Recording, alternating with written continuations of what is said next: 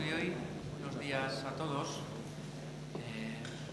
Me gustaría aperturar este segundo foro del REAF del País Vasco, pues precisamente dándonos las gracias por asistir, ¿vale?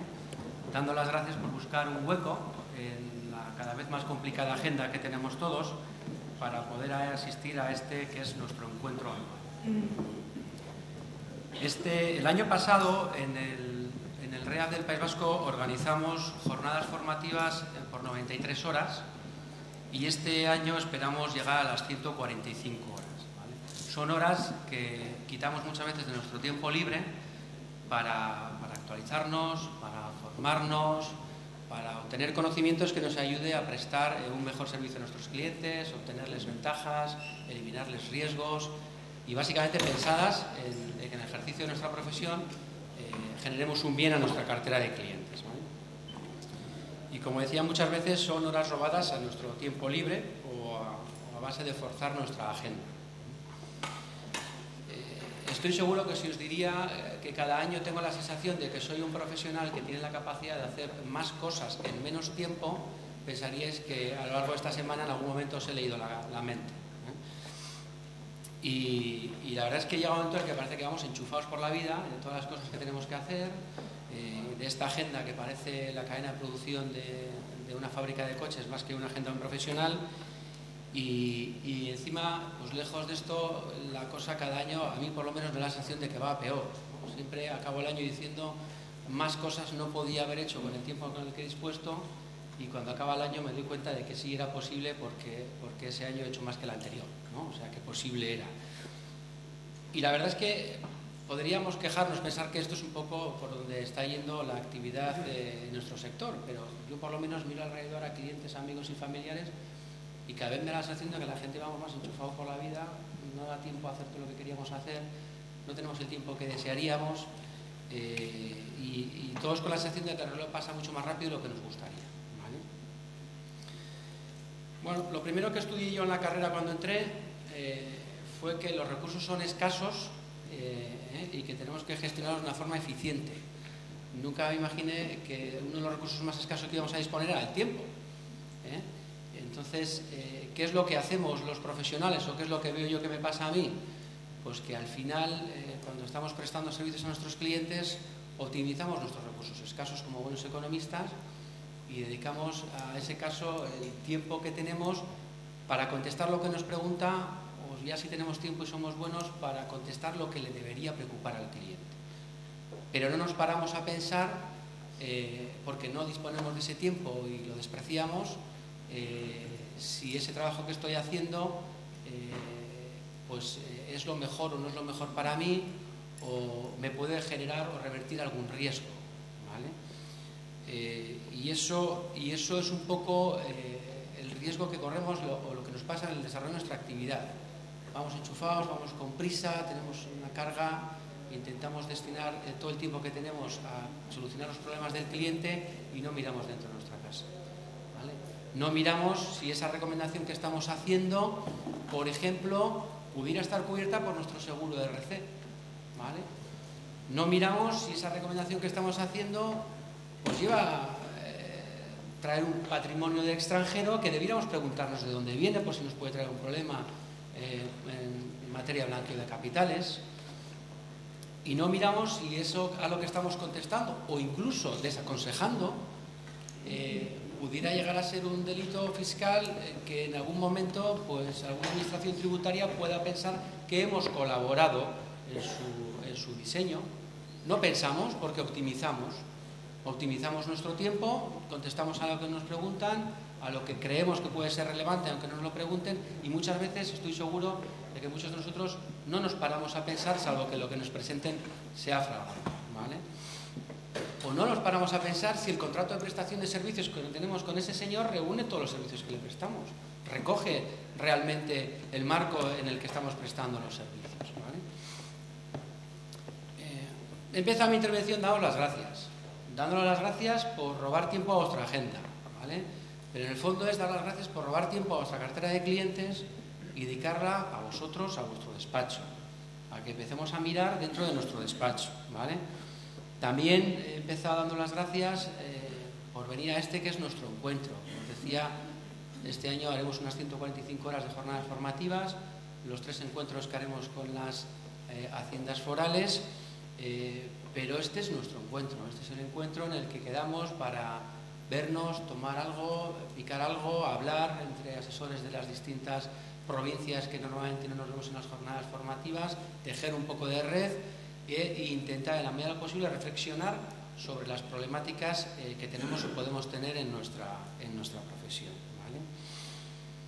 Este año han aparecido bastantes titulares en prensa sobre la figura del colaborador necesario en la Comisión de Delitos Fiscales, ¿vale? Algunos de ellos además pues, de personas notoriamente conocidas, y hemos visto muchas frases, eslogans de yo solo hacía lo que mi asesor me decía. No sé si esto lo habéis leído en prensa y se os ha removido las carnes en algún momento, ¿vale? De hecho, si seguimos así nos quitarán la profesión, porque creo que somos la profesión que más ministros se va a cargar en la historia. Por otro lado, este año también ha aparecido una directiva europea que nos convierte en sujetos pasivos a la hora de informar sobre estructuras impositivas agresivas de determinados clientes. Nos obliga a nosotros a declarar, no en nombre de él, sino a nosotros a hacer la presentación, ¿vale? Y es por ello que hemos pensado que este año, pues el año pasado abordamos las ventajas o inconvenientes, riesgos y oportunidades que las nuevas tecnologías nos daban en nuestro sector ahora y en el futuro, y este año hemos pensado pues, que igual tocaba abordar el riesgo en el ejercicio de nuestra profesión. Tampoco nosotros es que seamos pilotos aéreos, pero sí tenemos que ser conscientes de que bueno, pues en el ejercicio de nuestra profesión existen unos riesgos y unos riesgos que están ahí, ¿vale? Entonces hemos diseñado un foro en el que vendrán 4 profesionales en el que abordaremos el riesgo en el ejercicio de nuestra profesión desde 3 vertientes, ¿vale? Desde la vertiente del cliente, que yo creo que a nadie se le escapa ya, que si os invito a hacer la prueba mañana, que es sábado, cuando estéis con un grupo de amigos, decir que habéis entrado a una tienda, os habéis caído porque estaba mojado y os habéis hecho daño y os habéis retorcido el tobillo. Y es casi imposible que menos del 20% nos digan, no has denunciado el establecimiento, denúncialo, ¿vale? En eso estamos cogiendo costumbres de otros países y nosotros no vamos a estar fuera de esa línea, ¿vale? Es cierto que prestamos un servicio en el que hay una fuerte carga de confianza, pero a medida que el perfil del empresario va cambiando, estas cosas tenemos que ir acostumbrándonos y tenemos que tener las cosas bien en casa, ¿vale? También la gestión de riesgos frente a la administración tributaria, que bueno, sí es cierto que los primeros casos que se han ido dando pues son un poco flagrantes, pero bueno, el anterior director de la agencia tributaria ya sacó en prensa artículos diciendo que iba a empezar a mirar las responsabilidades que puedan darse en el ejercicio de la profesión del asesor en la medida en la que pues, aquella estructura que está haciendo el contribuyente pudiera ser difícil que se la haya inventado, ¿vale? Y por último, pues con silencio se nos han ido poco a poco metiendo pequeñas responsabilidades en materia de protección de datos, blanqueo de capitales, compliance, tal, y entonces a veces se nos olvida, a veces decimos eso, tendré que, el año que viene pasa a ser como dejar de fumar y adelgazar, ¿no? El año que viene esto lo voy a poner bien y está ahí. Entonces son un poco las tres líneas en las cuales hemos querido centrar o dar un poco de luz para que en el día a día, pues dentro de nuestra prestación de servicios, dediquemos un porcentaje, aunque sea residual, a pensar, oye, estoy bien cubierto en el ejercicio de mi actividad, ¿vale? Quiero agradecer a los ponentes que vais a escuchar hoy, que no voy a nombrar por no pisar sus presentaciones, no solo el haber venido, sino que a los pobres les hemos vuelto un poco locos para asegurarnos que el contenido de su ponencia guarda un buen hilo conductor y va a generar pues una serie de valor o conocimientos para nosotros, ¿vale? Quiero agradecer también dentro de nuestra casa pues a Roberto Crespo, Neoco Marugay y John Tamayo, que junto conmigo pues hacen el comité directivo del REA por las horas que han tenido que dedicar en general al REA durante el año y en particular para el foro, que al final requiere una dedicación. Y también quiero agradecer a Aroa Arias, pues que la mujer en la sombra siempre está colaborando y permitiendo que la maquinaria funcione, ¿vale? Me gustaría mandar un caluroso abrazo, saludo a nuestro compañero en Tamayo, que está pachuchillo y no ha podido venir hoy, y que espero que el año que viene esté aquí fuerte y nos acompañe. Y he querido reservar pues, mi último agradecimiento a a Itziar Aguirre Berochoa, que está sentada a mi lado, que como sabéis es viceconsejera de Hacienda y Gobierno Vasco. Itziar estaba previsto que nos acompañara en la apertura del fondo el año pasado, pero bueno, pues cuestiones del azar, el 23 de noviembre del año pasado, pues se aprobaba en el Congreso la ley de cupo y cuando me llamó para pedir disculpas le dije, pues no te preocupes, vete allí, tráenos una buena ley de cupo, que todos, lo primero es lo primero. Yo he tenido el placer de conocer a Itziar en alguna reunión que hemos mantenido de trabajo con motivo de la herramienta que tenemos del Código Fiscal Foral, que utilizamos mucho para comparar normativas de las distintas haciendas forales, y la verdad que siempre me ha parecido desde el primer día una persona con una enorme capacidad de trabajo, muy dinámica y con mucha capacidad de afrontar y resolver cuestiones, ¿no? Entonces me sorprendió el primer día y en la segunda o tercera reunión descubrí el secreto de su capacidad y dinamicidad, y es que durante 10 años ha sido asesora. Y entonces yo creo que eso genera ya genera un bagaje que no se pierde nunca, ¿no? Sí, Itziar, pues tampoco te quiero robar más tiempo. Muchas gracias por acompañarnos este segundo foro y muchas gracias. Eskerrik asko Miguel Ángel Calle, eta eskerrik asko ere diluzatu zuen gonbidapenagatik. Bueno, en primer lugar, pues quiero saludar a todos los y las asistentes de este segundo foro fiscal y dar la enhorabuena a los organizadores por dar continuidad a un proyecto que se inició el año pasado y que esperamos siga celebrándose por muchos años, porque sinceramente considero que estos lugares de encuentro, además de para formarse, sirven para conocer nuevos compañeros y compañeras y compartir vuestras experiencias. Y ya habiendo sido asesora fiscal, de verdad que estas ponencias me parecen muy interesantes. Por tanto, mi agradecimiento al Colegio Vasco de Economistas y en especial a ti, al presidente del REAF, Miguel Ángel Calle. Eskerrik asko. Igualmente, es una satisfacción para mí compartir la apertura de este foro con los y las profesionales de la asesoría fiscal de Euskadi. Ya he dicho, hace unos años, previo a mi incorporación a la Administración Pública, yo misma formaba parte de este colectivo y, por lo tanto, me siento identificada plenamente con estas jornadas y con las temáticas que se plantean en la jornada de hoy. Además, quiero agradecer a los organizadores la invitación para realizar la apertura.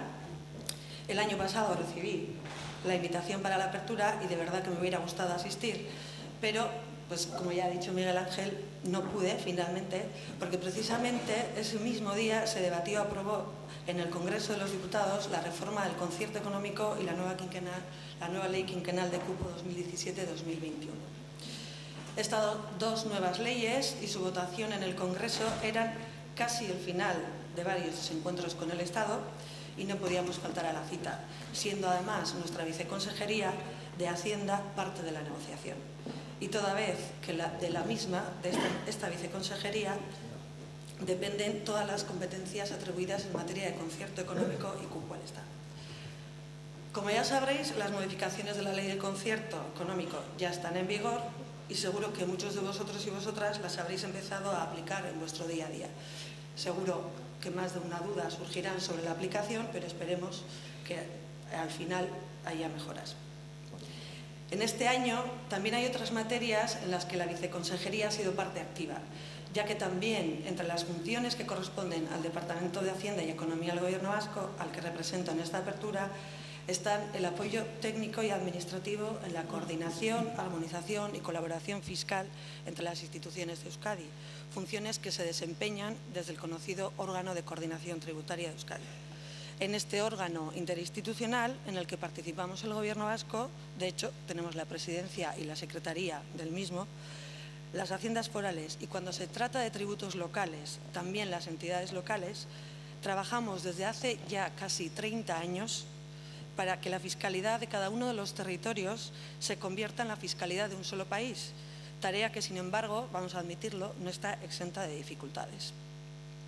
En el órgano de coordinación tributaria analizamos no solo los proyectos normativos de cada uno de los territorios históricos, sino que además acordamos informes específicos de tributación o emitimos informes sobre cuestiones mucho más especializadas o muchas consultas tributarias, problemas, quejas o sugerencias que con carácter más habitual se presentan ante las haciendas forales y que por sus características se consideran que deben de tratarse a nivel más desde un ámbito de coordinación o colaboración.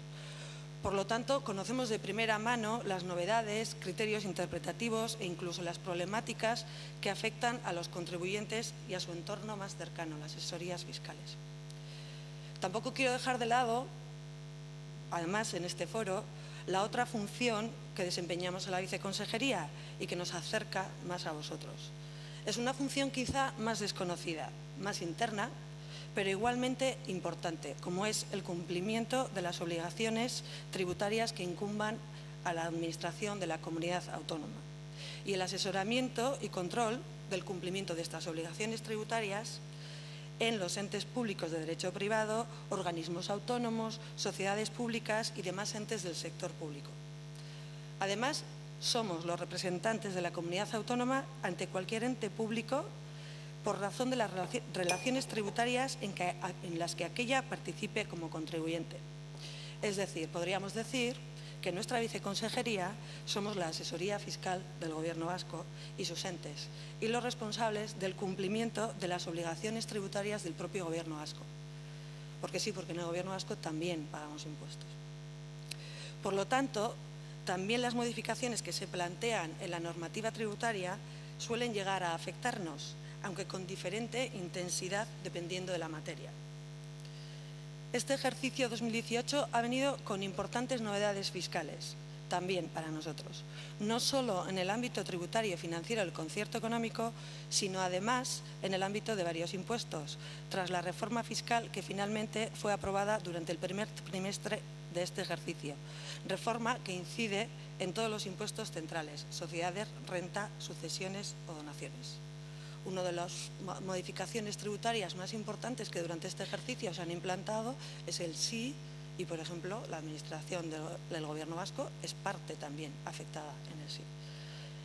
Los cambios aprobados y en los que hemos participado a través del órgano de coordinación tributaria pretenden garantizar el equilibrio entre un impuesto que debe tratar de incentivar la actividad económica y generar empleo de calidad, pero también, y que no se nos olvide, porque es la principal función de un impuesto, es la de recaudar.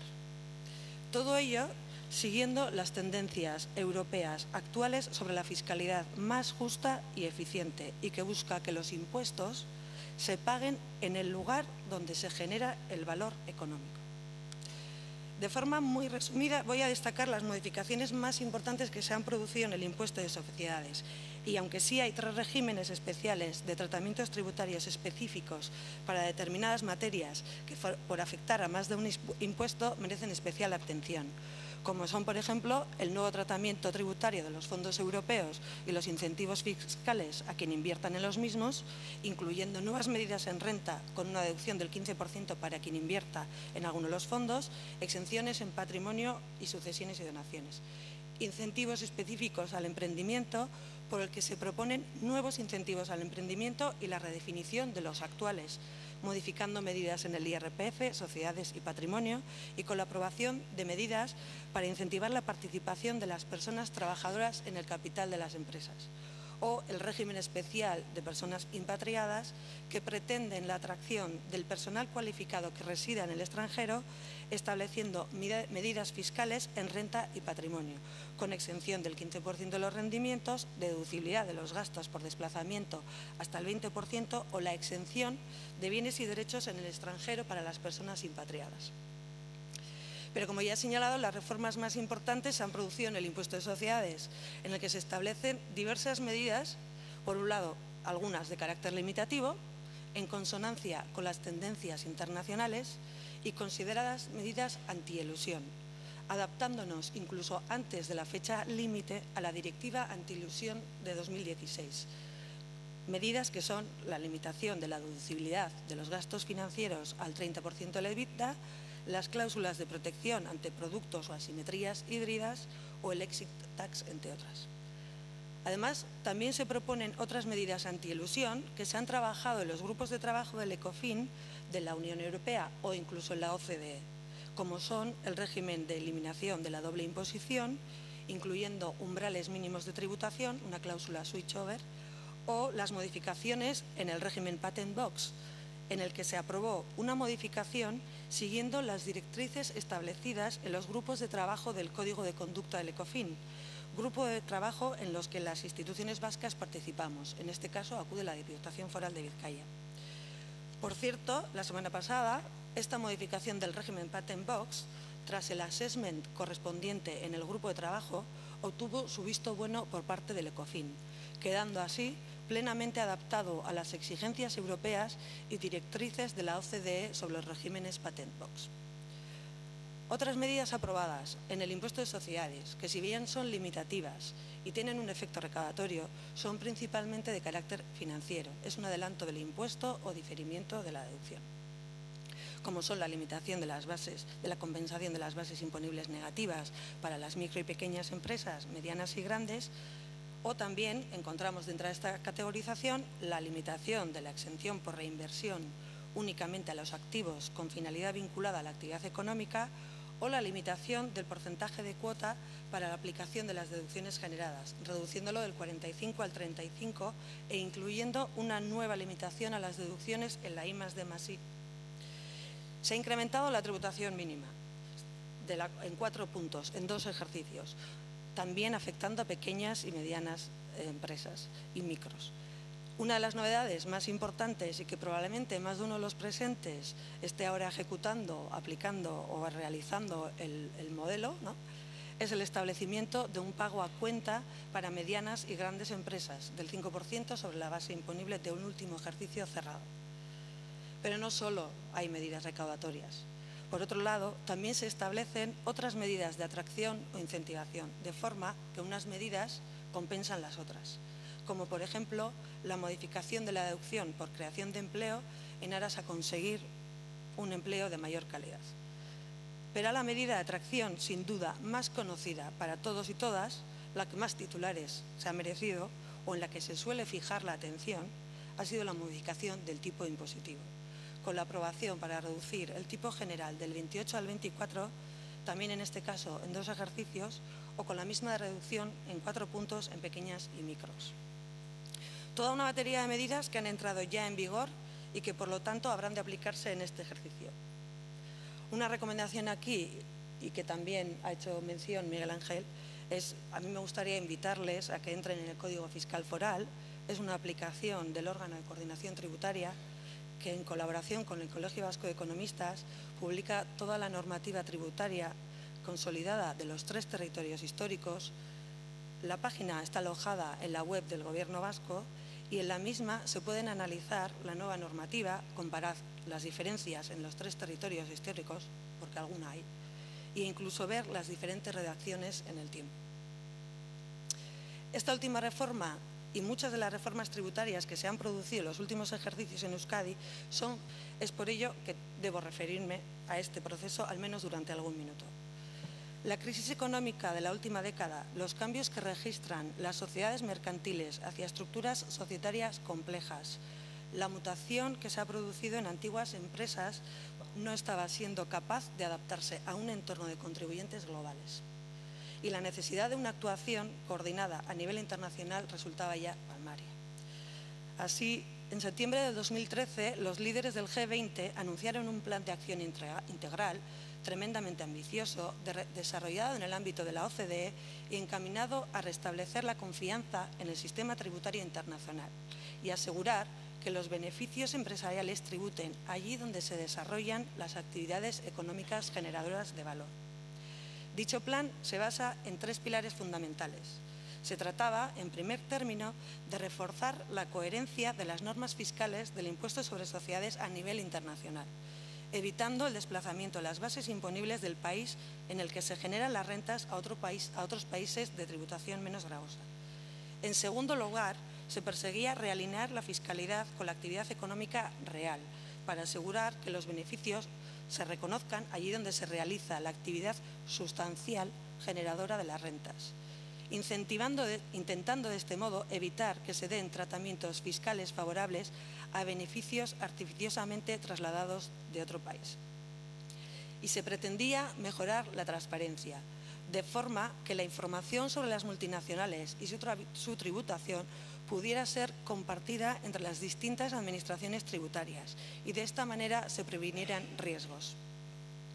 2 años después de aquel primer acuerdo, en octubre de 2015, la OCDE aprobaba y publicaba 13 informes, que son 15 acciones, que incorporaron nuevos y reforzados estándares internacionales, así como un elenco de medidas concretas para ayudar a los países a hacer frente al fenómeno de la erosión de las bases imponibles y el traslado de beneficios. Estas medidas abarcan desde nuevos estándares mínimos, la revisión de los que ya estaban en vigor y otras directrices basadas en las mejores prácticas.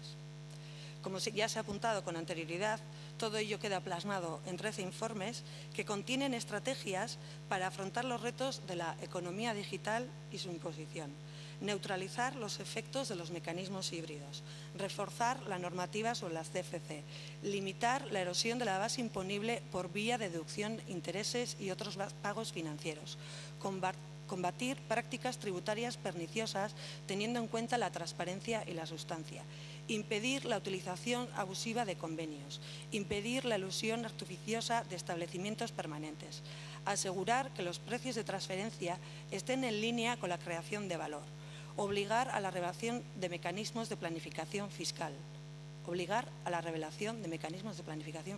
directamente afectadas, como ha dicho Miguel Ángel, a las asesorías fiscales. Reexaminar los precios de transferencia, dotar de efectividad los mecanismos de resolución de controversias, desarrollar instrumentos multilaterales y, por último, la evaluación del propio plan BEPS, que es el que se aprobaba. Como veis, las tendencias internacionales se están trasladando aguas abajo y terminan aplicándose la normativa. Y quizá alguno, en mi caso, por ejemplo, una asesoría pequeña, os creáis que todo esto queda un poco lejos. Pero las recomendaciones de la OCDE, el denominado soft law que estableció la OCDE, también ha tenido su reflejo en la normativa, sobre todo en la normativa europea. Así, en los últimos años, la Unión Europea, muy involucrada en el proyecto, ha ido aprobando varias directivas, incorporando todas estas medidas BEPS, pasando las recomendaciones a obligaciones, siendo las modificaciones fiscales del impuesto de sociedades del presente ejercicio ejemplo de estas adaptaciones de nuevas directivas que se están aprobando en la Unión Europea, por cierto, en plazos de verdad express. Como la directiva antiilusión fiscal aprobada recientemente y que se tramitó y aprobó en 6 meses. O en el ámbito del intercambio de información, donde los territorios históricos de Euskadi también han ido adaptando su normativa a todos los nuevos estándares de intercambio de información que se han generado con las sucesivas modificaciones de la Directiva de Cooperación Administrativa o la llamada DAC, incorporando también nuevos modelos informativos para el cumplimiento efectivo de la misma. Nuevos modelos informativos que incorporan la obligación de los Estados miembros a informar sobre consultas tributarias o tax ruling, información patrimonial o financiera de las empresas o incluso la información de informar por parte de los asesores fiscales sobre la planificación fiscal que están diseñando en sus empresas. No me voy a detener a detallar las características concretas de este ambicioso plan, pero sí voy a remarcar que BEPS ha llegado para quedarse y que las medidas fiscales o de obligaciones de información que se han propuesto y que están siendo trasladadas a la normativa tributaria probablemente están generando un mayor trabajo en las asesorías fiscales o en los departamentos fiscales de las grandes empresas multinacionales, las principales afectadas por el proyecto BEPS. Pero ya he dicho antes, quien piense que esto solo afecta a unos pocos, a las grandes más concretamente, estará equivocado. El comercio digital, la economía digital y su afectación en el IVA también está siendo objeto de análisis, por poner un ejemplo. Igual pensarán que ni así afecta a las pequeñas, porque no son parte de grandes empresas multinacionales, ni forman parte de la economía digital, ni realizan planificaciones fiscales internacionales. Y piensan que las modificaciones del impuesto de sociedades no le afectan tanto, aunque igual alguna medida concreta sí, y, salvo para la reducción del tipo y poco más, las novedades no afectan a asesorías pequeñas. Bueno, pues yo sigo estando convencida de que su implantación gradual afectará de una manera o de otra finalmente a todas las empresas y además hay otro efecto que las pequeñas pueden tener otra repercusión, o las pequeñas empresas pueden tener otro tipo de repercusión que está basado en los objetivos de todos estos programas. Estas pequeñas empresas que creéis que no tendrán mayor carga fiscal se van a ver afectadas, voy a decirlo de otra manera, y lo voy a decir de otra manera más positiva, y me voy a explicar. El Plan de Acción BEPS, trasladado al ámbito de la Unión Europea, tiene como objetivo atacar la evasión fiscal, asegurar los ingresos sostenibles y fomentar un mejor ambiente en el mercado único. Pero lo que significa y pretende en todos los planes aprobados es que las empresas paguen sus impuestos allí donde generen los beneficios, que los impuestos sean favorables para el crecimiento, pero sin que esto pueda comprometer la competencia con bases tributarias móviles, y que los negocios honestos no pueden perder frente a competidores defraudadores, que valiéndose de su capacidad para elaborar complejas planificaciones fiscales, trasladan los beneficios y sus bases imponibles, generando una competencia desleal frente al negocio más pequeño y más cercano, que no tiene capacidad para realizar ningún tipo de planificación. Como veis, las medidas fiscales dentro del ámbito de la OCDE y la UE no solo pretenden atajar la erosión de las bases imponibles. En su objetivo inicial está la consecución de una fiscalidad más justa y hacer frente a la competencia desleal que supone la planificación fiscal agresiva de las grandes multinacionales. Y la asesoría fiscal no puede obviar tampoco este objetivo ni esta labor contra la elusión fiscal. Vemos que las ponencias son la responsabilidad frente al cliente, la figura del colaborador necesario ante la Administración, por si fuera poco otras responsabilidades, dime con quién hablas y te diré qué riesgos corres. Debe tratar de asesores y asesoras fiscales con más responsabilidades, sí, y con cada vez más importancia en la función de colaboradores necesarios para la Administración, sí, pero con una clara función social de los y las asesores fiscales en la contribución a la sociedad a la que pertenecen. Consideran además que el riesgo reputacional de las personas y las empresas con este tipo de programas cada vez pesa más en las decisiones empresariales y él o la asesora fiscal no pueden abstraerse en la valoración de este riesgo. La temática que trabajaréis en las jornadas de hoy, de plena actualidad, deben estar intrínsecamente relacionadas con esta función y con este objetivo, y no podéis abstraeros tampoco de las tendencias internacionales.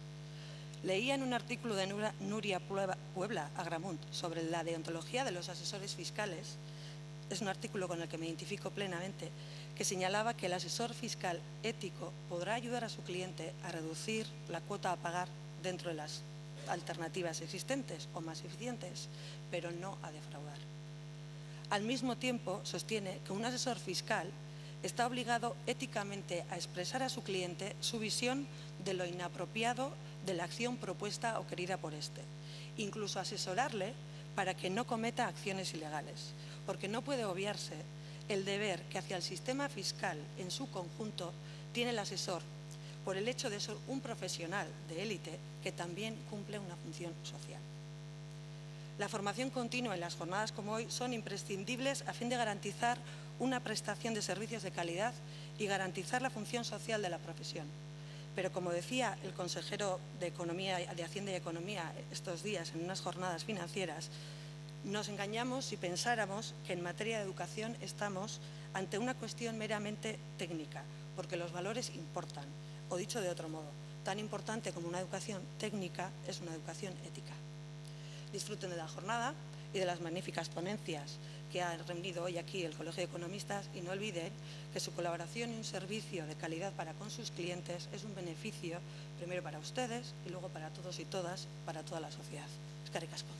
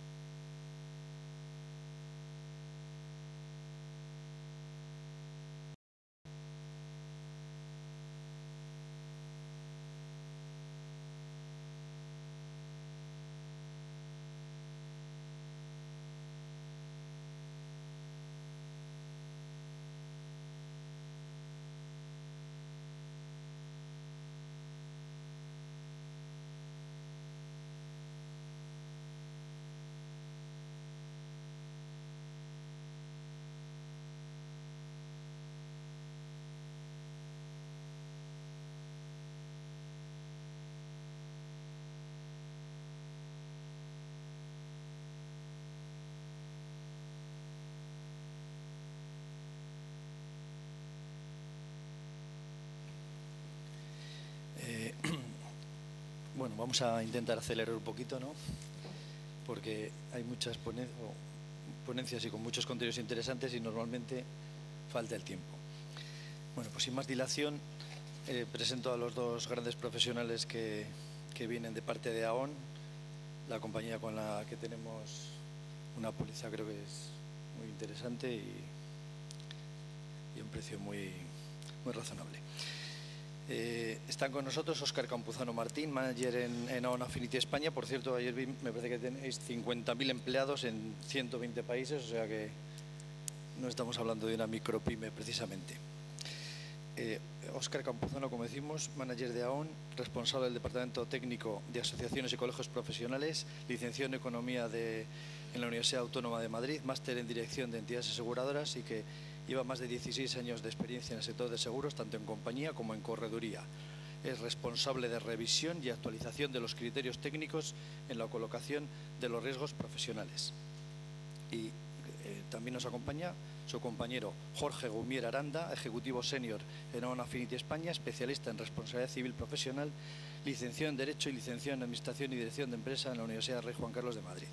Más de 6 años de experiencia en colocación y gestión de programas de seguros de asociaciones y colegios profesionales, especializado en responsabilidad civil profesional, ciberriesgo y demás. Vale, pues sin más doy paso a los profesionales que seguro que nos van a ilustrar convenientemente. Bueno, buenos días a todos. Muchas gracias tanto al colegio por la oportunidad que nos brinda de poder acercar un poco más el concepto con el que nosotros nos manejamos día a día, con la responsabilidad civil, con los seguros, con los perjuicios a los clientes, a terceros, y gracias por venir a todos a las jornadas. Antes de nada aclarar que aunque es de la Rey Juan Carlos, mi título tiene plena validez y no estoy investigado ni nada, que hoy en día... Así que bueno, empezamos la charla. La charla está estructurada en 2 partes. La primera parte es aproximar un poco el concepto de responsabilidad civil, luego bajar al concepto de responsabilidad civil profesional, ¿vale? Y luego una segunda parte, que es la que comentará Óscar, que es cómo se puede trasladar el riesgo de recibir una reclamación a una compañía de seguros, ¿vale? O a una póliza, a través de una póliza, ¿vale? Porque el riesgo existe, está y no se puede quitar. O sea, lo único es tomar todas las medidas posibles para mitigarlo. Y hay que tomar mucha conciencia de ello, porque siempre en este tipo de charlas nos gusta decir que todos siempre tenemos muy presente el seguro del coche, el seguro de hogar, y no tenemos tan presente el seguro que cubre nuestra fuente de ingresos, gracias a la cual podemos tener coche, podemos tener casa y tal, y es un poco un tema un poco que lo olvidamos o que no pertenece a nuestro día a día, con lo cual lo dejamos pasar, ¿vale? Ya sin más dilación, empezamos, bueno, definiendo qué es la responsabilidad civil, ¿vale? Se recoge en el Código Civil la obligación de responder pecuniariamente de los actos realizados personalmente por otra persona, indemnizando al efecto los daños y perjuicios producidos a un tercero. ¿Qué quiere decir esto? Pues que el que comete un error lo tiene que pagar, ¿vale? El que la hace la paga, hablando un poco más coloquialmente. ¿Cómo llega a producirse esa responsabilidad y esa obligatoriedad de indemnizar a un perjudicado, ¿vale? Pues lo primero que tiene que darse es una conducta que puede ser algo, acción u omisión, ¿vale? Esa conducta tiene que implicar tiene que llevar un componente de culpa o negligencia, ¿vale? Estamos hablando siempre en ámbito civil, con lo cual no incluimos el dolo, que eso sería ya ámbito penal, ¿vale? Sería una falta de diligencia, una negligencia no voluntaria. Esa conducta culposa o negligente produce un daño que puede ser personal, puede ser material o puede ser económico puro o económico consecuencial, ¿vale?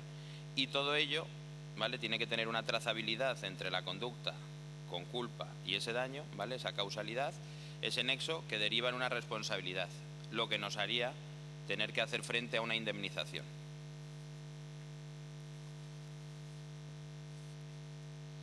Aproximándonos al concepto de responsabilidad civil profesional, ¿vale?, primero tenemos que acudir al Código Civil y vemos los conceptos de responsabilidad contractual y extracontractual, ¿vale? En El de responsabilidad contractual viene regulado en el 1101 y bueno, pues quedan sujetos a la indemnización de los daños y perjuicios causados los que en el cumplimiento de sus obligaciones incurran en dolo, negligencia, morosidad y los que de cualquier forma contravinieran el tenor de aquellas. Aquí lo importante, que es lo que viene en rojo, es la prescripción a los 5 años, ¿vale? Y esto es ahora porque hasta hace poco eran 15 años, ¿vale? Y para que lo veáis más claro y veáis hasta dónde nos podemos ir, los arquitectos tienen, aparte de están sujetos, aparte de esto, a su responsabilidad decenal. O sea que antiguamente tenían 15 años y si el daño se manifestaba en el último de esos 15, empezaba a contar su decenal. Con lo cual nos íbamos a 25 años en los cuales tenían riesgo de poder recibir una reclamación por algo que hicieron, pues eso, 25 años atrás, que a lo mejor te has jubilado o ya saber dónde estás, ¿vale? Con lo cual hay que tener muy presente que no solo es en el momento en el que estoy trabajando, sino, oye, todos los plazos que cuento una vez que haga mi labor. Y luego está la responsabilidad civil extracontractual, ¿vale?, que prescribe en 1 año.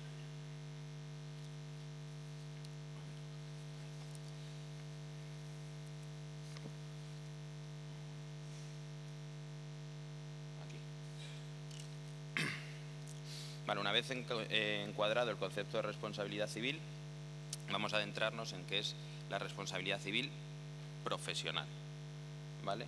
Antes de definirla, sí que ver quién puede ser sujeto de la reclamación, ¿vale? Porque igual, hasta hace poco, esto estaba enfocado para personas físicas, pero hoy en día se puede reclamar a personas jurídicas, dadas las reformas que ha habido. De hecho, en la Ley 2/2007, ¿vale?, de sociedades profesionales, ya indica que se debe hacer un seguro o tener un seguro a nombre de la propia persona jurídica, ¿vale? Porque aquí tienen responsabilidad solidaria la sociedad y los profesionales, ¿vale? Igual, yo puedo firmar algo con mi nombre como persona física, pero digo, bueno, como tengo el seguro de la sociedad, no pasa nada. Pero luego, una vez que la sociedad a lo mejor se extingue o quiebra o desaparece, si vienen a buscar, van a ir contra mi persona, ¿vale?, por haber firmado yo, con lo cual hay que tenerlo eso también en mente y ver que, bueno, pues que el concepto de asegurar nuestra póliza está bien. ¿Qué es la responsabilidad civil profesional? Es la que cualquier persona por el desempeño de su actividad profesional puede incurrir, ¿vale? La responsabilidad civil profesional es una responsabilidad civil asegurable, que es lo que luego comentará mi compañero Óscar, ¿vale? Y aunque lo veremos ahora más adelante, que contempla un componente de parte contractual y extracontractual que hemos comentado en la diapositiva anterior, se encuadra dentro de la responsabilidad civil extracontractual, ¿vale? Los daños que pueden afectar a terceros que no tienen ninguna relación, los daños pueden afectar a terceros que no tienen ninguna relación con el asegurado. ¿Qué quiere decir esto? Para que lo veáis, pues podemos no ver a la persona no conocer a la persona a la que hemos perjudicado y sin embargo tener una responsabilidad frente a esa persona. Un ingeniero que diseñe un puente y se caiga el puente y le cause una lesión a alguien, pues probablemente el ingeniero no conozca a esa persona, pero sí que, dado de su defecto en el diseño, sí que ha producido que ese puente esté mal y se caiga una parte y produzca una lesión a un tercero que nunca jamás conoce, ¿vale? Como he comentado en la esta anterior, la responsabilidad civil profesional sí que se encuadra dentro de la responsabilidad civil extracontractual, pero tiene un componente, como veréis aquí, ¿vale?, de obligaciones genéricas hacia el cliente. No quiere decir que solo tengamos una responsabilidad civil fuera de lo que es nuestro cliente, no, también tenemos con nuestro cliente. Lo que no se incluye son pactos expresos que se lleguen por contrato, es decir, yo no puedo firmar por contrato, decir, oye, yo te voy a conseguir una subvención sí o sí, lo pongo por escrito y lo firmo, y luego si no la consigo que me reclame y diga, oye, no me has conseguido esta subvención, tienes una obligación. No, eso no se puede incluir, ¿vale? Por eso se encuadra dentro de la extracontractual. Pueden ser daños a terceros ajenos a la actividad, como hemos dicho. Se trata de obligaciones genéricas hacia el cliente. Y por último, hay que obrar con la diligencia debida de un buen profesional. ¿Qué quiere decir esto? Y esto es muy importante, que aquí se invierte la carga de la prueba. Aquí no es alguien inocente hasta que se muestre lo contrario. Al revés, aquí yo soy el que tengo que probar, cuando recibo una reclamación, que he obrado bien, que he cumplido los plazos, que he presentado bien los papeles que tuviera que presentar, que lo hice todo bien, y aún así pues habrá que determinar si esa conducta profesional o no da lugar a una reclamación. Como hemos dicho, la responsabilidad civil profesional surge de un error profesional, ¿vale? Y ese error profesional puede tener distintas consecuencias. Puede derivar una responsabilidad civil, que como estamos comentando es asegurable a través de una indemnización. Puede dar, que incluye dolo y voluntariedad, y evidentemente eso no queda fuera de este ámbito, ¿vale? Y luego una responsabilidad civil que sí que es asegurable e indemnizable si no hay dolo. Por ejemplo, con la última reforma de la actividad de mediación, el decreto 980-2013, pide que dentro de la cobertura de los seguros queden incluidas los supuestos del quebrantamiento de los principios de imparcialidad y confidencialidad. Y ahí, bueno, pues es verdad que juega mucho con la línea de lo que es el concepto de dolo objetivado, ¿vale? Entonces, bueno, sí que en caso de que se demuestre que es un dolo objetivo, sí que se podría incluir. Y luego, por último, una responsabilidad administrativa, que también es asegurable en ciertos casos, que da lugar a sanciones o inhabilitaciones. Por ejemplo, un caso muy claro es en los auditores, las sanciones que pone el ICAC, ¿vale? Aquí en este cuadro tenemos la casuística de los errores más comunes dentro del colectivo de economistas, ¿vale? En general, como veréis, la mayor parte de errores que se cometen, un 37%, son de índole fiscal, un 27% serían de materia laboral, un 23% de administración concursal. Es verdad que este porcentaje ha subido los últimos años, y por último pues un 3% residual de otras cosas. ¿Cuáles son los casos más comunes? Pues en materia fiscal, pues la presentación y liquidación extemporánea de modelos fiscales. Siempre la mayoría de los siniestros son consecuencia de errores producidos pues por presentar las liquidaciones de impuesto o erróneamente o fuera de plazo, ¿vale? Es el común denominador, digamos, es el día a día de lo que nos encontramos nosotros. En materia laboral, pues el error más común siempre consiste en la confección de nóminas, finiquitos, presentar fuera de plazo seguros sociales o solicitudes de incapacidad, ¿vale? En materia concursal, pues suelen ser consecuencia de la mala praxis como administradores concursales en sus distintas fases, ¿vale? Por ejemplo, un error en la realización de facturas, no presentar informe de liquidación en algún trimestre, omisión de deberes y obligaciones inertes al cargo, ¿vale? Y luego, bueno, pues en un último caso, el 3% pues es tema de subvenciones y cosas de esas que, bueno, pues que te reclaman por no haber obtenido ayudas económicas y tal, ¿vale? Ya una vez visto el concepto de responsabilidad civil profesional, para acabar mi parte, os voy a poner un poco el contexto actual de cómo está el riesgo, digamos, en el ámbito de economistas, ¿vale? Aquí, como veréis, cada vez se reclama más y por más cantidades, un poco a tenor de lo que decía Miguel Ángel en su ejemplo, decir, oye, antiguamente pues decías que había sido una tienda en el ejercicio que decía hacer mañana sábado, es decir, me he escurrido y tal, y ay, joder, qué pena, o qué te ha pasado. No, hoy en día lo primero que es, oye, pues denuncia, reclama, seguro que el seguro de ellos le va a pagar, no sé qué. Siempre la gente hoy en día, la cultura de la reclamación cada día está más latente. La posibilidad de extenderse a muchos años la resolución de los siniestros, ¿vale? Que es el tema, por ejemplo, la administración concursal, que se dilata bastante, incluso cuando se judicializan, ¿vale? Porque te puedes ir a juicios y luego recurres y tal, y te puedes ir a un montón de años sin resolver un siniestro que te afecta al patrimonio y que al final, bueno, pues tienes una incertidumbre que es seria, ¿vale? Otro punto importante es que en la mayoría de los siniestros hay una correlación entre las cuantías reclamadas y el pago final, ¿vale? Quiere decir que yo sé que si he presentado fuera de plazo un impuesto, sé que no hay una expectativa ni decir, oye, si lo hubiera presentado dentro o fuera me hubiera cambiado. No, pues si lo he presentado fuera hay una sanción y la sanción la vas a tener que pagar sí o sí. La siniestralidad es más de frecuencia que de cuantía. ¿Qué quiere decir esto? Quiere decir que los siniestros no suelen ser de cuantías altas, que también los hay, ¿vale? Pero sí que son muy comunes. Sí que el día a día, nosotros en nuestro día a día vemos que llegan muchos siniestros de, bueno, pues eso, que se pasan plazos de materia fiscal, de materia laboral, pero sí que es un colectivo, el de economistas, que tiene una frecuencia muy alta, ¿vale? Es muy proclive a dar reclamaciones. Especial vigilancia a la siniestralidad fiscal, dados los posibles casos de connivencia con el cliente. Esto sí que es verdad que es un punto un poco delicado, porque sí que a veces nos encontramos casos que incluso la compañía aseguradora nos dice: oye, yo sé que esto, el asesor y el cliente están conchavados, por decirlo de alguna manera, pero lo tengo que hacer frente porque no tengo manera de demostrarlo, ¿vale? Porque muchas veces nos encontramos casos de gente que dice, bueno, pues con su cliente le dice, vamos a presentar esto, si sale bien y no se da cuenta Hacienda, pues eso que ganas, y si nos pillan, ya tengo yo mi seguro para decir que he metido la pata, que es un poco lo que comentaban de estos últimos casos que salen en prensa, de yo hacía lo que hacía mi asesor y ya pues que vayan contra él y fuera. Se ve mucho, más de lo que nos gustaría. Luego las negligencias pues pueden ser por hacer algo inadecuadamente, como comentamos, o por omisión, pues porque se te olvida hacer algo, ¿vale? Esto lo paso.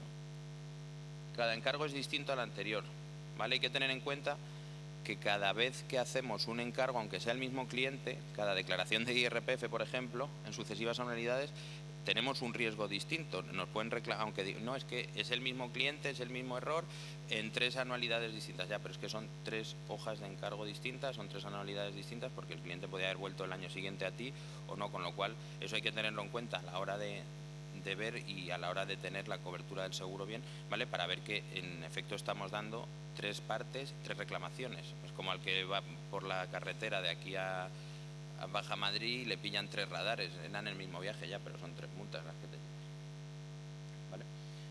Bueno, pues calcular erróneamente, interacción cada vez mayor a través de medios telemáticos, que se nos queda colgado, que no lo podemos presentar, que hemos tenido un fallo en el ordenador, se nos queda sin batería justo en el momento que vamos a enviar.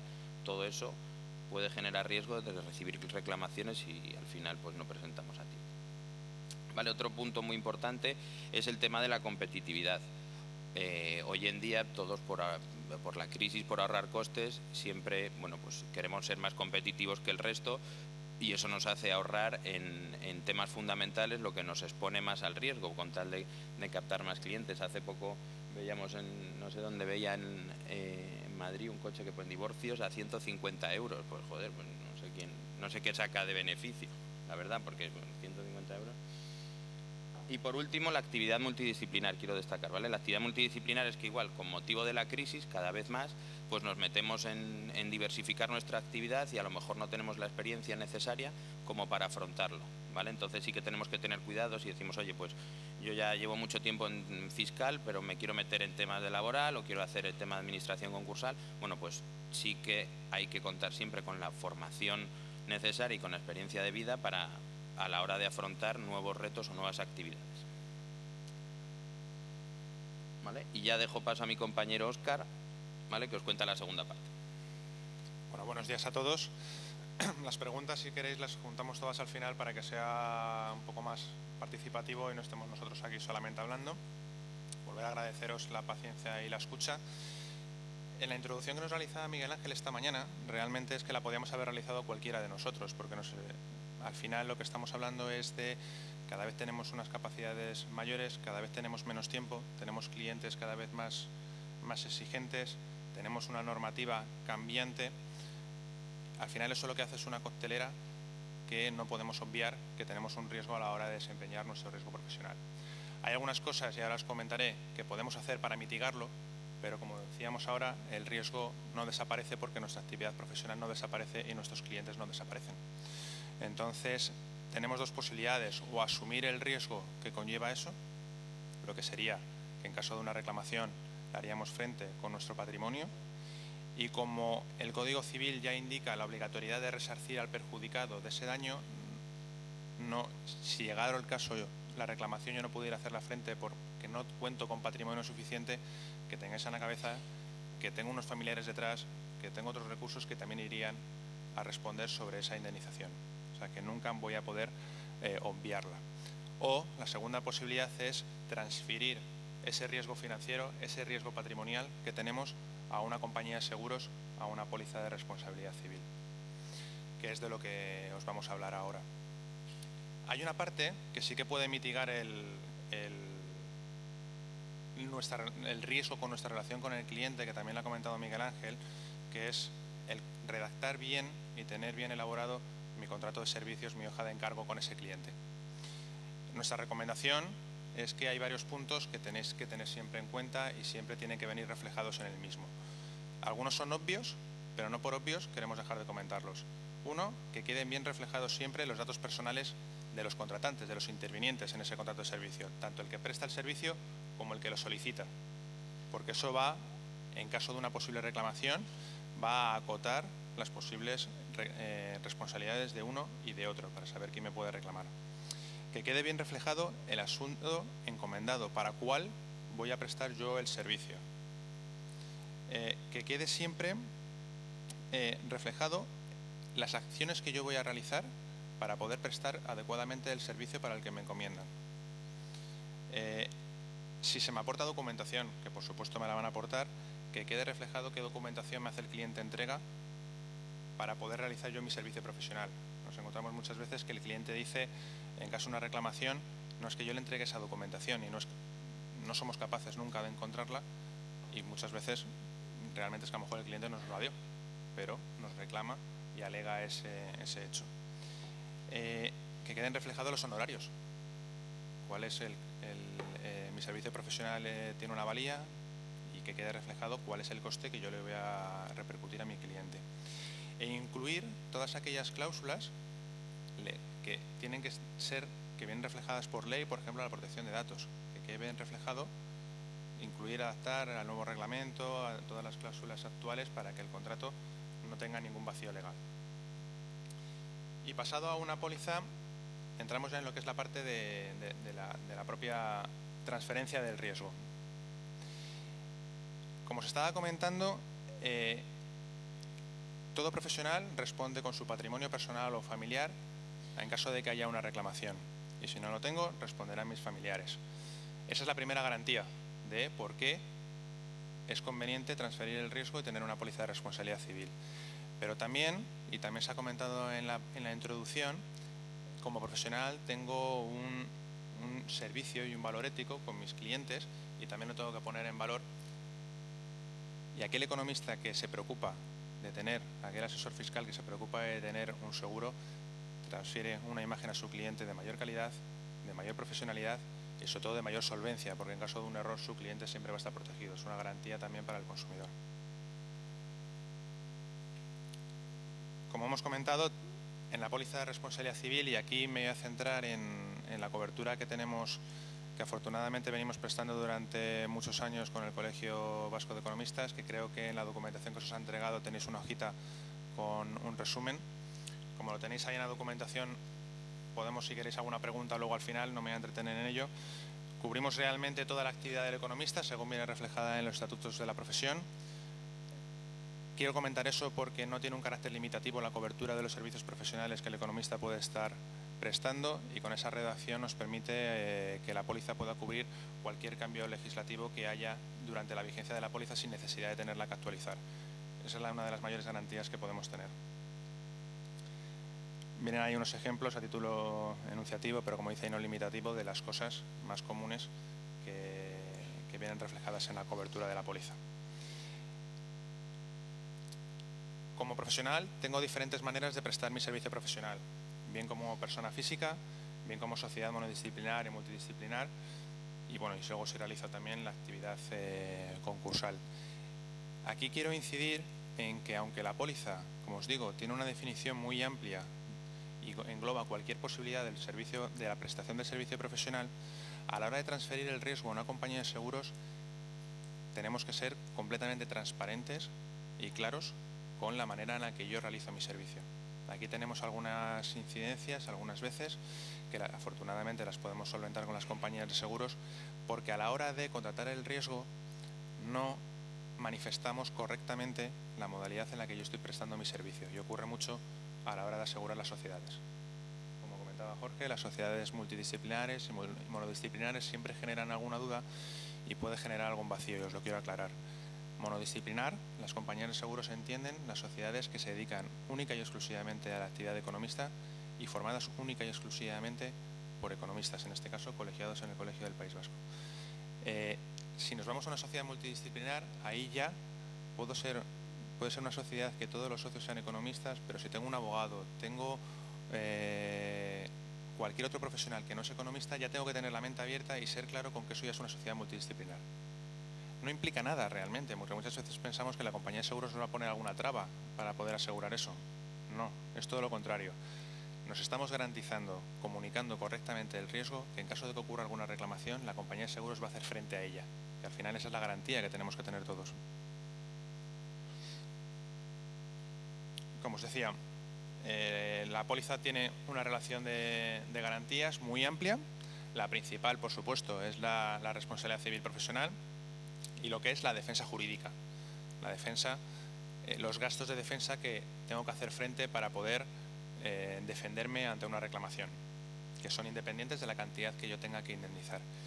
Y luego, con el paso de los años, también hemos ido incorporando ciertas garantías complementarias que lo que hacen es dotar de una mayor seguridad a todo el economista en la póliza, muchas de ellas fruto de los cambios normativos, como puede ser el Reglamento de Protección de Datos y las posibles reclamaciones que pueda tener por este concepto. E incluso la póliza cubre las posibles sanciones que nos puedan imponer la Agencia Española de Protección de Datos.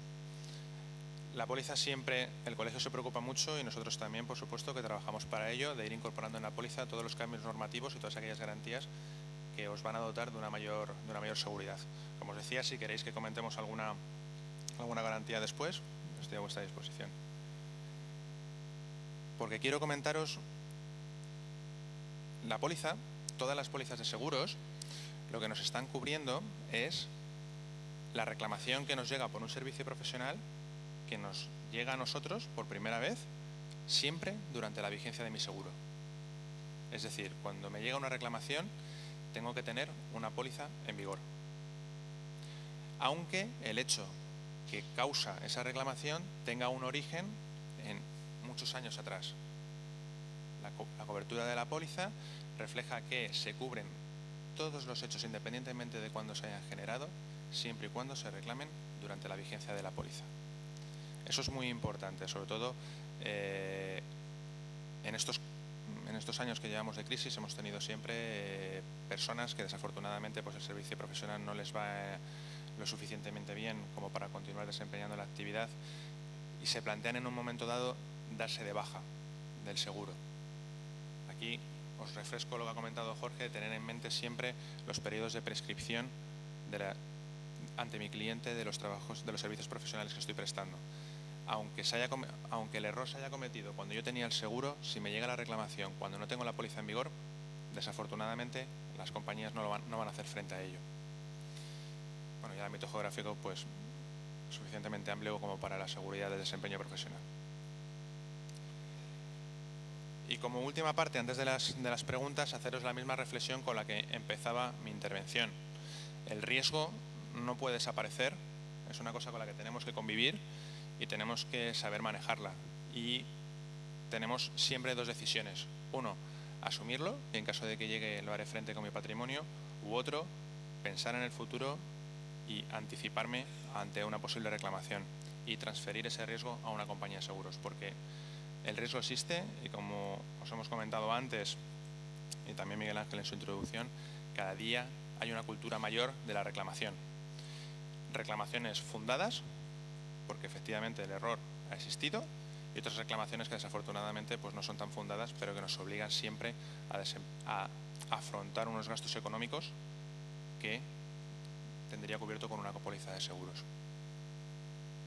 Si queréis, pasamos a la parte de Carlos, si te parece. Perfecto, porque bueno, ahora vamos a ver las cuestiones que nos plantean.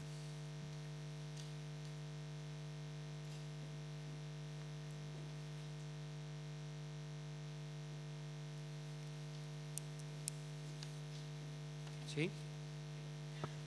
Bueno, muchas gracias por la intervención. Yo tenía una pregunta que espero que nos guíe un poco, porque, bueno, pues tenemos la póliza y a veces un poco la figura que has hablado de sociedades monodisciplinares, multidisciplinares.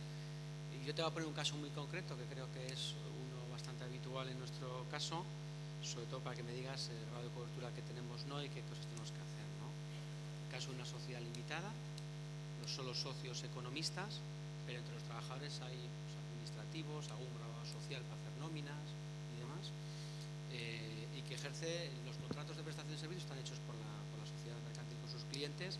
Pues quisiera saber si, por ejemplo, ese caso en concreto, las denuncias que pudieran derivarse del desarrollo de actividad, entiendo que muchas de ellas irían contra la mercantil, ¿vale? Algunas irían contra la mercantil y contra el economista directamente. Si están cubiertas, no están cubiertas, cómo se tendría que hacer la reclamación, si hay alguna manera de hacer figurar en las pólizas que esa sociedad está cubierta o no. Empiezo por una parte de la que has comentado. Dirigir la manera en la que el cliente presenta nuestra reclamación es complicado. No podemos controlar la manera en la que el cliente te presenta la reclamación del servicio. Puede presentarlo contra la mercantil, puede presentarlo contra la persona física, puede presentarlo contra ambas. Lo que tenemos que tener es preparada la póliza para independientemente de la casuística en la que nos llegue la reclamación, que tenga la cobertura. En el caso de lo que has comentado, socios economistas, que son los que realizan la actividad y luego tienen un personal administrativo que realiza labores administrativas, o tienen un graduado social que realiza labores administrativas o de economista, entiendo que supervisadas por el economista. Lo habéis comentado también antes, la importancia de realizar el registro de quién realiza la acción. Si esa supervisión es realizada por el economista y figura el economista como que es el que está realizando la acción ante su cliente, no tenéis ningún problema, independientemente de cómo esté constituida, independientemente de la forma jurídica de la sociedad. Puede ser una SL, puede ser una SA, puede ser una sociedad profesional, e independientemente de que te lo haya realizado esa labor el administrativo o te lo haya realizado el graduado social. Porque realmente quien ha realizado la supervisión y quien ha realizado los cálculos del trabajo es el economista. Entonces, la póliza ya contempla esa casuística y tendréis cobertura sin ningún problema.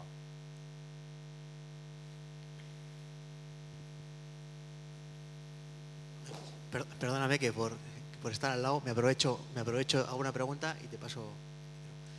Bien, yo voy a hacer un poco de abogado del diablo. Sí.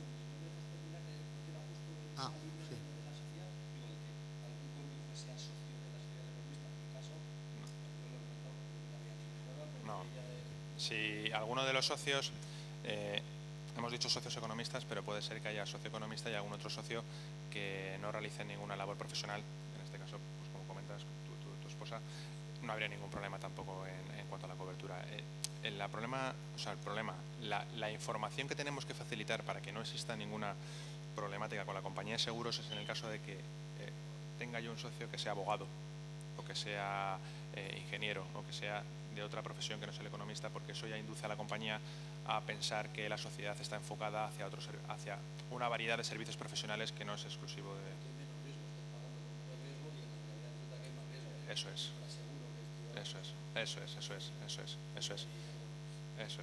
exactamente. La compañía al final lo que tiene que valorar, y lo tiene que valorar de una manera correcta en función de la información que le facilitemos, es precisamente de cuál es el riesgo que tiene que asegurar. No es que no sea asegurable, sino cuál es el riesgo que tiene que asegurar. ¿A cómo está el kilo? ¿A cómo está el kilo? Y efectivamente no es lo mismo llevarse un kilo de solomillo que llevarse un kilo de solomillo y... Sí. En este caso, chuletón, ¿eh? En este caso, el Colegio Vasco de Economistas, su póliza realmente es solomillo 100%. No tiene cobertura, no tiene una parte que sea hueso. Es solomillo 100%. Lo que tenemos que hacer con la declaración del riesgo es saber en qué parte del solomillo está ubicado. Puedo estar en economista que soy yo solo o sociedad unipersonal, o puede ser que tenga una sociedad compuesta por varios compañeros, o puede ser que tenga otro tipo de sociedad. La póliza te lo contempla y te da la cobertura.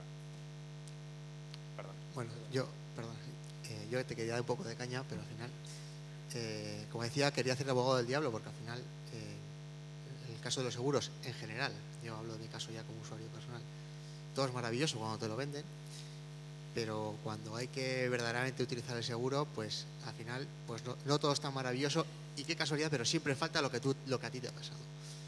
Entonces, la pregunta era un poco guay, o sea, has aludido al solomillo 100%, porque al final aquí los profesionales, el contratar la póliza del seguro, hacemos como una cosa más que hay que hacer, pero no sé cuántos de los que estamos aquí nos hemos leído realmente la póliza que tenemos.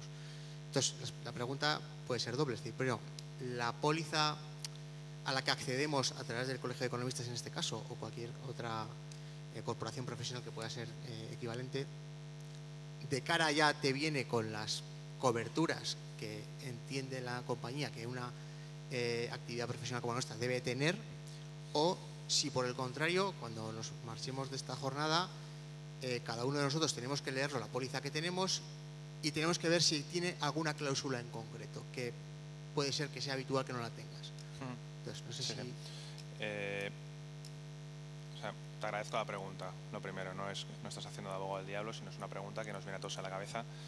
Cuando te lo cuentan todo es muy bonito, pero luego nosotros no somos compañía de seguros, somos vuestro corredor de seguros. Esto lo matizo porque no trabajamos para ninguna compañía del sector, sino que trabajamos para nuestros clientes, en este caso para vosotros.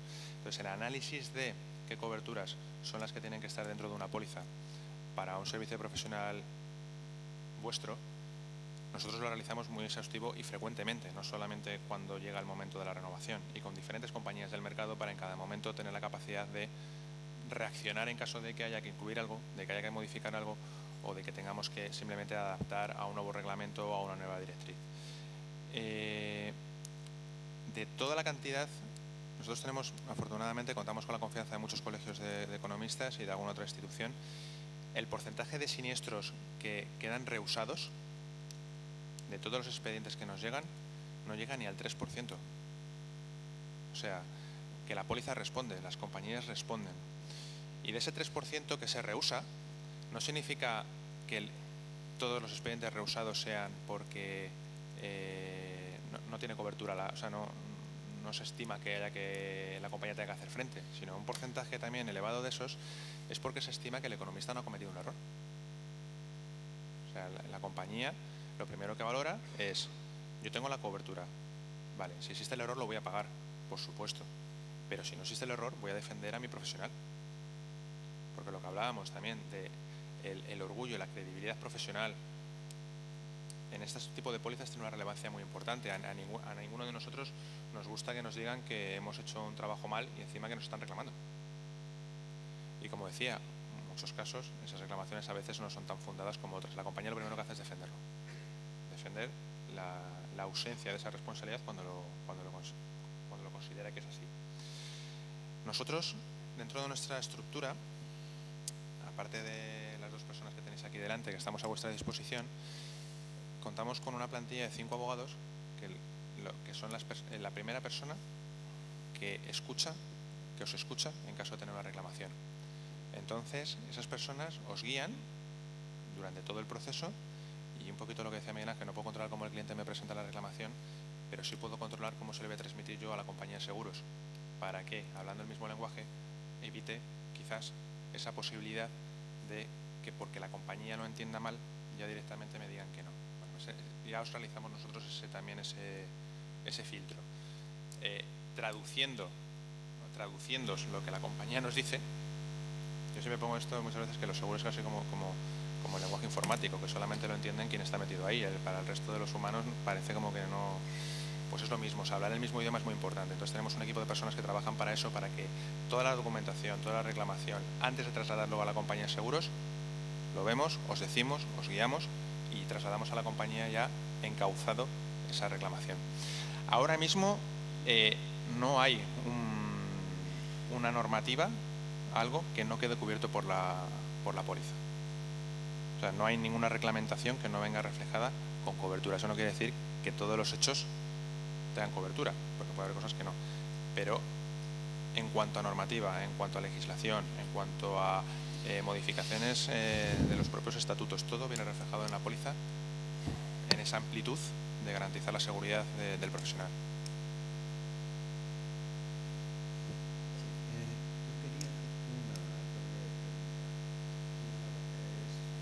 Vinculada al tema de la prescripción, que ¿cuándo empieza realmente a contar el periodo de prescripción? ¿Cuando yo realizo el trabajo o cuando yo presento el trabajo, si es que lo presento? Y la otra va relacionada un poco con las prestaciones de servicios que no están plasmadas en un contrato escrito, sino que es un contrato verbal, y hay veces que el cliente te viene luego diciendo, cuando surge un problema, que tú me lo tenías que haber hecho cuando realmente ni estaba contratado, ni se había hablado sobre ese tema, ni nunca lo habíamos hecho, salvo en aquel momento, que es cuando salta el problema. Quisiera ver esas dos cuestiones, a ver cómo las tenéis enfocadas en la póliza.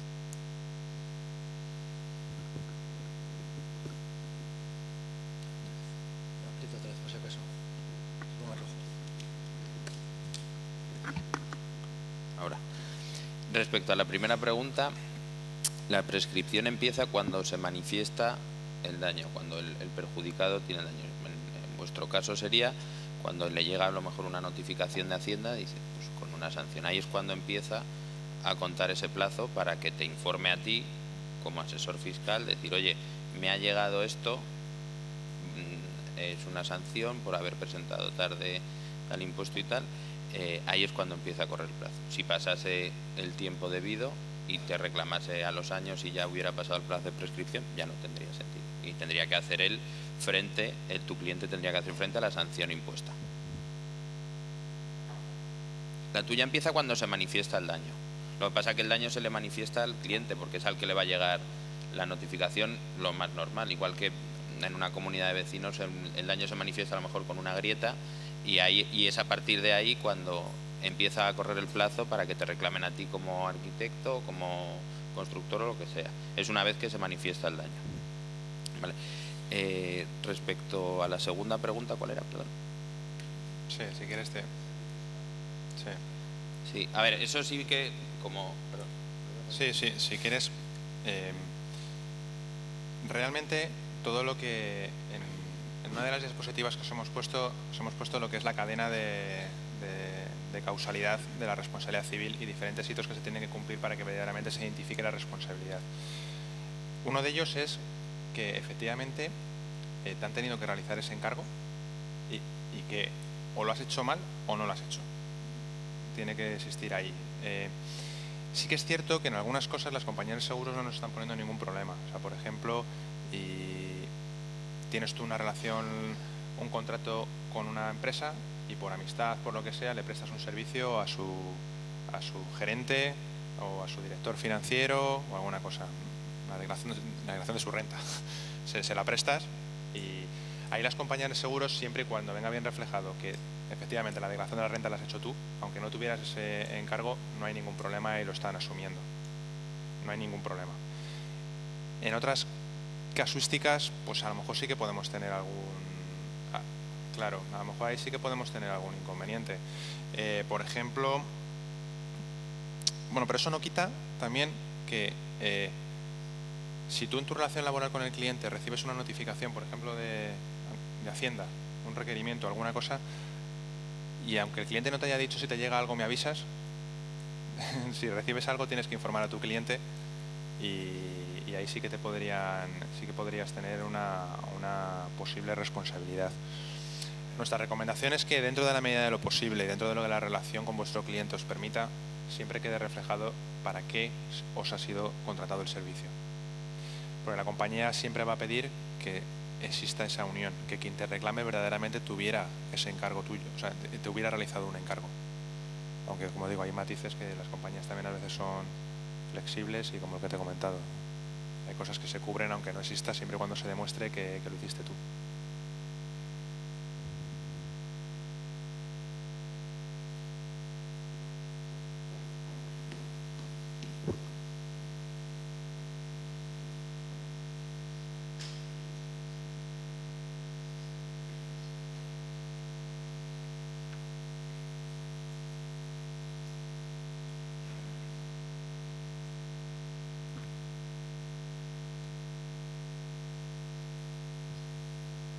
Bueno, yo quería hacer una consulta. Vamos a suponer el caso de presentaciones temporáneas, de la que se ha hablado anteriormente, de declaraciones a la agencia tributaria cuyo resultado ha sido 0. ni a pagar, ni a compensar, nada. Se trata de una persona jurídica con inactividad. Entonces, la agencia tributaria reclama y, bueno, ¿habría alguna posibilidad de cubrir esa incidencia o no? No sé si me he explicado correctamente. Referida, entiendo que su pregunta se refiere a la propia sanción, ¿no? Sí, eso es. En un principio, lo que son las sanciones, por el caso que han puesto, por ejemplo, usted, es difícil que las compañías de seguros nos quieran cubrir la sanción. Las compañías lo que cubren siempre es el daño producido al tercero. En este caso, si existe un perjuicio económico, además de la sanción en sí, provocada por la presentación extemporánea, la compañía se lo va a cubrir. Cubrir única y exclusivamente la sanción, las compañías nos están poniendo problemas. Estamos trabajando en ello para intentar encontrar alguna solución, pero de momento las compañías son reacias a abonar lo que es una sanción. Pero insisto, declaraciones presentadas extemporáneamente cuyo resultado era cero. Sí, aquí lo importante del hecho que comenta usted, más que el resultado sea cero, es que existe una sanción, una multa por haber presentado eso. Hablo siempre con la mentalidad de lo que como si estuviera hablándole a usted de la compañía de seguros. Aquí el hecho importante es la multa o la sanción. Gracias. Más que el resultado cero. Gracias.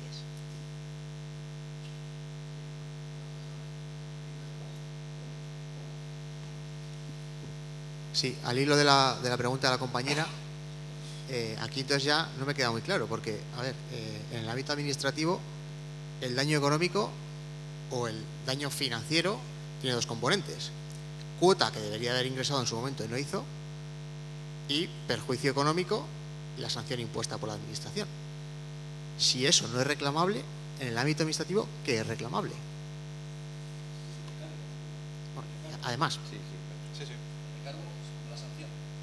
No. Aquí tenemos que ver diferentes cosas. En el caso que lo que comentábamos, a lo mejor no lo he interpretado yo correctamente, lo me decía la señora, el único hecho es que me ponen una sanción por haber presentado mal el documento, el recurso o el impuesto, lo que sea. Ahí las compañías, no digo que no lo vayan a cubrir ni que no lo estén cubriendo, digo que nos están poniendo problemas para cubrir única y exclusivamente lo que es la sanción. En el caso de lo que comentaba Carlos o lo que estabas comentando ahora, Roberto, lo que estabas comentando ahora, las casuísticas son muchas. Puede haber el daño, la sanción, el recargo. La compañía lo que ve es si el hecho que me están reclamando, primero el daño, el perjuicio económico es el correcto, verdaderamente existe. Si el hecho de haber presentado eso tarde, recurso extemporáneo, ha agravado el daño o no, porque muchas veces dicen, oye, mira, es que me has presentado esto mal y por haberlo presentado mal me ha producido un perjuicio económico. Puede ser que no sea de ese modo. Y si me están poniendo algún recargo por la sanción. Donde más temas estamos teniendo es en los propios recargos, a la hora de aplicar el interés legal del dinero al 100% o un porcentaje de ese interés. Pero se está pagando las tres partes. Daño, sanción y recargo. Lo único donde estamos teniendo algún difícil de cuantificar es en el tipo de interés que se aplica para ese recargo. Pero se están abonando. Insisto, pero es que no me queda claro lo que es daño. A ver. Porque yo presento... Sí. El perjuicio, o sea, a ver, el presentar tarde un papel de un cliente, de la compañera lo hemos interpretado, o sea, al final, si yo presento una liquidación tributaria tarde de un cliente, aunque le saliera cero, pero al presentarla tarde es lo que genera esa sanción o ese recargo que le van a poner al cliente, con lo cual eso sí que es un perjuicio que yo le causo, con lo cual eso sí que está contemplado. Vale, no, lo que es verdad que hay veces que según el tipo de sanción es verdad que puede haber un que es a lo mejor lo que hemos interpretado. Sí, es que hay veces que solamente... Perdón. Sí, de todas formas, se nos olvida un tema importante, es el tema de la franquicia. Yo, al hilo de lo que ha comentado la compañera, normalmente estas presentaciones fuera de plazo o ni siquiera fuera de plazo con reclamación, son reclamaciones de menor cuantía. 200, 250, 300. Entonces estamos dando vueltas a algo, en principio, sobre la base que ha comentado, que no va a estar cubierto nunca por póliza porque tenemos una franquicia de 800 euros. ¿No es así? Sí, correcto. La que preocupa es la de 30.000, ¿no? ¿Perdón?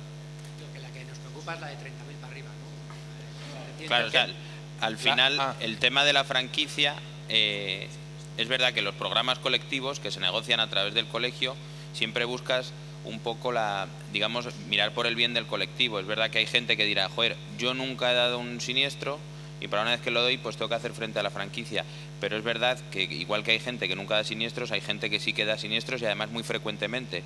Entonces, ¿qué implica eso? Que si no tuviéramos franquicia, a lo mejor de una renovación a otra, oye, pues es que hay que subir la póliza un 50% en el precio. ¿Y qué va a pasar? Que la gente que nunca ha dado siniestros dirá, oye, ¿por qué se me sube a mí el seguro si yo nunca he dado un parte ni tal?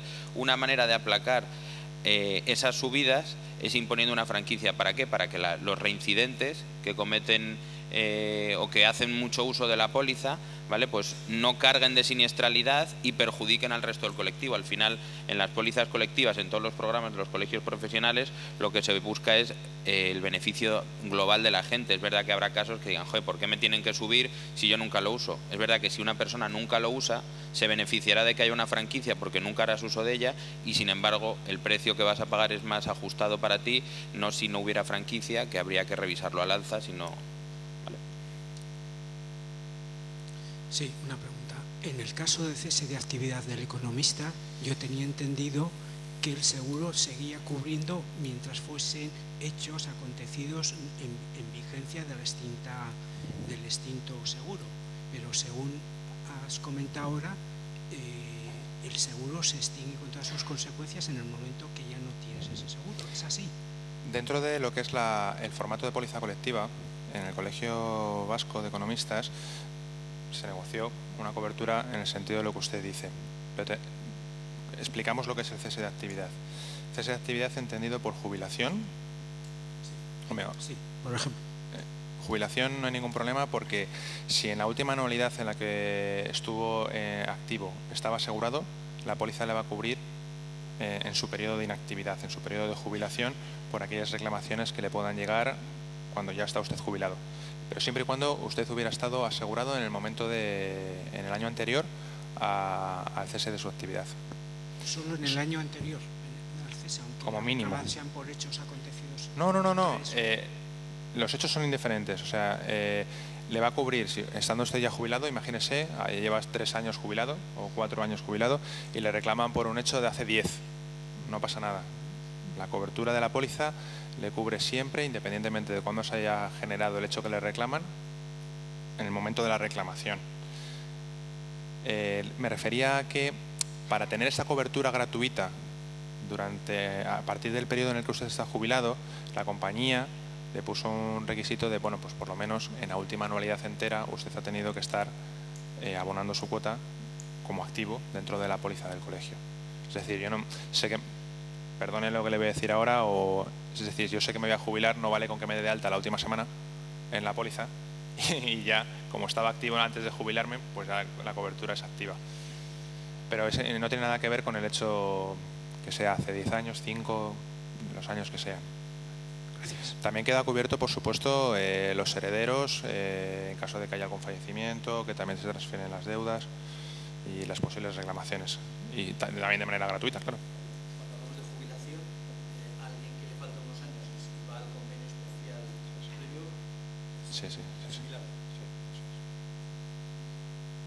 Sí, buenos días, gracias por la información que nos estáis dando, que siempre es enriquecedora. Yo tenía 2 preguntas, una en relación a la que ha comentado el compañero de los economistas que estamos en sociedades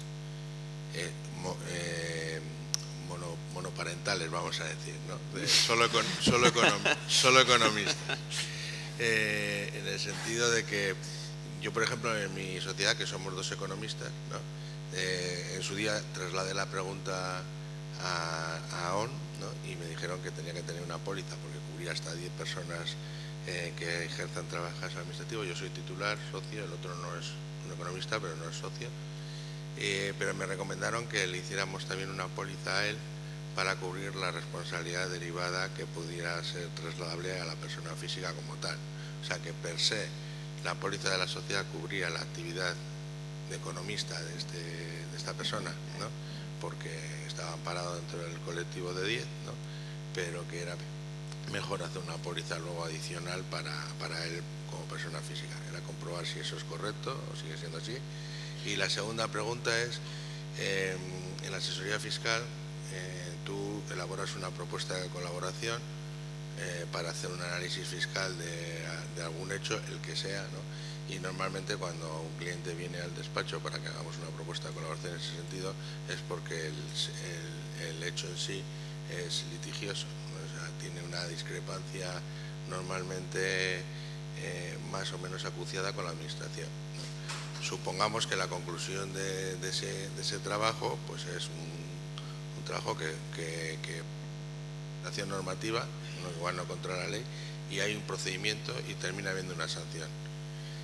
El cliente, yo he visto supuestos en los que dice, bueno, es que no me explicaste bien, ¿no? O cómo puede el profesional limitar su responsabilidad en eso, porque no es una actuación negligente, es una explicación que luego interpretativamente pues Hacienda ha interpretado una cosa o la contraria, ¿no? Por ejemplo, pongo un ejemplo. Ha habido en años pasados una polémica bastante grande con el tratamiento de los excesos de adjudicación en renta, ¿no? Cuando tú hacías una extinción de condominio con exceso de adjudicación, la ley decía que no había problema, que se podía hacer sin gravamen en el IRPF, sin embargo Hacienda pues liquidaba lo que tocaba. Si te venían a preguntar como asesor fiscal, pues tú le decías, esta es la posición legal, esta es la posición interpretativa. Como se han producido incluso expedientes con sanción, el cliente dice, bueno, pues no me lo explicaste muy bien, porque tú me decías que había una interpretación que me lo podían liquidar, pero me han impuesto una sanción. Entonces el profesional está un poco ahí en tierra de nadie, porque no está con una... ¿no? Quería decir, ¿cómo veis eso? ¿Qué podemos hacer para limitar nuestra responsabilidad? Bueno, respecto a la primera pregunta, lo del cómo asegurar a los colaboradores y tal, siempre hay que tener en cuenta que si hay dos profesionales y son economistas del colegiados y la actividad que se hace en la sociedad encaja dentro de lo que es el riesgo de la póliza, pues no hay problema y se puede hacer en nombre de la sociedad. Otras veces sí que hay casos que aparte de ejercer la actividad a través de la sociedad, hay gente que por fuera pues está de alta y hace trabajos fuera que no se facturan a través de la sociedad. Por ejemplo, a lo mejor yo tengo mi actividad diaria y tal, pero luego en la época de la renta pues hago declaraciones de renta agente y tal y lo facturo por otro lado. Entonces ahí sí que hay que hacer una cobertura tanto a la persona física que lo hace por fuera como a la propia sociedad, porque serían dos riesgos, ¿vale? También es verdad que hay que tener en cuenta la evolución de los colegios profesionales, que antiguamente se colegiaban las personas físicas y el seguro se hacía a nombre de personas físicas, que eso todavía se conserva en el colectivo de abogados, todavía se conserva así, pero es verdad que en economistas, dado un poco la versatilidad de las actividades y tal, se ha evolucionado y se ha podido introducir el concepto de asegurar tanto a la sociedad monodisciplinar como a la multidisciplinar, ¿vale? Que es como una evolución que se han ido como poniendo así por encima las coberturas y los conceptos de asegurado. Entonces, si todos los profesionales son economistas dentro de la sociedad y facturan toda su actividad a través de la sociedad, con hacer el seguro a nombre de la sociedad quedan cubiertos. Tiene con una cosa, con un matiz, y es que esos economistas, socios, en nuestro caso, tienen que ser colegiados en el Colegio Vasco de Economistas y tienen que tener su póliza individual para que quede cubierta la sociedad. Ese es que no sé si a lo mejor es el caso que comentaba usted, es decir, queda cubierta la reclamación que me facturen, que me llegue a la sociedad, pero siempre y cuando los asegurados individuales, perdón, los socios individuales también estén asegurados. No uno, sino el conjunto de socios, que entiendo que es el caso que le dijimos. Bueno, por contestar a su pregunta, es verdad que muchas veces los criterios de Hacienda tal, pues evidentemente no los conocemos y son a veces un poco interpretables. Pero bueno, cualquier acto que nosotros, aunque hayamos hecho las cosas bien y hayamos obrado con total diligencia y hayamos puesto todos los medios que están a nuestra disposición para hacer las cosas bien frente al cliente, si Hacienda considera que ha habido un perjuicio o a nuestro cliente le ponen una sanción por algo que hemos hecho nosotros, pues sí que, claro, sería objeto de reclamación. Luego está el siguiente proceso, que es una vez que se inicia esa reclamación y esa tramitación del siniestro frente a con la compañía aseguradora frente a Hacienda, pues bueno, que a lo mejor se dirima que Hacienda tiene razón o que no, pero todo el proceso previo de defensa y de contestación y todo eso, la compañía también lo estudia junto con el equipo de abogados, como ha comentado Óscar, que tenemos y tal, y sí que se plantea la viabilidad o no, decir, oye, esto no tiene razón Hacienda, pues vamos a recurrir o vamos a presentar tal papel o tal, porque creemos que tenemos la razón y no está bien fundamentada esta sanción o lo que sea, ¿vale? Pero todo ese proceso también quedaría incluido. Bueno, pues muchas gracias a Óscar Campuzano y a Jorge Gumier. Y aún también nos vamos a plantear igual hacer una jornada en vista de, ¿no?, una jornada monotemática, ¿no?, en vista del interés demostrado. Y... No sé. Perdón, simplemente indicaros que hemos dejado unas bolsas y unas cosas en la entrada para que lo podáis coger cuando salgáis y tengáis un recuerdo también de la jornada. Muchas gracias de nuevo. Muchas gracias.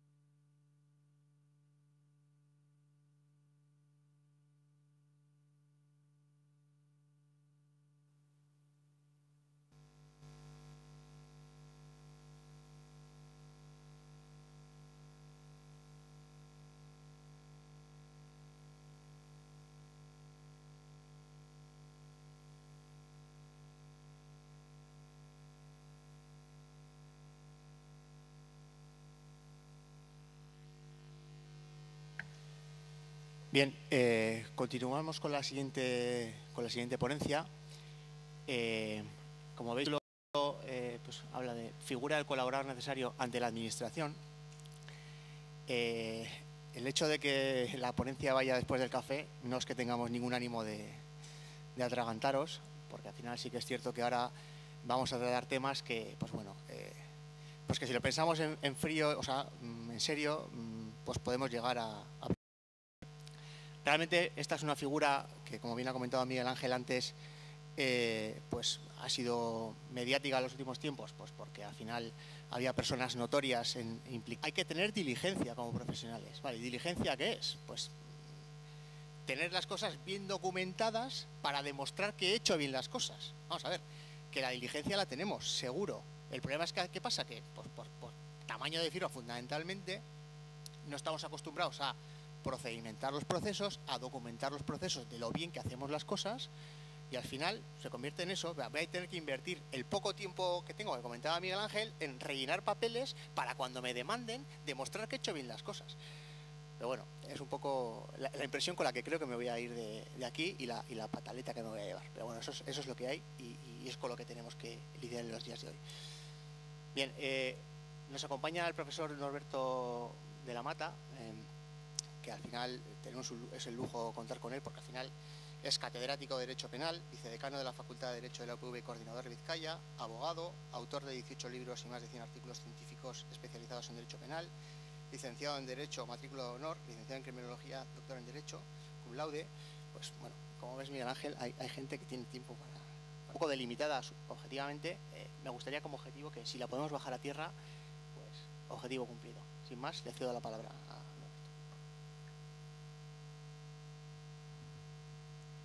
Muy bien, pues muchas gracias a todos por su asistencia, gracias a Eneco por la presentación, ha resumido ya perfectamente mi ponencia, gracias a Miguel Ángel por la invitación y al colegio.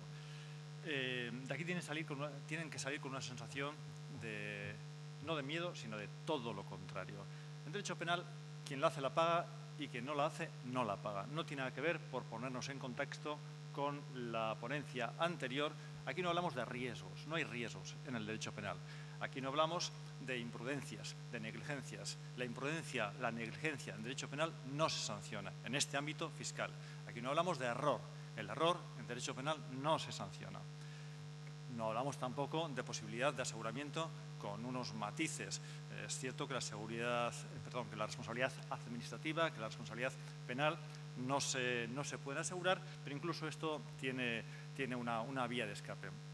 Vamos a explicar la figura del colaborador necesario, pero la vamos a explicar en un contexto, siempre hablando de responsabilidad penal.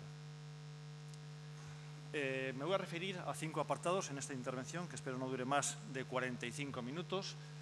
¿Qué es el delito fiscal? Aspectos generales, la autoría y participación en el delito fiscal, el asesor fiscal, en qué consiste su labor y cuáles son las posibles responsabilidades que pueda tener, cómo puede intervenir en el delito, cómo puede ser colaborador necesario y en qué supuestos su intervención tendrá que ser impune, podrá dar lugar a su sanción penal como partícipe o incluso podrá dar lugar a su sanción como autor del delito fiscal en defecto del obligado tributario.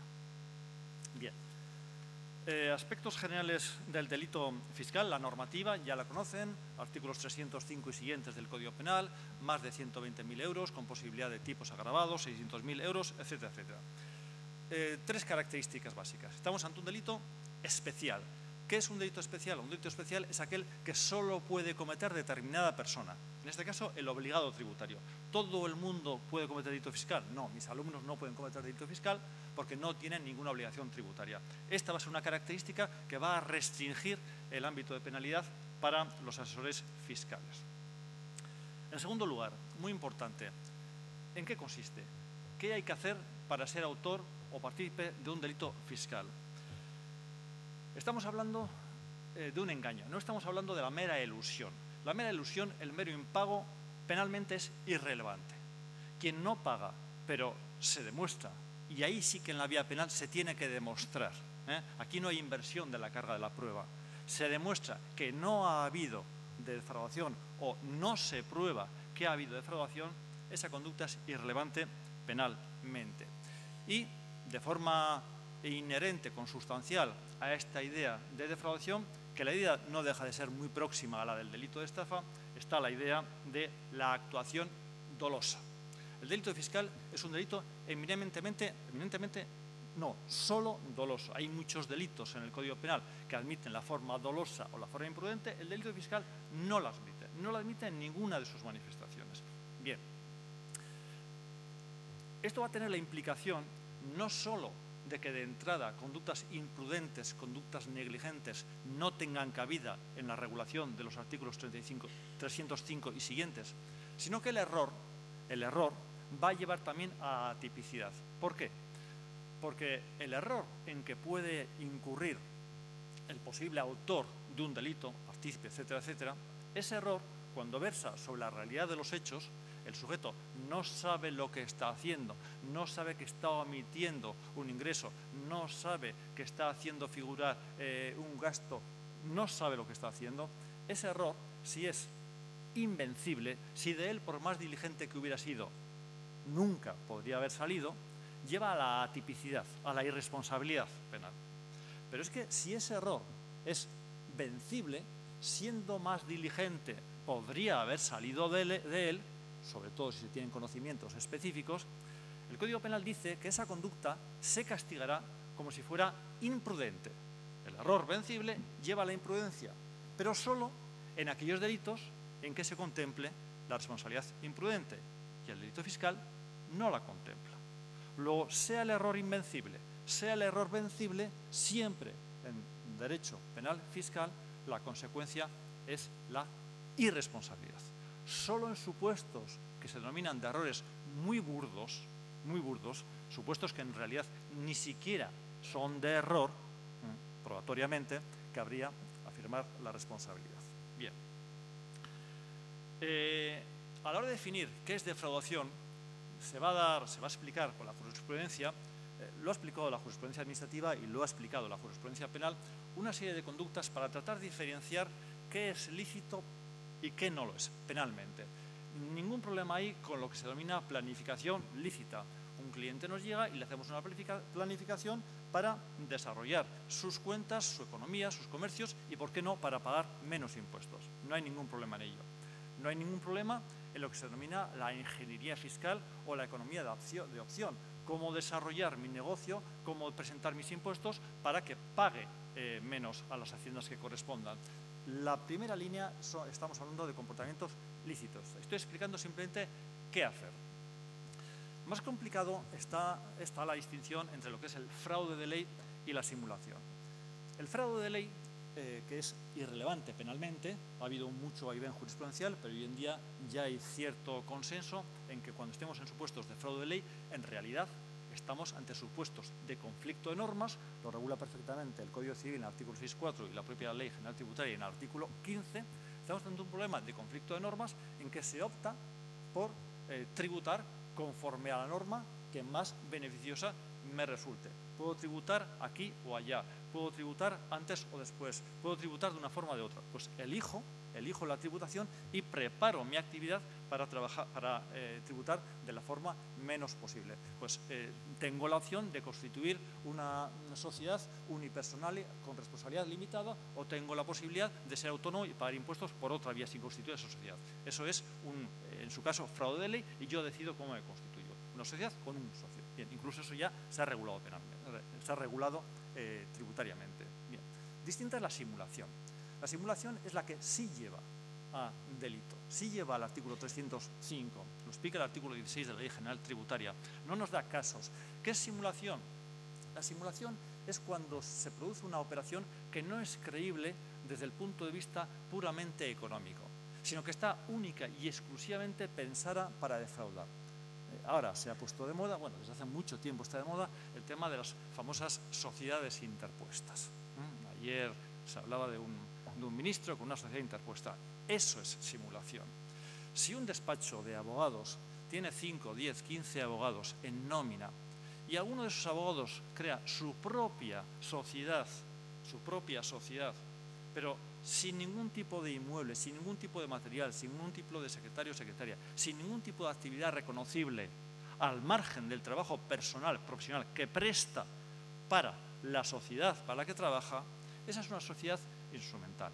Esa es una sociedad prevista únicamente para pagar impuestos de sociedades en vez de IRPF y para poder considerar gasto el coche, la casa, los estudios de los hijos, etcétera, etcétera. Eso es una simulación. Eso es delictivo. Se pongan como se pongan los despachos de abogados o los despachos de ingenieros, se pongan como se pongan. Eso es delictivo. Eso es una simulación. Esa es una sociedad sin oficio ni beneficio. Es una sociedad prevista solo para defraudar. Bien. Consumación, regulación y prescripción, ningún problema. Antes salían en las preguntas, se consuma cuando vence el plazo legal habilitado para liquidar el impuesto, hay alguna peculiaridad con el IVA, etcétera, etcétera. Aspecto muy importante, el de la regularización. Tengan en cuenta que hoy en día ha cambiado la normativa y que regularizando en plazo se convierte en atípica la conducta. Ya no es como antes de la reforma. Estamos hablando de las reformas de 2010, 2012 y 2015. Existía la regularización tributaria, pero era una causa de exclusión de la pena. Se entendía que el hecho típico antijurídico se había producido, que había dolo, que había responsabilidad, pero como se había regularizado en tiempo oportuno, se perdonaba la pena. Hoy ya no es así. Hoy el artículo 305, en su número 1, dice que solo hay delito si se producen las conductas defraudatorias sin regularización en tiempo oportuno. Y no solo no hay delito fiscal, sino que no hay delito fiscal, ni hay delito posterior de blanqueo, ni hay delito de falsedades conectadas con el delito fiscal. Bien. Autoría y participación en el delito fiscal. Ya decía que el delito fiscal es un delito especial propio. ¿Qué quiere decir delito especial propio y que no sea de propia mano? Lo explica la sentencia 9 de junio de 2016, que es un delito especial que requiere determinada cualidad o condición en el sujeto, pero que no tiene por qué ejecutarlo el sujeto de propia mano. La violación es un delito de propia mano. Solo puede violar quien está violando. No se puede violar por medio de otro. El delito fiscal es un delito especial. Lo puede cometer el obligado tributario, pero también lo puede cometer quien actúa en nombre o representación, sin ser obligado tributario, del obligado tributario. El delito fiscal sí se puede cometer por otro. Y esto es importante para la responsabilidad de los asesores fiscales. En principio, el obligado tributario es el autor del delito, tal como lo define el artículo 35 de la Ley General Tributaria, no solo la persona sometida al impuesto, sino el retenedor, etcétera, etcétera. El concepto que ustedes conocen de obligado tributario. Y se puede responder como autor directo, es quien realiza la liquidación, quien presenta la liquidación del impuesto. Se puede responder por otro, el artículo 31 del Código Penal admite la responsabilidad cuando se actúa en nombre o representación legal o voluntaria de una persona jurídica o de otro. Responderá también como autor. Y hay otro concepto que es el de autor mediato, que hasta ahora no lo había utilizado la jurisprudencia penal para sancionar al asesor fiscal, pero que ahora lo empieza a utilizar. Bien. Junto a las conductas de autoría están las conductas de participación, autor y partícipe. ¿Quién puede ser partícipe? Solo tres posibilidades. Partícipe puede ser el inductor, el cooperador necesario y el cómplice, también llamado cooperador no necesario. Y se puede actuar por acción o por omisión. Tanto puede cometer el delito quien defrauda haciendo como quien defrauda no haciendo. Bien. La posibilidad de participación. ¿Por qué? Antiguamente se entendía que en los delitos especiales esa condición que se requería se aplicaba tanto a autores como a partícipes. Eso ya lo dejó claro el legislador, diciendo que no, creó un artículo 65.3 y dice, para poder responder como autor tiene que ser el sujeto obligado tributario, tiene que tener él la condición para poder responder como autor. Pero para poder responder como inductor, cooperador o cómplice, no hace falta tener esa condición. El denominado extraneus, o sea, el que no reúne la condición, proposición al intraneus, responde. Simplemente que va a responder como una pena atenuada, tal como lo explica el 65.3, con una pena menor, en caso de inductores y cooperadores. Pero responde por el delito fiscal. No soy obligado tributario, no pasa nada. No soy funcionario, no puedo cometer delito de prevaricación, puedes cometerla no como autor, pero sí como inductor o cooperador. El extraneus puede cometer un delito fiscal, en principio como partícipe. Bien, ¿qué ocurre? Que esta responsabilidad como colaborador del asesor fiscal tiene que venir unida siempre a la responsabilidad del autor. Hay un principio básico en derecho penal que es el de la accesoriedad limitada, que dice que solo cuando el autor haya cometido un hecho típico, o sea, encajado en el Código Penal, que pueda subsumirse en un artículo del Código Penal, y ese hecho sea antijurídico, sea contrario a derecho, aunque el autor concurra en la causa de exclusión de la culpabilidad, enajenación mental, alteración de la percepción, error de prohibición, lo que sea, si ese hecho es antijurídico, el partícipe puede responder. Si este hecho no es antijurídico, por ejemplo, por ausencia de dolo, por ejemplo, por estado de necesidad, por una causa que elimine la antijuridicidad, el partícipe no puede responder nunca. No puede responder, porque no se puede responder de algo que es legal, de algo que es jurídico, de un hecho que es lícito. Y esto es básico. Bien, muy importante, no cabe la participación imprudente. No cabe, no existe dogmáticamente. Existe la autoría imprudente en aquellos delitos que la permita, no el delito fiscal, pero no se puede participar por imprudencia y difícilmente por omisión. Y a posteriori, ¿qué pasa? Cuando el hecho está cometido, se puede responder al asesor fiscal. No existe obligación de delación en supuestos de mero asesoramiento sobre una posición legal, fiscal o sobre una defensa letrada. Una persona que ha cometido o que ha realizado una operación que puede ser sospechosa o que puede ser indicadora de un delito fiscal y nos consulta. Pasa esto. Pasaba mucho con el tema de en la época de las famosas amnistías fiscales. Venía gente que tenía fondos fuera y venía y me daba a conocer el hecho. Yo, si me limito a explicarle cuál es su situación legal y en su caso a asesorarle de forma letrada, no tengo ningún tipo de responsabilidad, no tengo obligación de delación, al contrario, podría violar un secreto profesional. Otra cosa es que en ese contexto y a partir de ahí, de ese conocimiento, ya le diseñe una estrategia para seguir defraudando o para seguir perjudicando a la hacienda pública. Bien. Tercer aspecto. ¿Cuándo puede responder el asesor fiscal o en base a cuáles de las labores, de las actividades que desarrolla normalmente? Suele decirse, artículo 37 de la Ley General Tributaria, que el asesor fiscal puede cumplir una triple función. Como tal asesor, informando de lo que se puede no hacer, de cuándo hay que declarar, de cuándo no hay que declarar, de cuándo se puede deducir, de cuándo no, dando información de asesoría, que es normalmente a lo que más se dedicarán ustedes. Puede ser representante, es la persona no solo la encargada de llevar como un correvidile los impuestos a las haciendas, sino de actuar como auténtico representante legal, incluso con firma. Y puede ser letrado, puede desempeñar labores de defensa jurídica en un procedimiento, sea administrativo o sea penal, por ilícito fiscal. Bien. Las labores de consultoría son las que abarcarían un asesoramiento, una planificación, y esas labores pueden dar lugar, en principio, a responsabilidad por colaboración necesaria, difícilmente a una responsabilidad por autoría de un delito fiscal. Las labores de lo que es asistencia en el cumplimiento y representación legal ante las haciendas podrían dar lugar a responsabilidad también por colaboración, por participación en el delito, pero incluso podrían dar lugar a responsabilidad por autoría.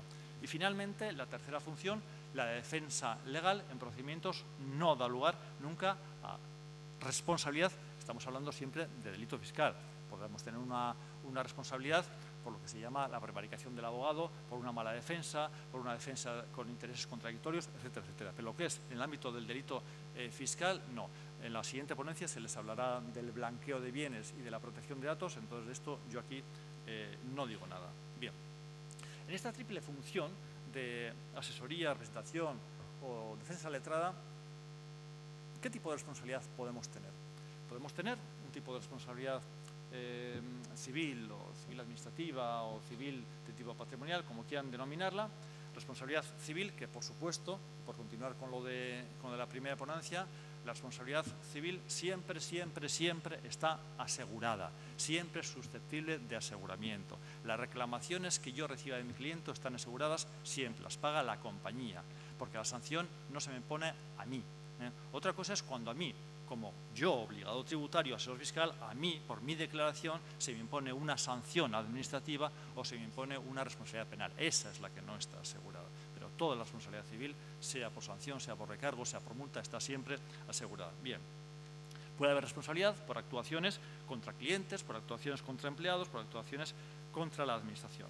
Puede haber responsabilidad por asesoramientos defectuosos y en esos artículos son los que a nosotros, desde el punto de vista del derecho penal, nos interesa. El artículo 305 y el 42 de la Ley General Tributaria por remisión. Bien. Vamos con la responsabilidad penal, que es la que nos interesa. Responsabilidad penal, nuevos tiempos. ¿Por qué nuevos tiempos? Porque es verdad, como comentaba Eneco, que hasta ahora el asesor fiscal o su responsabilidad ha pasado de puntillas por las jurisdicciones, sobre todo las de las audiencias provinciales. La mayoría de los casos de delito fiscal se quedan en la audiencia provincial y no llegan al Tribunal Supremo. Al Tribunal Supremo solo llegan las breves defraudaciones por cuestión de competencias de jurisdicción. Bien. El tribunal del caso Messi expresamente dice en la sentencia que llama la atención que no haya sido llevado al proceso los asesores del futbolista y de su padre. Y llama la atención, si puedo discrepar, porque difícilmente le veo yo a Lionel Messi, por muy bien que juega al fútbol, pues ideando una planificación fiscal para ver cómo defraudar y cómo constituir y cómo... Pues bueno, cada uno llega hasta donde llega y el que es bueno en una cosa, pues difícilmente lo es en todo. Entonces, esos supuestos de ingeniería me cuesta creer que fueran ni de él ni de su padre. Bien. La propia Unión Europea ha llamado la atención a España por temas de déficit excesivo, por varias circunstancias, y hay una propuesta de la Comisión Europea para actuar directamente contra la planificación fiscal agresiva con vistas a reducir la carga fiscal. Ya hay una propuesta de directiva que modifica la directiva del 2011 que ahí les reflejó. ¿Qué ocurre? Que en épocas de vacas flacas, en épocas de vacas gordas no pasa nada y si se defrauda algo, pues bueno, lo asume, digamos, el sistema. En época de vacas flacas, todo esto de la planificación agresiva va en detrimento de las arcas del fondo público, de los fondos públicos, y hay que ser más combativo. Bien. Al mismo tiempo que estas propuestas judiciales, el caso Messi, las normativas de la Unión Europea, hay a veces vaivenes jurisprudenciales entre lo que es el fraude de ley y la simulación. Al día de hoy hay cierto consenso en que el fraude de ley no se sanciona, pero la jurisprudencia ha sido oscilante y puede ser que en el futuro haya sentencia del Tribunal Supremo que diga que no solo la simulación, sino que cualquier fraude de ley, cualquier opción impositiva en beneficio de la norma que más me favorezca, pueda llegar a ser delictiva. Al día de hoy, no. Al día de hoy, solo la simulación. Otro aspecto de nuevos tiempos, la expansión del dolo eventual y la tesis de la ignorancia deliberada. Esto viene de la jurisprudencia americana, ahí tiene la figura de la recklessness. Es una imprudencia que se aleja de la imprudencia y se aproxima mucho al dolo. Es como el supuesto del conductor. El conductor imprudente que va embriagado, conduce a velocidad excesiva, pues es un conductor imprudente y cometerá un delito imprudente en caso que haya un resultado. Pero si estamos en el ámbito de los denominados conductores suicidas, por ejemplo, aquellos que van en sentido contrario pensando que ellos tienen la razón y todo el resto de vehículos que vienen en su contra se equivoca, esos conductores suicidas se dice que actúan ya con un dolo eventual o con una ignorancia deliberada. Sentencia del Tribunal Supremo de 2014 viene como a decir, mire, yo es que no me creo que usted no supiera lo que tenía que hacer. Yo no me creo que usted se estuviera equivocando en el cómputo numérico del cálculo de este impuesto. Yo no me creo que se le haya pasado incorporar esta venta de acciones. Usted me dice, no, es que no me di cuenta, es que se me olvidó, es que creí, es que el sistema funcionaba mal, es que me equivoqué. Bueno, pues yo no me creo que se haya equivocado. Si me creyera que se ha equivocado, tendría que aceptar la imprudencia, la negligencia y, por tanto, considerar que no hay responsabilidad penal, pero como no me lo creo, digo que usted ha actuado con dolo, que es al final lo que es la ignorancia deliberada. Entonces, hasta ahora esto no está pasando, pero está empezando a pasar. Entonces, son 5 aspectos que nos indican que sin mover el delito fiscal, que sigue siendo lo que es, a la hora de perseguir determinadas conductas hay más actividad, más proacción. Bien. Posibilidad de responsabilidad penal. Se puede responder como inductor, cooperador o cómplice en el delito fiscal.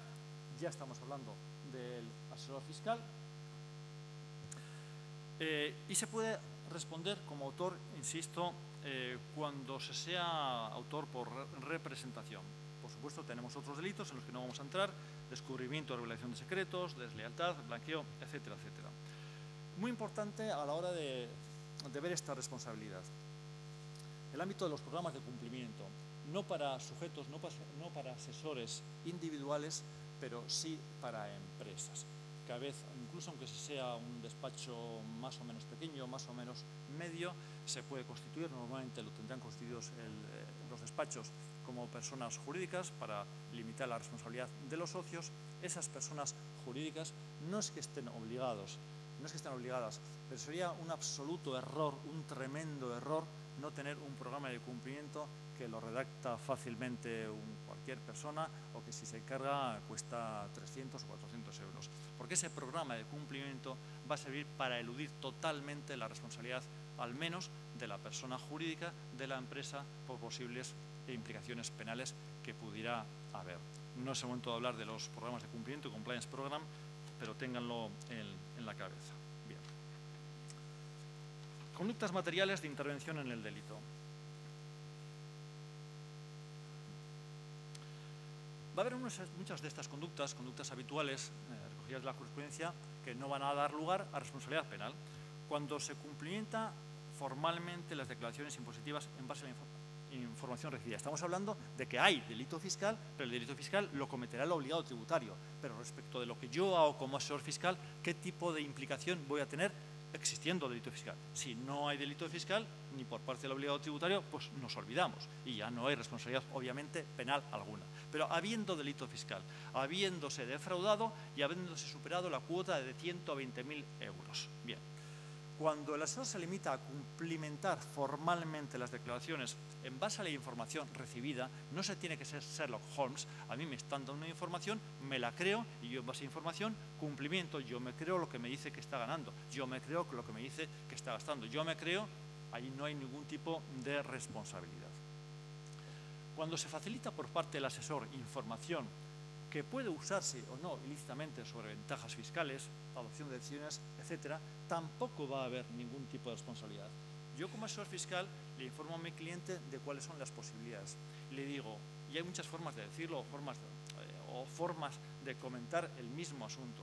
Yo le puedo decir, mira, para pagar menos, tú lo que puedes hacer es esto, que sepas que es delictivo o que sepas que vulnera la normativa administrativa. Bien. Pero también le puedes decir, mira, lo que yo no haría nunca, tú verás si lo haces. Lo que yo no haría nunca, y si quieres en voz baja le dices, hazlo. Pero lo que yo no haría nunca sería esto y esto. Se está limitando a informar. La decisión es del cliente. Él tomará la opción que más le convenga. Y muy importante, y luego volveré sobre ello. Y yo voy a dejar trazado, yo voy a dejar documentado que al cliente le he dicho que esto y esto es ilícito y que no se puede hacer, y que si se hace va a haber responsabilidad tributaria y o penal. Por esa conducta, facilitación de información, no va a haber nunca responsabilidad penal. Bien, y ya nos movemos, ya damos el salto. Tercera posibilidad: diseño, consejo, participación, ejecución de la estrategia de defraudación. No la mera posibilidad de ocultación advirtiendo a la ilegalidad, no lo de antes, sino yo te diseño la estrategia, la mejor estrategia, cómo crear sociedades interpuestas, cómo abrir cuentas en el extranjero, cómo despachos de asesores fiscales que se dedican y se promocionan, luego veremos un ejemplo, de esa forma. Ese diseño de la estrategia fiscal defraudadora, claro que da lugar a responsabilidad penal por colaboración. Cuarto, mucho más, no solo te hago esto, sino que yo soy el que te proporciono facturas sobre ventas, sobre servicios inexistentes para que te pueda defraudar. Yo te creo la sociedad interpuesta, yo te creo la sociedad ficticia, yo creo cuentas para defraudar directamente, yo la aperturo en el banco de paraíso fiscal. Ahí, por supuesto, que son conductas de colaboración delictiva. Y el asesoramiento imprudente, la falta de asesoramiento, plazos, etc., eso no va a dar lugar a responsabilidad alguna. Son supuestos frecuentes de la jurisprudencia. Bien. Va a ser importante también aquí distinguir quién tiene lo que nosotros denominamos el dominio del hecho. ¿Quién manda? ¿Quién manda? ¿Manda el cliente o manda el asesor fiscal? Si el dominio del hecho lo tiene el cliente, es el que decide con conocimiento de causa, actúa dolosamente, etcétera, etcétera, ahí el asesor fiscal lo máximo que podrá ser será colaborador necesario, lo máximo, nunca autor. Si el dominio del hecho no lo tiene el cliente, por ejemplo, porque el asesor fiscal es el representante legal, es el administrador de derecho del cliente, o, veremos alguna sentencia, porque es el administrador de hecho. Estamos llevando las cuentas de un cliente que es mayor, que tiene pocos conocimientos, que no ha estudiado, que no sabe de lo que le están hablando y realmente, aunque él firme, aunque él presente, quien está llevando las cuentas es el asesor fiscal. Ahí, en caso de ilegalidad, el dominio del hecho se le deberá atribuir al asesor fiscal. Bien, vamos ya con sentencias, la quinta parte de la intervención. Son muchas sentencias, algunas voy a pasar rápidamente. Supuestos de ausencia de responsabilidad, supuestos de colaboración necesaria, participación, cooperación y finalmente supuestos de auténtica autoría. ¿Cuándo no va a haber responsabilidad? Bien, les he recogido diferentes sentencias de audiencias provinciales, juzgados de lo penal o alguna del Tribunal Supremo y desde posteriores a 1995 con la nueva normativa hasta ahora. Supuestos de ausencia de actividad delictiva alguna. Se ordena la ejecución de la declaración ocultando la realidad de lo ingresado. La realidad de lo ingresado por el cliente tributario. El cliente tributario oculta al asesor fiscal cuáles son los ingresos reales. Él se presenta la declaración del impuesto, el asesor fiscal hace lo que se le dice, queda absuelto en esa sentencia. Segunda sentencia, vinculada con la anterior. El asesor fiscal no tiene un insoportable deber de examen. O sea, no le tiene que fiscalizar, no le tiene que controlar, no le tiene que examinar, no tiene que rebuscar en las cajas, en el comercio, para ver si lo que le está diciendo, no tiene que presentarse en la tienda para ver si realmente lo que se dice que se vende o no se vende es lo cierto. No existe un deber de fiscalización por parte del asesor fiscal de su cliente. Él, en principio, actúa en base a la información que recibe, siempre que sea más o menos creíble. Si el cliente está ingresando 4.000, 8.000, 12.000, 16.000 euros en metálico en las cuentas y van apareciendo, hombre, el asesor fiscal algo tendrá que decir. Pero en principio no existe ese insoportable deber de examen. La sentencia siguiente, muy parecido. Se limitaba a recoger facturas y presentar declaraciones. Ni siquiera en este caso realizaba labores de asesoramiento. Esas tres sentencias dan lugar a la ausencia de responsabilidad del asesor fiscal. Ya vamos ahora con las sentencias en las que ha habido condena o el tribunal ha dicho que debía haber habido condena para el asesor fiscal. Bien, como partícipe, recuerden distinción, autor por una parte, partícipe por otra.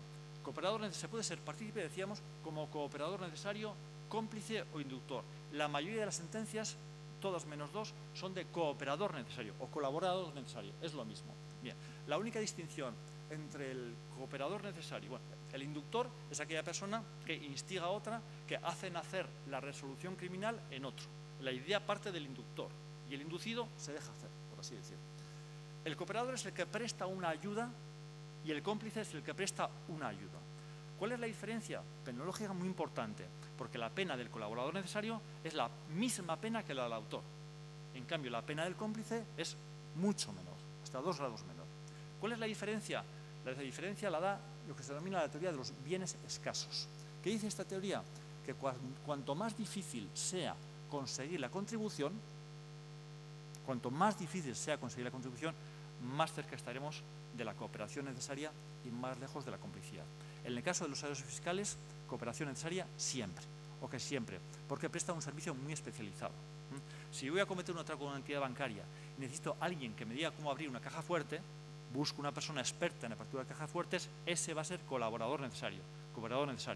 Si yo, para la atraco a la entidad bancaria, necesito a alguien que me preste un coche para la huida o un arma para amedrentar a los vigilantes de seguridad, ese que me presta ese arma o ese coche va a ser un cómplice, un colaborador no necesario, porque su ayuda es muy fácil de conseguir, su bien no es escaso. Pero en el caso de los asesores fiscales, como son expertos que tienen una profesionalidad que es muy específica, se les considera colaboradores necesarios. Por eso las sentencias son todas, casi todas, de colaboración necesaria. Bien. Algún ejemplo. Empezamos en el 99. Es el asesor fiscal el que propone incluir facturas falsas y tiene el conocimiento del carácter ficticio de la contabilidad y las defraudaciones y de las declaraciones. Pues está claro. O sea, vamos a ver en que en todas las sentencias no vamos a tener supuestos de error, no vamos a tener supuestos de negligencia, no, van a ser conductas delictivas, sin ninguna duda, que todos ustedes no desempeñarán en el ejercicio de su profesión, pero que si desempeñan alguna de estas, pues se les va a sancionar, es que es lo normal. Es que no es que ahora la administración penal esté contra los asesores fiscales, es que hay asesores fiscales malos malísimos, aunque la mayoría no lo sean, pues estos son los malos malísimos, tan sencillo como eso. Bien, sentencia del Tribunal Supremo, esta es la clásica, esta es la que se cita en toda la jurisprudencia y sentencias de ahora del 17 y el 18, dicen, como dice la sentencia de 1999, el asesor fiscal llevó una participación imprescindible para el desarrollo del delito, teoría de los bienes escasos, con conocimientos que el obligado tributario era imposible que hubiera tenido, era imposible que a él se les hubieran ocurrido, porque era una persona normal y corriente, un comerciante normal y corriente. La idea tuvo que nacer y se aprobó en sala del asesor fiscal. Ahí se va a responder. Este es el ejemplo clásico. La sentencia de Burgos de 2000 repite lo que dice el Tribunal Supremo. Otra sentencia, fue indispensable la colaboración para el resultado final, la de Madrid. Es impensable, aquí ya varía un poco, es impensable que con el conocimiento de la marcha de la contabilidad no se apercibiese la defraudación cuando se realizaba la contabilidad y se preparaba. Aquí ya no es el asesor fiscal el que diseña la estrategia delictiva. Aquí el asesor fiscal, de alguna forma, tendría que haberle avisado al cliente por los datos que éste le prestaba que no era posible tributar como se estaba tributando. No se cree el tribunal, la Audiencia Provincial de Madrid, que no se estuviera participando, colaborando con el cliente. La de Zaragoza va en el mismo sentido y en la del Tribunal Supremo de 2003 el asesor fiscal incluso vendía facturas al propio cliente que él confeccionaba para justificar gastos a deducir en la declaración. Un supuesto de inducción, aquí nos acusa al asesor que aconsejaba para reducir la cuota. Va a haber algunas sentencias de estas en que no hay condena al asesor porque no se le, lo que antes se llamaba imputó, no se le investigó y por tanto no se le pudo procesar. Cuando se investiga una causa en un juzgado de instrucción, hay que seleccionar a quién se investiga, se han practicado contra ellos las pruebas, se decide si alguien va a declarar como investigado, antiguamente imputado o cómplice, y al final se opta por procesar a alguien. Puede ser que no se procese al asesor fiscal porque la Fiscalía crea que no hay pruebas suficientes, crea que es inocente, lo que sea. Una vez que ha habido auto de procesamiento y se ha llevado ya el caso a los tribunales, ya el juez no puede condenar a quien no ha sido previamente investigado. Entonces va a haber varios casos de estos. Es lo que pasa en este caso, en que se condena al padre por conductas defraudatorias de los hijos, entendiendo que el padre indujo y los hijos no tenían ninguna responsabilidad porque no sabían lo que estaban haciendo. Bien, no me voy a liar con cuestiones técnicas, pero aquí es posible la sanción del inductor sin sancionar al autor porque el Tribunal Supremo hace un cambalache y ubica el dolo no en la tipicidad sino en la culpabilidad. Es igual, olvidan. Siguiente sentencia. El asesor fiscal elabora el plan de imputación de beneficios por venta, aún sin condena del representante legal del obligado tributario. ¿Qué hace aquí el Tribunal Supremo? Y luego en otras sentencias lo va a ver. Dice, el obligado tributario de una empresa, su representante legal, no tiene responsabilidad penal. No tiene responsabilidad penal. ¿Por qué puede responder el asesor fiscal? Porque, dice el Tribunal Supremo, el hecho es antijurídico porque hay una ilegalidad tributaria, administrativa, y esa ilegalidad afecta al asesor fiscal, que la conocía. Y en estos casos puntuales, son casos muy esporádicos, aunque el autor, aunque el obligado, aunque el representante legal de la empresa no responda, en estos casos puntuales puede responder el asesor legal. Dos sentencias tenemos de Vizcaya. La primera dice que no hay responsabilidad, no porque no quepa, sino que sí cabía, sino porque no ha quedado acreditada la responsabilidad tributaria ni para el asesor fiscal ni para el obligado tributario. Son supuestos límites en que no se sabe muy bien si hay defraudación o no. Pero dice la Audiencia Provincial de Vizcaya, si hubiera habido responsabilidad tributaria, el asesor fiscal habría respondido.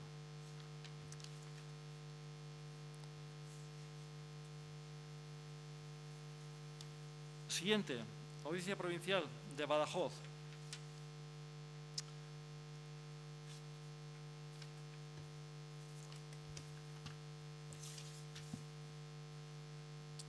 Auxilio técnico en la Constitución, apertura de cuentas, retirada de dinero, silenció la ausencia de declaraciones de IVA, conductas colaboradoras por parte del asesor fiscal.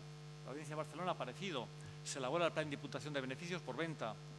En la de León de 2010, lo mismo que la de Vizcaya. No hay responsabilidad no porque no quepa, sino porque solo se acusa a quien se limita a firmar la declaración sin saber lo que hace. Y se vuelve a preguntar a la audiencia, ¿por qué no se acusa al asesor? Lo que luego posteriormente haría la sentencia Messi. Si no se ha acusado al asesor, no puede haber condena del asesor. Pero ahí empieza a haber sentencias que dicen, si yo hubiera realizado la instrucción, que yo no la he realizado como juez, si yo hubiera sido fiscal, le habría imputado al asesor fiscal. Ojo, Fiscalía, atentos e imputen a asesores fiscales. Que lo merezcan. La de Palma, idea el plan defraudatorio. La de junio, se sobresea la instrucción, nada. La de Baleares, diseña el plan defraudatorio. De nuevo la de Valladolid, no queda acreditada totalmente la participación del asesor a quien el obligado acusaba de todo lo sucedido. Voy acabando ya.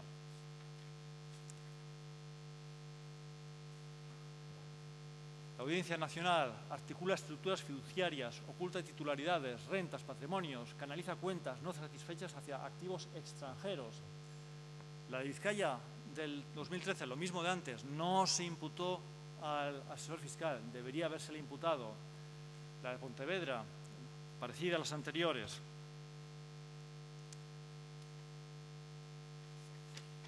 Tribunal Supremo, nuevas sentencias, 16 y 17, solo he escogido una al 16, una al 17. Pues todas esas conductas.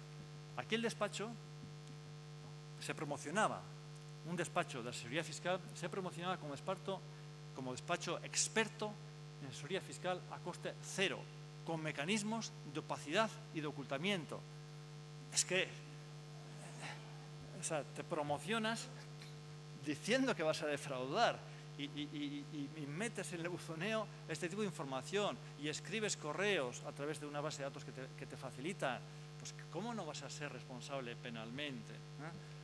La del 17, lo mismo, sin promoción, pero lo mismo. Auxilia en aspectos técnicos, imparte instrucciones, crea sociedades fantasmas, cede derechos, pues conductas claramente defraudatorias. Bien. Más complicada es la autoría, pero también hay alguna sentencia de autoría. Claramente cuando se actúa en lugar de otro. Más dudosa la posibilidad de actuar por otro. Y hay una sentencia ahí de Burgos del 99, es la pionera, luego habrá dos recientes. Van a ser tres sentencias, esta del 99 y las dos que vamos a ver a continuación, en que va dando un pasito cada vez más los tribunales. En la primera no se sanciona al obligado tributario y se sanciona solo al asesor fiscal, pero porque el asesor fiscal coincidía que al mismo tiempo era el representante de la empresa, legalmente. Así estaba firmado en los estatutos. Y como tal representante era el que decidía y hacía todo. Bien, se le sanciona como autor del delito fiscal. Primer pasito. Segundo paso. 2003. El asesor fiscal no era el representante legal, pero era el representante de hecho, quien realmente llevaba las cuentas. Se le sanciona como autor y no se sanciona al obligado tributario. Y tercer pasito.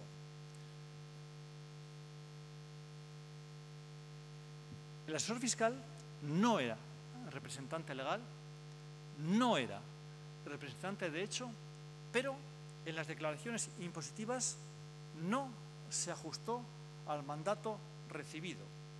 Actuó en contra de la voluntad del obligado tributario y, de alguna forma, el tribunal dice que, aunque no llevara de hecho las cuentas, estamos ante una especie de autoría mediata por parte del asesor fiscal que utiliza la figura del obligado tributario para poder cometer un delito, conocedor de la antijuricidad del hecho que estaba cometiendo. Bien, esto se está empezando a ver en aquellos casos en que hay despachos, hay asesores fiscales que cobran en función del beneficio obtenido en relación con periodos, por ejemplo, impositivos previos. Yo te aseguro que la carga impositiva va a ser el 10, el 15, el 30% menor. Y en función de eso, tú despreocúpate que yo me voy a encargar de las operaciones y yo te cobro en función de lo que te ahorro. No tengo una cuota fija por IRPF, por IVA, sino cobro en función del beneficio que logro generarte respecto de otros asesores con los que has tenido. Estos supuestos normalmente llevan a desrogaciones por parte del asesor fiscal. Bien.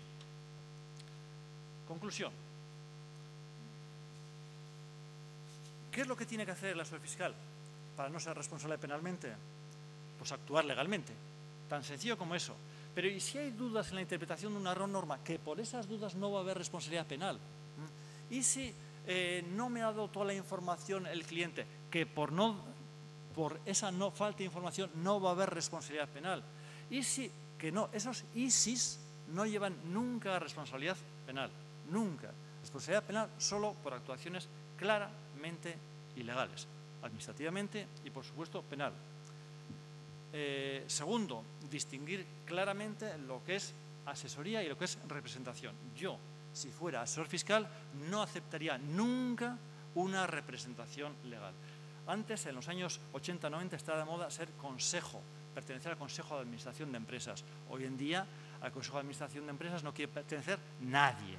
Nadie. Te tienen que pagar una burrada de dinero por todas las posibles responsabilidades que puedes tener. Esto es igual. Yo soy el asesor, sí, pero yo no soy el representante legal, ni de hecho ni de derecho de la empresa. Porque entonces aquí ya sí que soy el responsable de todo lo que acontezca. Tercero, advertir siempre de las operaciones ventajas que puedan ser ilícitas, pero advertir documentalmente. El tema de la trazabilidad es básico en cualquier tipo de asesoramiento, sea de abogados, sea de ingenieros, arquitectos, sea de asesores fiscales. Tiene que quedar grabado, tiene que quedar constancia en pendrive, los correos, etcétera, etcétera, que yo no soy el que ha diseñado esa estrategia, que yo en todo momento he advertido al cliente de la posibilidad de ilicitud penal y aun con eso no me ha hecho caso. Y por último, en casos cuestionables, si los hubiera, advertir de la confusión, de la falta de claridad, vaivenes que va teniendo la Administración Tributaria, la Hacienda Foral, sobre cómo tributar esto, sobre cómo tributar otro, se le advierte y se le dice, hasta ahora se ha actuado así, posteriormente no sabemos cómo se va a actuar, yo te lo advierto y tú tomas la decisión. Es todo. Muchas gracias.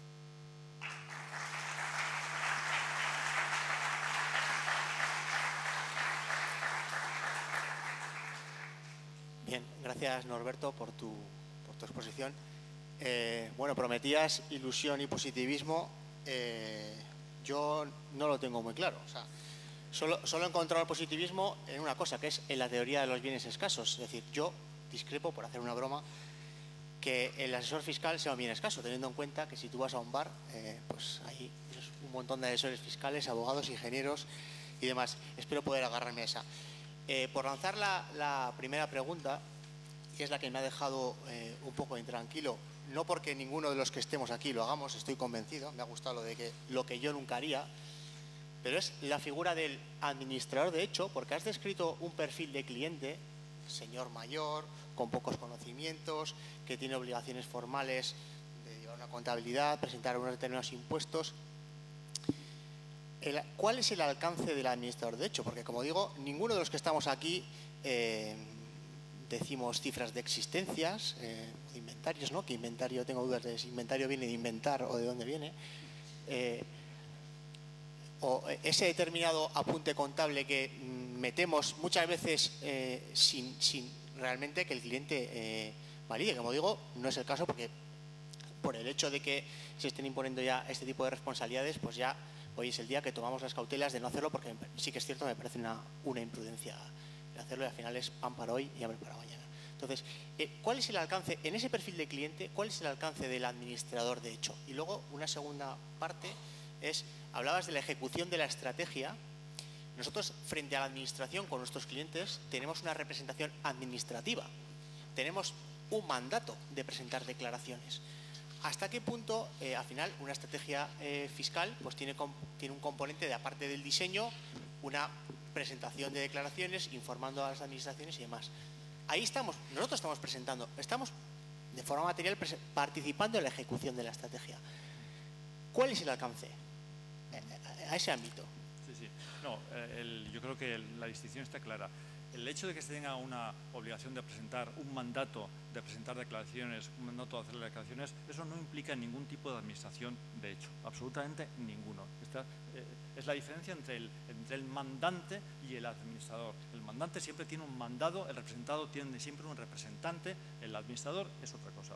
El administrador va a surgir, en todos estos supuestos de la sentencia, son supuestos de personas obligadas tributarias que se demuestran que no tenían ningún tipo de conocimiento, ningún tipo de educación, ningún tipo de cultura. Nadie se cree que si alguien es asesor fiscal de Tecnalia, de Iberdrola, esa persona va a ser el administrador de hecho de Iberdrola, de Tecnalia, o de un comercio, o de un despacho de abogados, o lo que sea.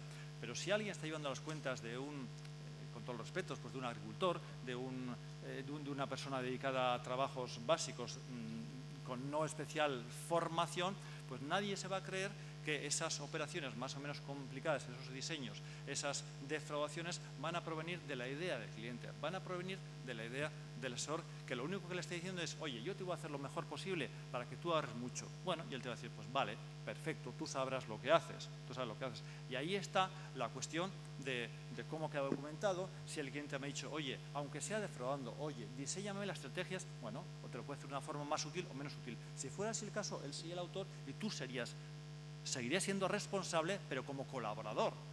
La figura del autor la estamos planteando cuando el obligado tributario no es responsable porque se demuestra que no tiene ni la voluntad ni el conocimiento para serlo.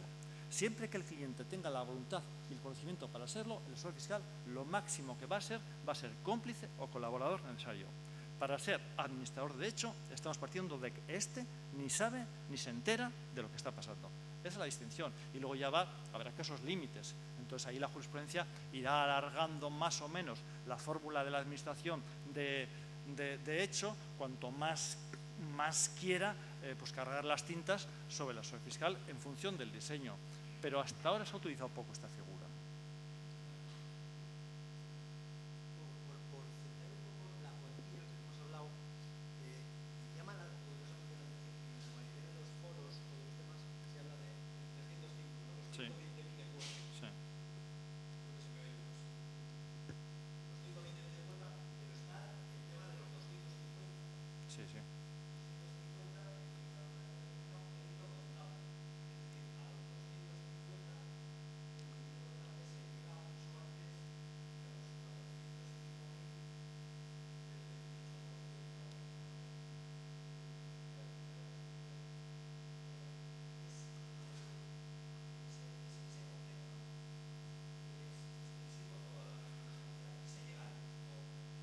Sí, sí. Vamos, yo me estaba limitando aquí al delito fiscal, a los delitos fiscales, porque entendía que era el foro. No estamos hablando de los delitos societarios, que tienen otros cómputos.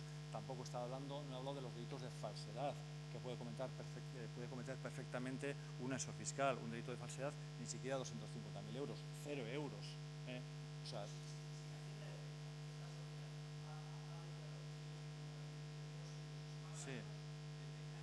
sí. Pero ni siquiera eso. Si Hacienda detecta que había un delito de falsedad ideológica o material, fatal la verdad en la narración de los hechos, alterar datos esenciales del documento, suponer en el documento intervención de personas que lo han tenido, o crear, que es todo el tema de los fraudes del IVA, de los fraudes trucha y todo esto que ustedes conocen, crear facturas falsas de IVA. En todos estos supuestos estamos hablando de falsedades documentales por importe cero. Pero yo parto de que aquí estamos hablando de posibles responsabilidades penales por defraudaciones fiscales que ha cometido el cliente. No estamos hablando ya de un asesor fiscal falsificador. Si estamos hablando de un asesor fiscal falsificador, está claro.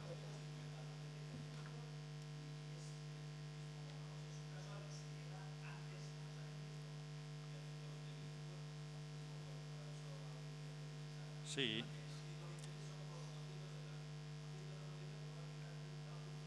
Sí.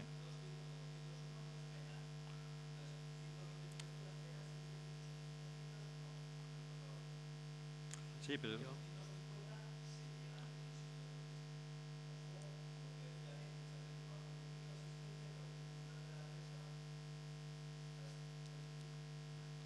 Sí, pero bueno, insisto, o sea, yo me estoy limitando a delitos fiscales, no estoy hablando del resto de delitos. Norberto, muchas gracias por la exposición, ha estado muy bien. A mí, dentro de todas las sentencias que has comentado, hay una que me preocupa más que las demás, y es la del cliente kamikaze, que te va presentando declaraciones, cada vez hay menos, pero todavía los hay, te va presentando datos que, como bien has dicho, a todas luces parecen incoherentes, ¿no? O sea, es decir, que los ingresos en el banco son mayores que las ventas, y reiteradamente le estás avisando de que parece que hay cierta incoherencia. En este caso, las derivaciones de responsabilidad hacia el asesor, creo que era ese caso, ¿por qué vía van? O sea, es decir, yo tengo la obligación de que, si mi cliente me trae datos que le digo parecen incoherentes, parece extraño, de alguna forma tu dinero has conseguido lo que no consiguió nadie, que es multiplicar los panes y los peces, sí. Y tu dinero se duplica porque tus ingresos en cuenta son más que tus facturaciones. ¿Cuál es la recomendación para nosotros? A ver, si la recomendación es preguntarle de entrada y que conste documentalmente la pregunta y la respuesta. Y si el cliente te dice, pues mira, esto procede de unos ingresos, tal, pues bueno, yo en base a eso hago la declaración. Pero si la respuesta es que no contesto, la respuesta es que viene de una herencia, etc., la respuesta te da a ti la base para entender que eso tiene que tributar y tiene que declararse de una forma, esa tiene que constar. No hay una norma, y son sentencias muy puntuales las que esporádicamente van hablando de este concepto, pero no hay ningún sitio que diga que es la ignorancia deliberada, no hay una definición. Pero tiene que costar, me explico, muchas veces no es tan claro. Si entran 200.000 euros en la cuenta le vas a preguntar de dónde viene, pero muchas claras es ingresos, sobre todo de gente igual que cobra metálico, ingresos reiterados en cuenta de la caja, y de tu caja es milagrosa, porque tu caja genera más fondos que de los que entran a la hora de ingresar en el banco. Sí. Entonces, ¿qué es lo que hay que hacer? Nosotros dejar una constancia escrita al cliente, oye, esto es incoherente, revisas tus sistemas de información porque seguramente hay algún error, sí. Y te puede traer problemas. Sí, pero partiendo de la duda de que si hay dudas, ya no va a haber responsabilidad penal. Si la operación, si el asesor fiscal no tiene por qué dudar, si hay dudas de si eso puede ser lícito o no. No, pero dudas sí hay, porque sus ingresos en cuenta son todos los meses 2 o 3 veces su facturación declarada. O sea, duda no tiene ni la administrativa. Si hay dudas, el asesor le tiene que decir, esto no puede ser, y tú me estás haciendo declarar por un blanqueo de bienes, me estás haciendo declarar por dineros que proceden de rentas no declaradas, etcétera, etcétera, y esto es ilícito, y ahora tú tomas la decisión. Exacto, tú le avisas, le documentas el aviso, cada año tienes la deliberación de comentárselo de nuevo. Correcto. Y en principio se termina ahí, ¿no? Sí, se termina pues ahí. Muchísimas gracias, Norberto, porque todavía quedan kamikazes. Si es tu cliente, le has advertido de ese modo y a pesar de ello, como mandatario tienes que presentar sus declaraciones de impuestos sabiendo que es incoherente, ahí estaríamos cometiendo algún tipo de delito. No, sabiendo que es incoherente, no. Sabiendo que eso es ilícito, tributario. Vale, sí, incluso sabiendo que es ilícito. Y es un colaborador necesario, un cómplice, claro que sí. Pero es como, no sé, ¿cómo explicar con un ejemplo de... A ver, si a mí alguien me está diciendo que está bien que declare el juicio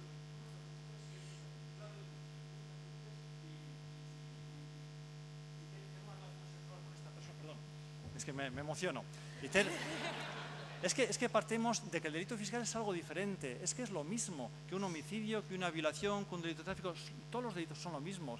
Si yo sé que estoy haciendo algo dolosamente, si sé que estoy haciendo algo que es ilegal, estoy cometiendo un delito. Es que me ha mandado mi cliente. En derecho penal antiguo existía la obediencia debida. Eso hace mucho que desapareció y se dice, los mandatos antijurídicos nunca hay que obedecerlos. Si yo sé que una orden es manifiestamente antijurídica, no tengo la obligación de acatarla. Me quedaré sin cliente, pero me quedaré sin cliente. Yo no puedo realizar actuaciones que sepa que son dolosas porque mi cliente me lo estoy pidiendo. Que sepa que son dolosas, no que tenga dudas, que tenga presunciones, que quizás, que no. Si yo sé que lo que estoy haciendo es ilegal, soy colaborador necesario de ese delito, sin duda alguna. Muchas gracias.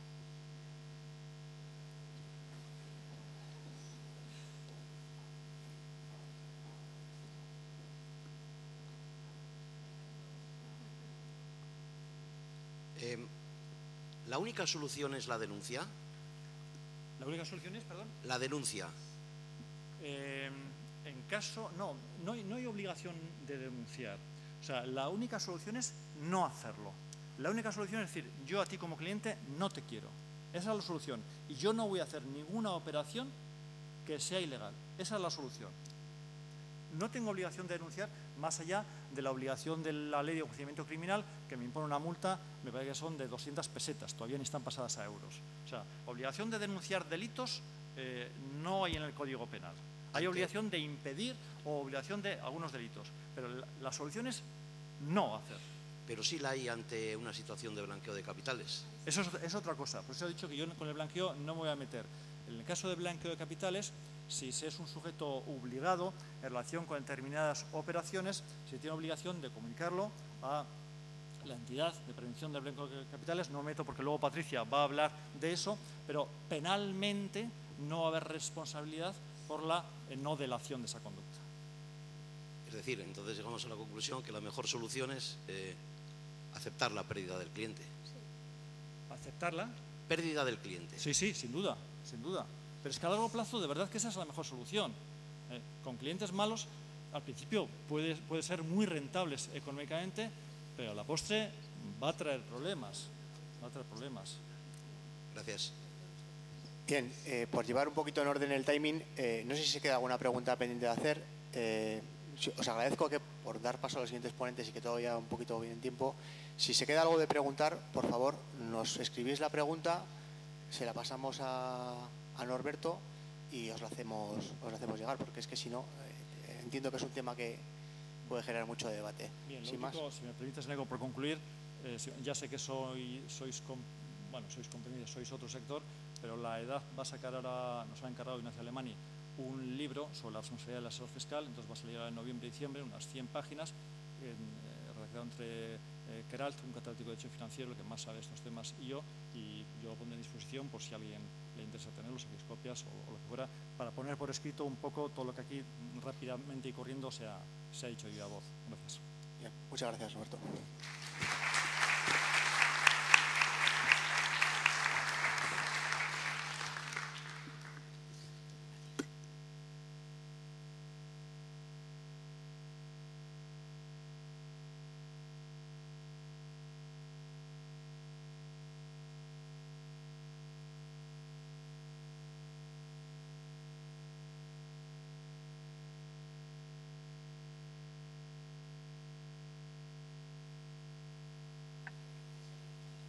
Hola, buenas tardes, buenos días a todos. Bueno, esta ponencia que vamos a tratar a partir de ahora pues viene a incidir en lo dificultoso y lo problemático que está llegando a ser asesor fiscal, economista o como cualquier tipo. Igual tendríamos que haber sido fontaneros y no teníamos tantas responsabilidades. Asusta el marco normativo que tenemos porque todos son obligaciones y bueno, pues miedos, temores, exclusiones de las coberturas de las pólizas, pero es el tipo de juego al que nos hemos dedicado y lo tenemos que ir asumiendo, interiorizando y profesionalizando. Me acuerdo del año pasado de unos comentarios que se hicieron aquí en el foro y en relación a la profesión de asesor fiscal, y voy a traer luego la idea otra vez aquí a la mesa para que la reflexionemos y si queréis la podamos comentar más en el futuro, de definir nuestra profesión de asesores fiscales realmente, ¿no?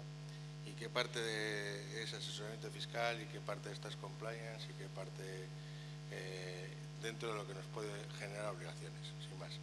Ahora lo que vamos a hacer es agradecer a Cecilia Carrasco, que está con nosotros. Es licenciada en Ciencias Económicas por la Universidad de la Comercial de Deusto. Actualmente es socia de la Sociedad Informa Consulting. Ha desarrollado su carrera profesional en el ámbito de la consultoría, en la extinta Arthur Andersen y Deloitte. En ese sentido, yo también estuve trabajando ahí 16 años. Y luego, posteriormente, en IAC Group Controller, como controller financiera. Bueno, ella nos va a hablar de dos normativas adicionales. Hay más que no hemos introducido en el foro, ¿no? Que tienen responsabilidad más genérica, no exclusivamente de los asesores fiscales, como podría ser la prevención de riesgos laborales o otras cosas, ¿no? O sea, que no se agota aquí en lo que vamos a comentar en esta jornada el ciclo de responsabilidad de un asesor fiscal o de un empresario normal. Pero hoy vamos a hablar, Cecilia nos va a comentar algunos aspectos importantes en relación a las nuevas adaptaciones en la normativa del blanqueo de capitales, que ya ha empezado a surgir en la polémica anterior, que está muy directamente relacionada con la consideración de un delito fiscal, ¿no? Y también el tema del nuevo reglamento de la Ley de Protección de Datos, para ver un poco cómo nos pueden afectar a los despachos profesionales y qué es lo que se ha adaptado, lo que ha cambiado y cómo va evolucionando esta normativa que, como se decía antes, ha venido para quedarse y que debemos ser conscientes de que va a seguir con nosotros bastante, de por vida, vamos. Así que, Cecilia, por favor, pues vamos a empezar. Gracias, Alberto. Nada, pues muchísimas gracias al Colegio Vasco de Economistas por darnos la oportunidad de participar en esta jornada y, por supuesto, pues muchas gracias a todos ustedes por dedicar una parte de ese preciado tiempo a participar en esta jornada. Entonces, como decía Alberto, el título de esta ponencia que nos propusieron desde el colegio fue, por si fuera poco, otras responsabilidades, ¿no? Y es la realidad. Hemos hablado ya de la responsabilidad civil, de la responsabilidad penal y dándole vueltas a otras responsabilidades, pues pensamos que sería bueno incidir en tres materias, ¿no? En estas tres: el tema de las obligaciones que tienen los asesores fiscales en materia de prevención de blanqueo de capitales, las responsabilidades de la normativa de protección de datos y luego, por último, hablaremos de los modelos de responsabilidad penal a los que ha aludido Norberto en la ponencia anterior. Entrando en la materia de prevención de blanqueo de capitales, pues hay un hecho que es cierto, que es que los asesores fiscales son sujetos obligados por la normativa de prevención de blanqueo de capitales, ¿no? La Ley 10/2010, que es la que regula la prevención de blanqueo de capitales en España, en el artículo 2, la letra M, dice que son sujetos obligados los auditores de cuentas, los contables externos y los asesores fiscales. Con lo cual, todo asesor fiscal tiene que reconocer que es sujeto obligado y registrarse en el SEBLAC.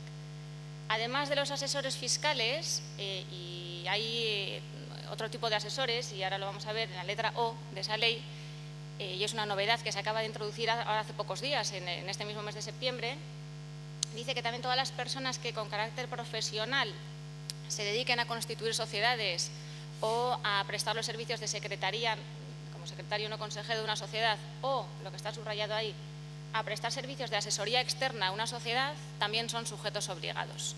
¿Vale? Insisto, esto que está subrayado es lo que ha sido la novedad y hasta ahora solamente los asesores fiscales eran sujetos obligados, ahora parece ser que todo tipo de asesores son sujetos obligados por la normativa de prevención de blanqueo de capitales. Vamos a hacer un repaso de cuáles son las obligaciones que tienen los asesores fiscales como sujetos obligados por esta normativa. Hemos traído aquí unas cuantas obligaciones, no son todas, hemos traído las más relevantes. La primera es hacer un análisis de riesgo. Eso implica que la ley que hemos mencionado es única para todos los sujetos obligados. Entre los sujetos obligados están los bancos, están, no sé, pues las sociedades de valores, promotores inmobiliarios, las joyerías, los asesores fiscales. La ley es única, pero se entiende, bueno, pues que las obligaciones que tienen esos distintos sujetos obligados tienen que ser moduladas en función del riesgo que tienen de ser utilizadas para el blanqueo de capitales. Entonces, lo primero que tiene que hacer un sujeto obligado, en este caso el asesor fiscal, es identificar qué riesgo tiene de ser utilizado para el blanqueo de capitales. Tiene que analizar pues, el tipo de clientes con los que trata, el tipo de servicios que presta, el tipo de operativa que está realizando, cuáles son los medios de cobro y de pago que utiliza. Y en función de eso, tiene que concluir pues, si tiene un riesgo bajo, un riesgo medio, un riesgo alto de ser utilizada para el blanqueo de capitales por parte de sus clientes. Lo segundo que hay que hacer como sujeto obligado es definir unos órganos de control interno.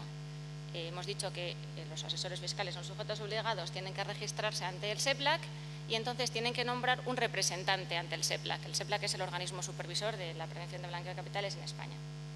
El representante es ese interlocutor entre el sujeto obligado y el SEPLAC y tiene que ser una persona que ocupe un cargo de administración o dirección del sujeto obligado y tiene que ser un residente en España.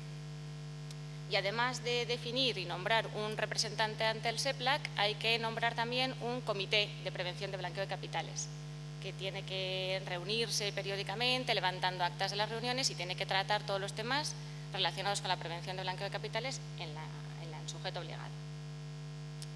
Otra de las obligaciones es definir procedimientos de control interno.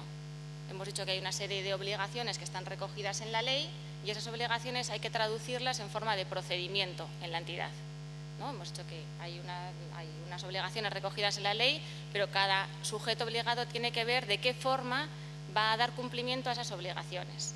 Eso define una serie de procedimientos que se recogen en un manual de procedimientos de control interno. Otra de las obligaciones es aplicar medidas de diligencia debida. Eso significa que hay que conocer bien a los clientes. Todo esto viene orientado a que solamente conociendo bien a los clientes vamos a ser capaces de detectar operaciones sospechosas de los clientes, ¿no? Como comentábamos en la ponencia anterior, al final en el turno de preguntas, pues muchas veces pues, me trae mucho dinero en efectivo. Bueno, pues, pero es una empresa que realmente está cobrando dinero en efectivo porque tiene pues, una tienda a pie de calle. O mi cliente es un, no sé, pues un médico que cobra una nómina y no debería cobrar dinero en efectivo porque solamente trabaja en un hospital, ¿no? Entonces, esa obligación de conocer al cliente, aplicar medidas de diligencia debida es un pilar básico para poder detectar operaciones sospechosas. Y aplicar medidas de diligencia debida implica obtener datos de los clientes y obtener documentos de los clientes. Datos tienen que ser relativos, pues bueno, obviamente pues, a quién es ese cliente, nombre, apellido, razón social. En el caso de que sea una empresa, pues quiénes son los apoderados, quiénes son los administradores y a qué se dedica. Pero es que además hay que tener documentación que soporte todo eso. Si el cliente es una persona física, pues tendré que tener pues, un DNI, una fotocopia del DNI. Si es una persona jurídica, tengo que tener pues, las escrituras de constitución, de los poderes, el DNI de los apoderados. Tengo que saber quiénes son los titulares reales y tendré que pedirle un acta de titularidad real. Tengo que saber a qué se dedica y depende del riesgo que entraña ese cliente, pues igual también le tengo que pedir pues, una nómina o, bueno, en nuestro caso es más fácil. Tengo que pedirle unas cuentas anuales. Todo ello para, efectivamente, bueno, pues soportar todo eso que el cliente dice que es y dice que se dedica, ¿no? Y además tengo que conservar toda esa documentación durante 10 años desde que finaliza la relación de negocio con el cliente. ¿Vale? Es importante. Otra de las obligaciones, un poco también al hilo de lo que comentábamos al final de la ponencia anterior, es la obligación de detectar, analizar y comunicar operaciones sospechosas. ¿Vale? Si un cliente propone o yo sé algo del cliente que me lleva a deducir que hay un indicio de blanqueo de capitales, esta normativa me está obligando a que se lo comunique al SEPLAC. ¿Vale? No solamente cuando sé que el cliente realmente ha realizado un acto delictivo, en este caso que puede ser el delito fiscal, sino solamente la mera tentativa. Llevado al extremo, si el cliente propone hacer algo que es delictivo, eso también habría que comunicárselo al SEPLAC como operación sospechosa. Y otra de las obligaciones es dar formación. Bueno, hay un representante y un gerente en la empresa que define cuáles son los procedimientos, pero luego hay que explicárselos al resto de los empleados para que los pongan en práctica. Tenemos aquí un link a la memoria del SEPLAC, para que se hagan una idea, bueno, de las inspecciones que ha hecho el SEPLAC. Como ven, aquí están enumerados todos los tipos de sujetos obligados que hay el número de inspecciones que ha habido en el año 2017 ha sido de 61, ¿no? Con lo cual podemos ver que es un número relativamente muy bajo comparado con el total de sujetos obligados que están registrados en el SEPLAC. Y en concreto, de asesores fiscales, tenemos aquí, pues solamente ha habido una inspección a un asesor fiscal en el año 2017 y hubo otra en el año 2016. No se sabe quién es eso. No, ellos solamente publican los datos de actividad, cifras, pero obviamente no dan ningún dato de quiénes son esos sujetos que están siendo supervisados. Y también para que se hagan una idea del número de operaciones sospechosas que se comunican, porque seguro que están pensando, oye, ¿cómo voy a comunicar yo algo de mi cliente? Si es que realmente yo vivo de él, o sea, ¿cómo le voy a delatar yo ante las autoridades? Bueno, pues también vemos aquí que esto es el número total de comunicaciones que han realizado los sujetos obligados al SEPLAC. De estas categorías, aquí no están puestos los bancos que están en otra tabla, están puestos solamente, bueno, los sujetos obligados que no son entidades financieras. Si vamos a la fila de los asesores fiscales, que está aquí, vemos que en el año 2017 un total de 9 asesores fiscales, auditores o contables comunicaron un total de 9 operaciones, o sea, cada uno de ellos comunicó una. Y el año anterior, curiosamente, hubo más. Hubo un total de 17 sujetos obligados de esa categoría que comunicaron un total de 18 operaciones. Estarán pensando seguramente que, claro, muy bajo, porque seguro que muchos de ustedes pues tienen algún cliente que en algún momento pues le ha propuesto alguna operación pues que ustedes no han visto que fuera muy ilegal o que entraba dentro de eso que podemos considerar un delito fiscal.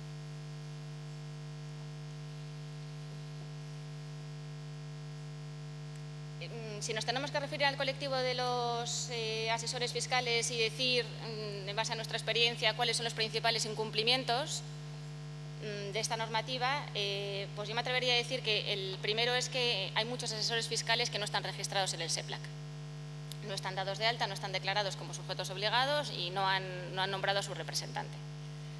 De los que sí saben que son sujetos obligados y se han registrado como tal en el SEPLAC, hay muchos que no han elaborado los procedimientos de control interno y hay muchos que, si bien sí solicitan los documentos porque los necesitan para realizar la propia actividad de los clientes, no los conservan. Y hemos dicho que hay una obligación de conservar los documentos durante 10 años desde que finaliza la relación de negocio. Y, como acabamos de ver ahora de forma indirecta, pues hay muchos que, aun conociendo que los clientes realizan operaciones sospechosas, que podrían ser actividades delictivas, no las están comunicando al SEPLAC.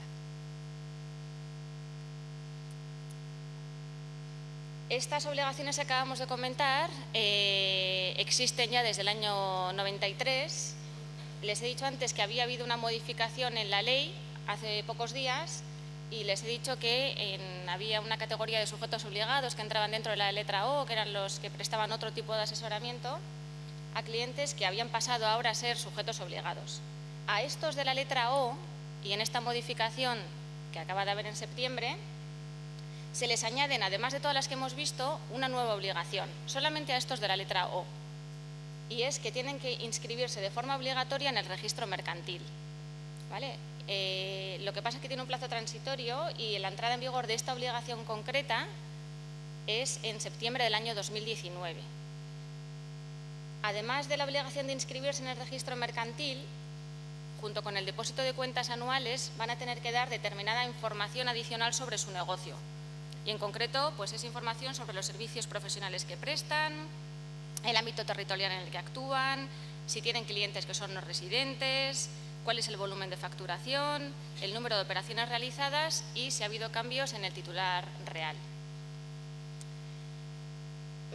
Esta obligación está así en la redacción actual de la ley, pero desde la Subdelegación de Prevención de Blanqueo de Capitales del Colegio General de la Abogacía, están estudiando este texto porque consideran que que es difícil de interpretar por lo que recogía, ponía en la redacción anterior, lo de que tienen que actuar por cuenta de terceros. Y la interpretación es que queda la duda si todo asesor externo que va a ser sujeto obligado por la letra O si solamente aquellos que presten una asesoría externa por cuenta de terceros, entendido como si fueran un intermediario, un fiduciario. Entonces, de momento, desde el Colegio de Abogados, que ya sé que este no es el foro, pero igual hay alguna persona aquí a la que le puede afectar, están diciendo que de momento, como hasta dentro de un año no entra en vigor esta obligación, ellos van a presentar enmiendas y bueno, están tranquilizando al colectivo diciendo que, bueno, de momento, como queda un año para tener que inscribirse en el registro mercantil, vamos a esperar y vamos a ver cómo queda el texto definitivo, si se aceptan las enmiendas.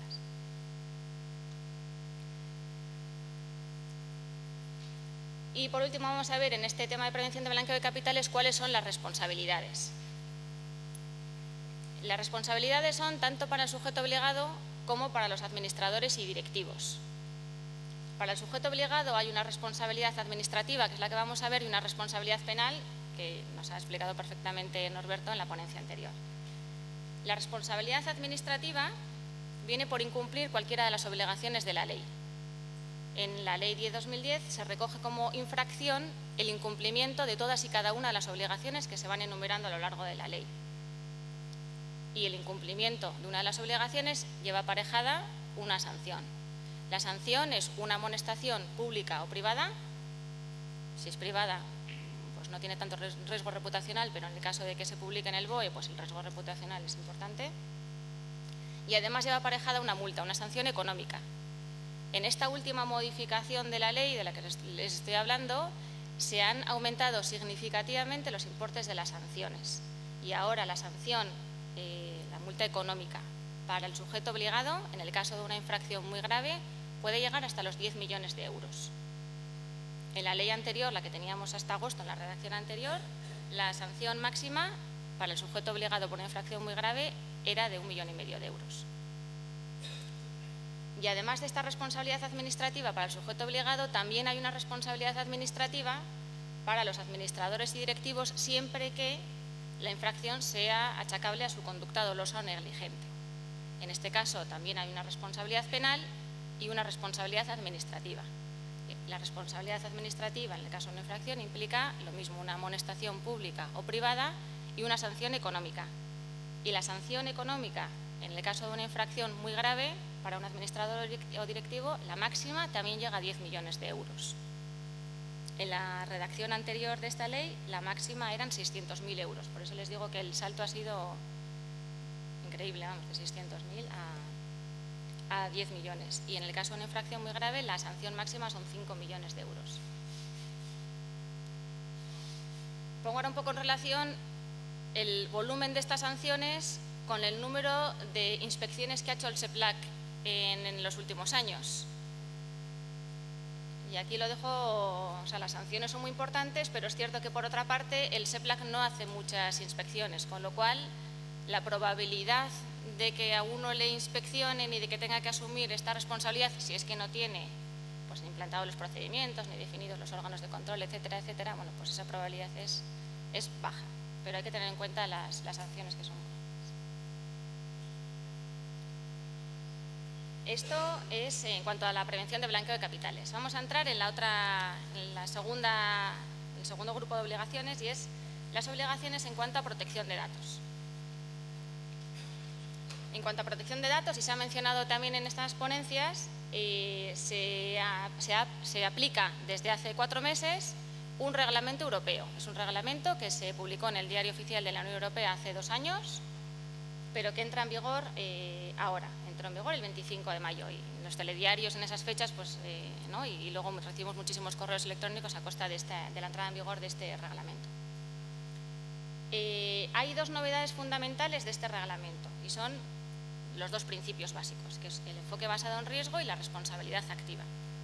El enfoque basado en riesgo implica que cada entidad tiene que analizar cuál es el riesgo que supone el tratamiento de datos que hace para los derechos y libertades de las personas físicas.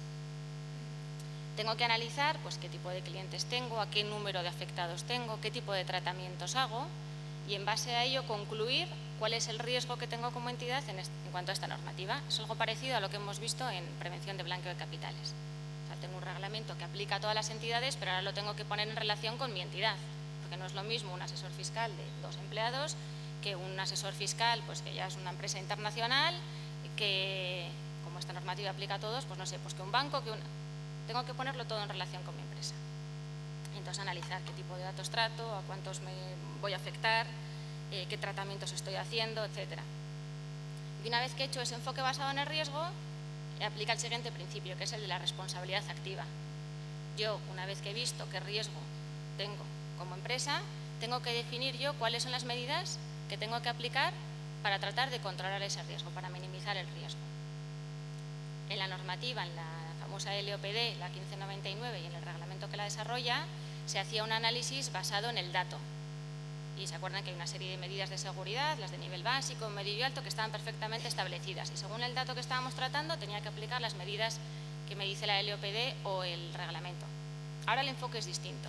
Ahora no se establecen unas medidas. La norma no dice, pues para estas entidades este tipo de medidas, o las que traten con este tipo de datos estas medidas. No. Uno tiene que hacer ese análisis previo del riesgo y en función de ello decidir cuáles son las medidas que tengo que aplicar para tratar de minimizar el riesgo. Esto parece como muy teórico, muy filosófico, y la Agencia Española de Protección de Datos pues nos ha hecho un favor, porque ha puesto a disposición de todo el público una herramienta que sirve para aquellas empresas que tienen un riesgo reducido.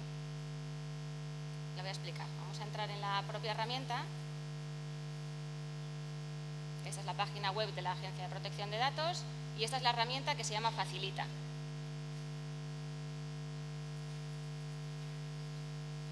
Si pinchamos, hay que meter ahora un código de seguridad.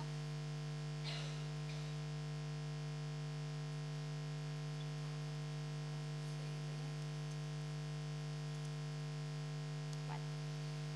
Y entonces ahora nos va a guiar y nos va a hacer una serie de preguntas. Las preguntas están orientadas a ver si soy de esas empresas que tienen mucho riesgo en cuanto al tratamiento de datos o si soy de las de poco riesgo. Porque si soy de las de poco riesgo, seguramente muchos de ustedes estarán en esas, me va a facilitar un montón de modelos, de cláusulas, me va a decir cuáles son las medidas de seguridad mínima que tengo que implementar, con lo cual digo que es una herramienta gratuita de acceso a todos y que nos va a facilitar mucho el poder adaptarnos a este reglamento.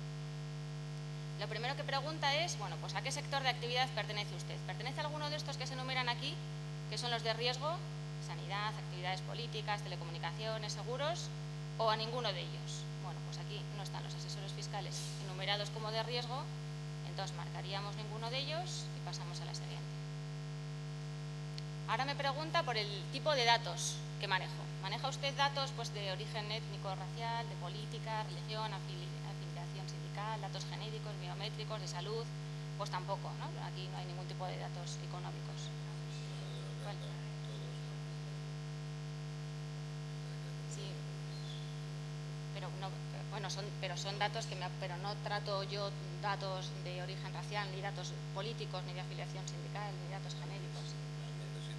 La invalidez.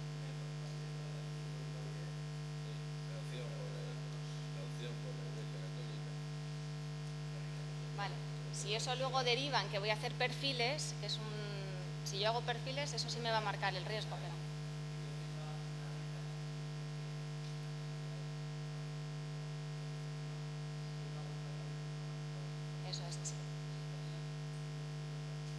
eso es un dato que es necesario para poder realizar el trabajo. No es que yo tenga ese dato para luego hacer perfiles, nada.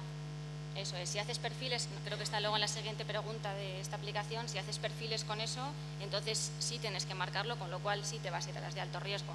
Pero si solamente obtienes ese dato porque es necesario para prestar ese servicio, entonces no vas a hacer un tratamiento masivo de esos datos. Con lo cual le marcas que también ninguno de esos anteriores. Nada, solo son 3 preguntas, ¿eh? Y luego, ¿qué tipo de tratamientos? ¿Ves? Entonces, el primero es el de analizar perfiles. Pues si con esos datos hiciéramos perfiles, entonces sí tendríamos que marcarlo, con lo cual ya nos derivaría como que somos de alto riesgo, pero esos datos son necesarios para prestarle servicio, con lo cual si no hacemos perfiles, ni vamos a hacer publicidad utilizando esos datos, ni vamos a subirlo a redes, etcétera, ni tenemos un historial clínico, también le marcaríamos ninguna de las anteriores. Y entonces me sale aquí, bueno, pues ha respondido de forma negativa a todas las cuestiones anteriores, por lo tanto se puede entender que los tratamientos que realiza su entidad a priori entrañan un riesgo, un escaso nivel de riesgo para los derechos y libertades de los interesados y por lo tanto se encontraría en disposición de utilizar el siguiente programa. Vale. Si ustedes siguen, ahora ya tienen que meter datos concretos de su empresa. Ahora no vamos a meterlo, si les están interesados meterían aquí los datos de su empresa, continúan y ahora sí que les va a salir mucha información que les digo que es muy útil porque son las cláusulas básicas, modelos de contrato muy básicos que seguro que pueden utilizar en los contratos con sus clientes, pues con la gestoría a la que le van a delegar pues no sé, pues la gestión de las nóminas, por ejemplo. ¿Vale? Entonces, ese es el análisis de riesgo. No hace falta hacer modelos súper complejos si estamos pensando que somos de riesgo bajo, porque los tratamientos que hacemos son de riesgo bajo. Y en función de esos riesgos hemos dicho que hay que adoptar una serie de medidas. ¿Vale? Ahora vamos a ver cuáles son las medidas mínimas que hay que implantar. Vamos a hablar de lo mínimo. Y esto, pues me imagino que muchos de ustedes ya lo tendrán. O sea, que no es que lo establezca el nuevo reglamento, sino que ya venían en la Ley de Protección de Datos. Las medidas, insisto, es que son las mínimas para un riesgo básico. Pues son, pues cuando uno se levanta del trabajo, pues tiene que bloquear la pantalla. Hay que almacenar tanto el papel como los soportes electrónicos en un lugar seguro. Hay que destruir tanto el papel como los soportes electrónicos que tengan datos personales. No se pueden comunicar datos personales a terceros. Hay que informar a los interesados de los derechos que tienen, los famosos derechos ARCO, que ahora hay alguno más. Hay que tener perfiles de administración que sean distintos de perfiles que no tengan privilegios. Hay que poner contraseñas en los sistemas electrónicos y la contraseña tiene que tener al menos 8 caracteres, mezcla de números y de letras. Hay que hacer las actualizaciones que corresponden en los ordenadores. Hay que disponer de antivirus. Hay que tener cortafuegos o el firewall activado para aquellos ordenadores que tengan datos personales. Hay que proceder al cifrado de datos cuando se vayan a extraer, cuando se mandan por correo electrónico o cuando se extraen pues, en forma de un pendrive, por ejemplo. Y hay que hacer periódicamente copias de seguridad y las copias hay que guardarlas en un lugar seguro que tiene que estar separado pues, del lugar donde se encuentran los ficheros originales. Bueno, estas son unas medidas mínimas que toda entidad tiene que tener.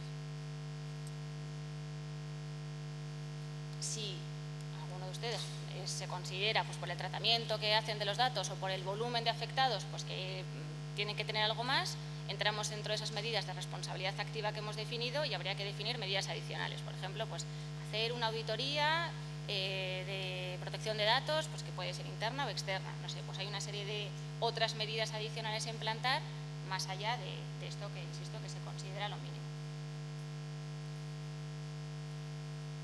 Vale. Además de estas medidas mínimas, quería mostrar aquí también una serie de obligaciones que son fundamentales para el cumplimiento de esta normativa y de este nuevo reglamento de protección de datos. Una es entender bien esa responsabilidad frente a los afectados, ¿no? En su caso, los afectados serían los clientes a los que les están prestando servicio y los empleados que tengan en sus empresas.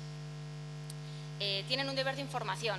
Hay que informarles tanto a los empleados como a los clientes pues, de los derechos que les asisten, lo comentábamos antes, ¿no? De cuáles son el contenido mínimo que tienen que tener esos contratos. Hay que dar más información y más transparencia en esa información. Más información, lo comentaban los compañeros de AON, ¿no? Tiene que quedar bien recogido una serie de información mínima en los contratos, por ejemplo, pues para luego no tener problemas con la póliza. Entonces, más información que se añade a lo que ya existía, pues hay que informar sobre la base jurídica del tratamiento, si se realizan transferencias internacionales de datos, hay que dar datos sobre el DPD, sobre el Delegado de Protección de Datos, en el caso de que sea obligatorio. Y hay que informar también sobre si con los datos que se están tratando se van a hacer perfiles. Y más transparencia, pues dice la norma que la información tiene que proporcionarse de forma concisa, transparente, inteligible y de fácil acceso con un lenguaje claro y sencillo. Entre esta documentación que les comentaba que le proporciona la agencia, tienen un modelo de contrato, un modelo de cláusula, mejor dicho, la cláusula de protección de datos que hay que recoger con los clientes. ¿Vale? Bueno, pues uno puede leerse la norma y redactarla, pero es una cláusula que propone la agencia directamente, una cláusula sencilla.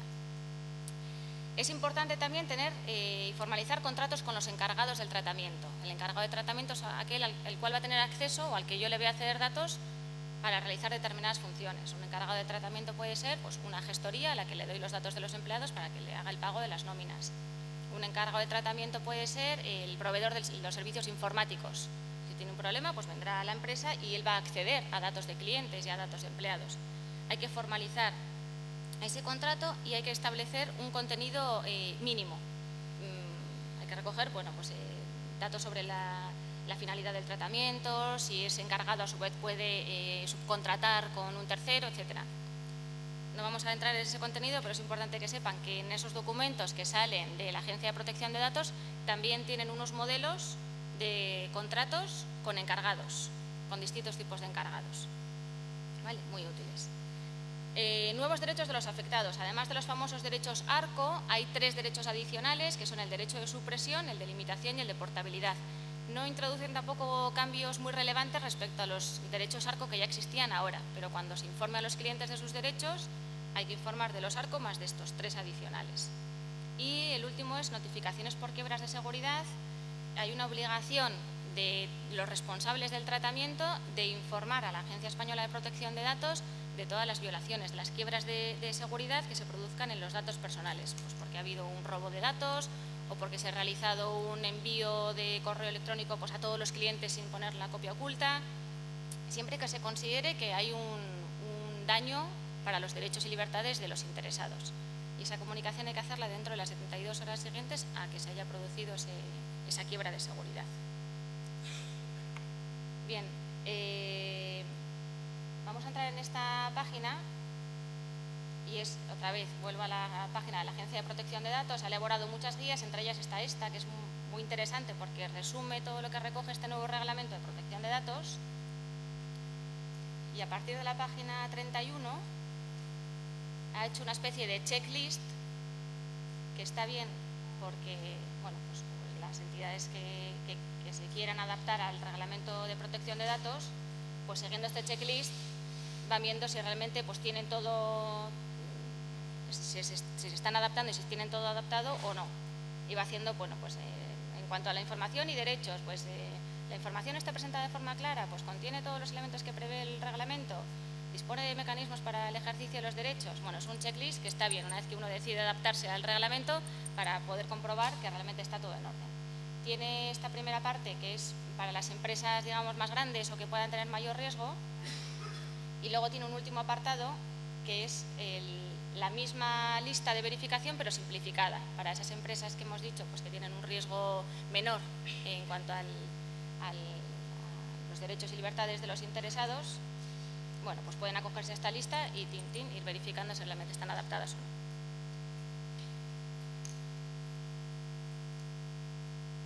Vale, hasta aquí el tema de protección de datos. He intentado, bueno, que fuera práctico. Ya ven que, bueno, pues no hace falta tampoco ni gastarse mucho dinero, hay que tener un poquito de tiempo, eso sí, como decíamos al principio, pero es cierto que la agencia proporciona, en este caso, pues mucha información útil. Y el último punto es el relacionado con los temas de cumplimiento normativo, ¿no? Obviamente, después de la exposición que ha hecho Norberto, no voy a entrar y ¿no? Sería una osadía por mi parte empezar a explicar algo de este tema, pero sí es cierto y he apuntado unas palabras que él ha dicho él, porque yo aquí me quiero centrar en los modelos de responsabilidad penal, ¿no? Y él ha dicho, no es obligatorio, corrígeme si me equivoco, tener un modelo de responsabilidad penal, pero sería un error no tener un programa de cumplimiento. Porque realmente el tener un programa que sea un programa supervisado, que lo puesto en conocimiento de los empleados, exime de responsabilidad penal. Entonces, intentando que fuera también práctica esta exposición, yo lo que les quería presentar es, bueno, pues un ejemplo de lo que puede ser un modelo de prevención de riesgos penales. Hay muchísimos, tantos como nos queramos inventar. Este es, bueno, pues uno de ellos, que recoge cuáles son los elementos básicos de lo que tiene que tener un programa. Lo que tiene que tener un programa, bueno, aparte de definir los procedimientos y definir en la organización quiénes son los responsables en esta materia, lo que primero que podríamos hacer es analizar cuáles son, de todos los delitos que puede cometer una persona jurídica, cuáles son aquellos que podrían darse en mi entidad. ¿Vale? Y hacer un análisis de la probabilidad de ocurrencia. O sea, pues de todos los delitos que puede cometer una persona jurídica, cuáles se pueden dar en mi organización y de ellos con qué probabilidad se pueden dar. Bueno, pues este es un ejemplo. Por ejemplo, pues en esta empresa en concreto, pues tráfico de órganos, pues probabilidad 0, prostitución 0, pero descubrimiento de secretos, pues aquí en esta empresa lo valoramos del 0 al 5 pues como probable, porque sin tener en cuenta los controles implantados, a priori es un delito que puede cometerse en esta empresa. Esto se hace por un análisis por las distintas actividades, porque hay determinados delitos que pueden cometerse en unos departamentos y no en otros y al revés. Entonces hay que hacer un análisis por cada una de las actividades, por cada uno de los departamentos y ver los distintos delitos, y luego hay que hacer ya un análisis agregado para la entidad. Una vez que se hace el análisis agregado por la entidad, se define cuál es el riesgo inherente, el riesgo previo sin tener en cuenta los controles que existen de cada uno de esos delitos. Y lo siguiente que hay que hacer es analizar cuáles son los controles que existen.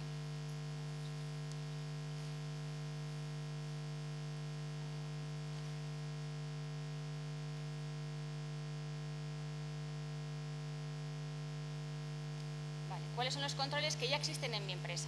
Bueno, pues existen, tengo unos principios, tengo unos procedimientos, tengo, no sé, ya tengo un canal de denuncias, tengo la doble firma, no sé, pues yo tengo una serie de controles y esos controles hacen que ese riesgo que he definido, abstracto, inherente, previo, se minimice con esos controles que existen. Y eso lo que me da lugar es a un riesgo residual. Bueno, pues ese riesgo que a priori era muy probable y lo había catalogado yo como riesgo 4, como ya tengo muchos controles definidos, pues he bajado ese riesgo y entonces mi riesgo residual es mucho más bajo. Aún así, después de hacer este análisis, puede ocurrir que hay algunos riesgos que todavía estén sin controlar. No tengo yo definido los controles y me quedan todavía como riesgos que son probables. ¿Vale? Entonces hago un mapa de riesgos para hacerme la idea y digo, ahí va, pues mira, en este análisis que yo he hecho tengo estos riesgos que están aquí abajo que son poco probables y que además tengo los controles que yo tengo implantados ya funcionan bien, pero me están quedando estos otros riesgos que no los tengo controlados y que además son muy probables, es probable que ocurran en mi empresa. Entonces lo que tengo que hacer es definir unos controles adicionales para tratar de minimizar esos riesgos.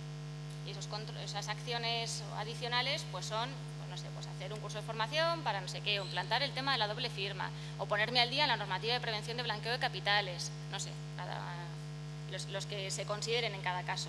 De forma que el objetivo es ese, que todos esos riesgos que sigan quedando como de riesgo alto, pues con la implantación de esos nuevos controles los vaya reduciendo hasta que los tenga yo en un nivel aceptable.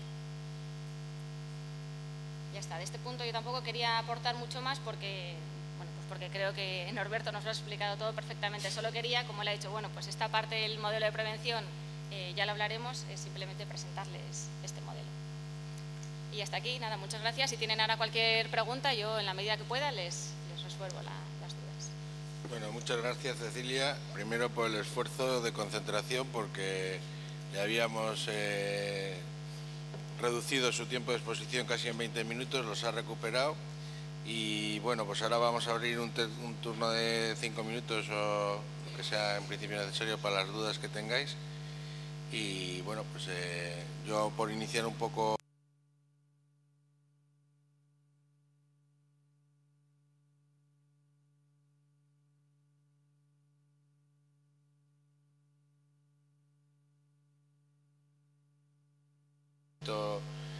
potestativo, es decir, que no te obligan a ello, es para garantizar la reducción de tu riesgo penal, ¿no? Y la desviación, la delimitación de ese riesgo. La normativa de la Ley Orgánica de Protección de Datos es de cumplimiento obligatorio, directo y además no vale decir, no, es que las nóminas me las llevan estas otras personas y tal, que son encargados de tratamiento, el riesgo es mío, no del que cedo, ¿no? La responsabilidad es del responsable y el encargado tendrá su propia responsabilidad, pero no porque él tenga su responsabilidad, eso no me quita la mía. Claro. Entonces, tanto la normativa en este caso de prevención de blanqueo como la de protección de datos son de cumplimiento obligatorio con las sanciones que hemos comentado.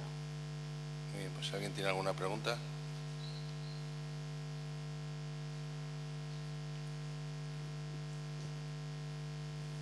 Ya disparo yo primero, venga. Vamos a ver, pregunta recurrente que he hecho varias veces. Entonces, en estos tiempos en los que ya está tan de moda el cloud computing, o sea, lo que es el sistema de gestión en la nube, que probablemente nuestros programas de gestión de datos de nuestros clientes ya los tengamos externalizados en un tercero. Sí que es cierto que existe un contrato marco de prestación de servicios entre el proveedor de software y nosotros, que sí que es cierto también que ellos asumen pocas responsabilidades en ese, al final acaban redactándolo de tal manera todo que en casi ningún caso ellos tienen responsabilidad de si les atacan a ellos los datos. ¿Qué deberíamos hacer nosotros? Porque, claro, al final a mí mi cliente me va a demandar porque un tercero al que yo, sin decirle nada a él, bueno, sin pedirle permiso igual, he dejado los datos en un servidor tercero. ¿Qué cautela tendría que tener yo para con mi cliente? Y si existe la posibilidad de derivación de responsabilidades. Es decir, si mi cliente me demanda, probablemente frente a él yo tenga que atender porque ha sido voluntad mía el externalizar el servicio, pero si yo luego de alguna manera puedo derivar esa responsabilidad, más allá de que el contrato se recoja o no. No sé si se me entiende un poco la pregunta, porque supongo que será un supuesto en el que estamos muchos de nosotros ya con el tema de software con terceros. Es que es un poco lo que estábamos hablando, ¿no? La responsabilidad, en este caso, es del responsable. En la norma anterior, bueno, la norma anterior no es la actual también, porque la LOPD no sigue estando vigente, pero en la LOPD se centraba más en la responsabilidad solo del responsable, no tanto en la del encargado. Pero en este reglamento nuevo se habla también de responsabilidad del encargado, pero no porque se reduzca la del responsable. De forma que lo que tienes que hacer como entidad es cumplir con todo y luego poder demostrar que realmente estabas cumpliendo con todo y que aún así pues ha sido una culpa de ese tercero encargado. Pero claro, si uno mismo no cumple, difícilmente podrá derivar la responsabilidad al tercero.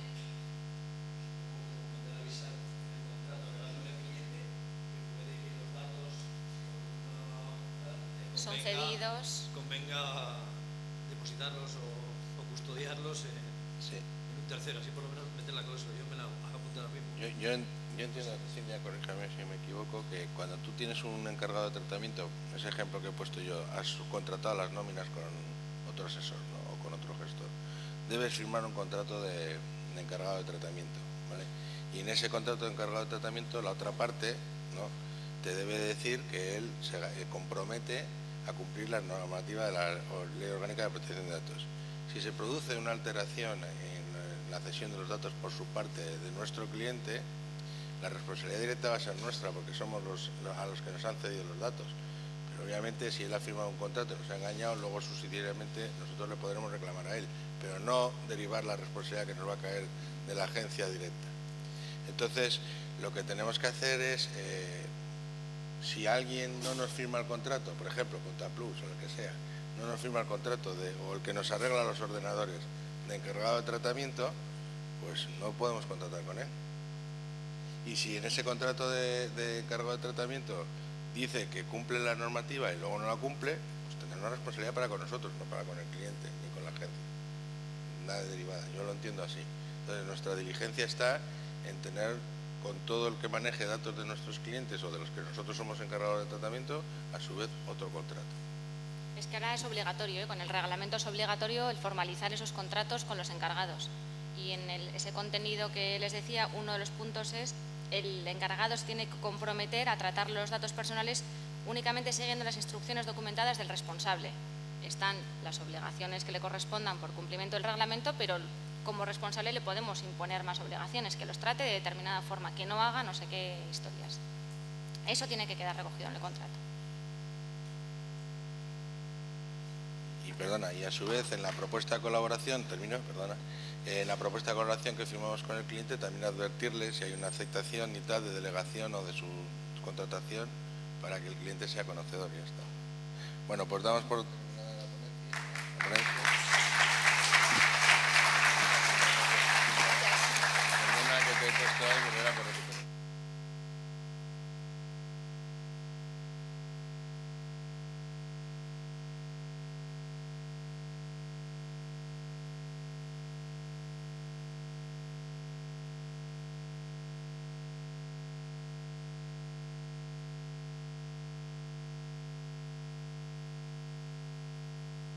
Bueno,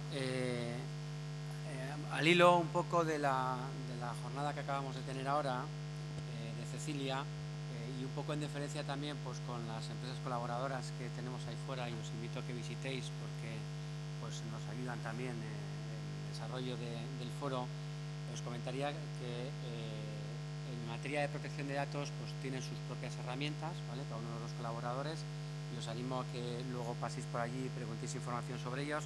Concretamente con Meralia tiene la aplicación de MaWeb que permite la comunicación cliente-asesor, pues garantizando un poco la autenticidad en la relación y que cumple la normativa en materia de protección de datos. Y los colaboradores de Binary y Euskadato, que comercializan las plataformas de A3, pues también tienen su herramienta en materia de protección de datos. De hecho, estas dos empresas sortean una licencia, cada una de ellas, de un software que pues permite un poco hacer el análisis a nuestros clientes para ayudarles en la puesta en marcha de una solución en materia de protección de datos, y también una herramienta que se llama CompliLaw para pues identificar los riesgos en materia de compras, ¿no? Entonces, un poco también por referencia, os animaría a que luego visitéis los stands y aquellos que les pueda interesar pues se interesen por las herramientas, y los que no pues vayan al sorteo si les resulta de interés, ¿vale? Sorteo que no será hoy, ¿vale? Se realizará otro día, ¿no? La siguiente jornada y la jornada de cierre, no sé si recordáis el año pasado que traemos al Mago More, ¿vale? Venía muy al hilo. Este año igual por la temática pues traer un mago pues no era, igual hubiera sido también una buena solución, pero hemos querido contar con Oriol López Villena, que bueno, pues él también es asesor, proviene de nuestro sector, bueno, pues hace crecer y prosperar los negocios de sus clientes según nos indica, definiendo unas estrategias y una orientación hacia la acción de la mejora continua. Tiene una visión de nuestro sector interesante que va a compartir con nosotros, y sobre todo que en línea un poco con el hilo conductor de la jornada nos ayude también a conocer mejor, identificar el cliente, y con eso no solo obtener mejores y mayores resultados de él, incluso nuevos clientes, sino también perfilar si es un cliente del que podemos esperar un mayor riesgo o menor riesgo que de otros clientes, ¿vale? Es autor de varios libros: El empresario proactivo, Un despacho con estrategia y Creando una empresa de éxito. Y bueno, pues es uno de los asesores más inspiradores del mundo, según The World Most Inspiring Accountant. Trabaja con empresas según el que quieren pensar, que quieren actuar, definiendo una estrategia clara. Y bueno, pues te pediríamos, Oriol, que nos ayudes a entender esa visión de modelo de negocio de la que hablas en tus libros, y también, siguiendo el hilo conductor, como decía antes, a conocer mejor a nuestros clientes. ¿Se me oye o no? ¿Sí? Vale. Bueno, muchas gracias. Es que ricasco, o de Egunon. Es lo único que sé decir, lo siento, no llego más allá. De hecho, cuando hablábamos de esta ponencia o esta conferencia, me preguntaba Miguel Ángel cómo lo íbamos a tratar, ¿no? Y estuvimos hablando incluso ayer, ¿no? Discutiendo a ver qué cosas podíamos añadir, dónde podíamos incidir. Y cuando puso el título, porque lo puso, me parece que lo pusieron ellos, la verdad es que me parece muy acertado, porque pensé, esto es lo que me decían mis padres de las malas compañías, ¿no? Y cuando he oído a Norberto hablar de según qué clientes, ya mejor no trabajar para ellos, no hacer según qué, he pensado, es que es así, es que es con según quién no te juntarías, ¿no? Y el problema que hay muchas veces es que nuestra no sé, capacidad o nuestra vocación de servicio al cliente nos impide decir que no a alguien que se presenta por la puerta. Simplemente alguien se presenta por la puerta, está dispuesto a pagar nuestros honorarios, entonces nosotros cogemos y decimos, pues de acuerdo, si pagas, estás dentro. Lo cual es un poco extraño, porque claro, al final, si te das cuenta, si alguien apareciera por tu puerta, por la puerta de casa, y te pidiera entrar, y te pidiera ayuda, alguien que viene de la calle, no lo conoces de nada, en tu casa no lo dejarías entrar así como así. Harías alguna pregunta, ¿no? Y si además lo dejas entrar en la familia, no sé si os acordáis de la película esta del padre de la novia. ¿Os acordáis? Con Robert De Niro. Es decir, Robert De Niro, es que me parece que estaba en la CIA y tal, entonces Robert De Niro incluso hace un estudio detrás, es decir, busca información sobre el yerno, ¿no? Por lo tanto, vamos, son preguntas, son saber cosas sobre el cliente. Es más, el cuento infantil de las 7 cabritas y el lobo, que yo he explicado 1000 veces a mis hijos, vamos, es que la madre se lo dice, ¿no? Las cabritas, preguntarle que enseñen la pata, que hable, y si tiene la voz así como la mía, entonces no, porque es el lobo, ¿de acuerdo? Entonces, esto pasa en todos los sitios. Lo que pasa es que nosotros no lo hacemos. Hubo un autor que ganó un premio Nobel de Economía, se llama Daniel Kahneman, sobre economía del comportamiento, ¿no? Que es lo que ahora está de moda. Y este autor hace unos años escribió un libro que se llamaba Pensamiento rápido y pensamiento lento, más o menos. Entonces, básicamente lo que dice es que a veces somos irracionales con la toma de decisiones y que a veces decisiones que deberíamos tomar reflexionando y analizando de manera lo más objetiva posible, las tomamos de manera muy rápida. Aquel que se compra un iPad sin preguntarse si lo necesita o no, ¿de acuerdo? Y en cambio otras veces tomamos decisiones de manera muy lenta, muy analizada, cuando en realidad es una decisión de sota, caballo, rey. Bueno, pues en realidad esto es lo mismo. ¿Por qué no analizamos a nuestros clientes? Por falta de tiempo. Miguel Ángel lo comentaba al principio de la jornada, ¿no? Esto es falta de tiempo, nos falta el tiempo. Pero claro, es muy grave porque nos falta el tiempo para algo que creemos que es importante. Y al final lo que piensa es que el tiempo no se gestiona, se prioriza. Si creemos que esto es importante y todo lo que nos han dicho hoy es importante, ¿por qué no lo priorizamos? ¿Por qué no pasa por delante? ¿Por qué si tenemos todos estos riesgos que nos han explicado, que personalmente a mí alguno me ha dejado asustado? Cuando he visto la letra O, Cecilia, he pensado, este soy yo. Entonces, claro, he pensado, esto ya se ha acabado, ¿no? Suerte que me das hasta el 4 de septiembre, ¿no? De acuerdo, pues entonces esperaremos un tiempo. Pero claro, lo primero que piensas es todo el mundo, ¿no?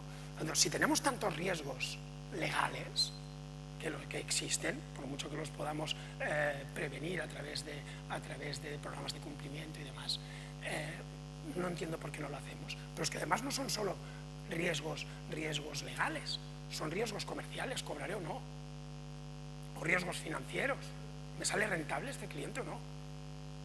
O riesgos operativos, que es disfruto con lo que hago, o cada vez que entra un cliente nuevo en el despacho solo veo caras diciendo, ostras, otro cliente. Yo esto lo he visto en despachos, que cuando les dicen van a entrar 10 clientes nuevos,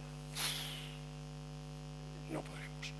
Claro, esto me lleva a pensar que la gestión de riesgos en los despachos va mucho más allá de un tema solo legal, sino que es un tema que en realidad es estratégico. Es decir, es pensar en qué cliente queremos realmente y qué queremos hacer para él. Y claro, cuando pensamos en qué cliente tenemos, qué cliente queremos, qué cliente deseamos y qué queremos hacer para él, es cuando nos planteamos quién es nuestro cliente ideal. A mí me parece increíble que en el mundo empresarial, porque esto no solo pasa en los despachos en el mío pasaba lo mismo. Yo, claro, he sido asesor fiscal durante 20 años y paralelamente hacía de consultor de crecimiento para empresarios y para despachos, ¿no? Y durante 20 años he sido asesor fiscal y es verdad que cuando montó el despacho mi padre, a mi padre decía, entraban por la puerta y ya está, ¿no? O sea, incluso la labor de marketing era poca antes de la crisis, ¿no? Decía, bueno, iban entrando.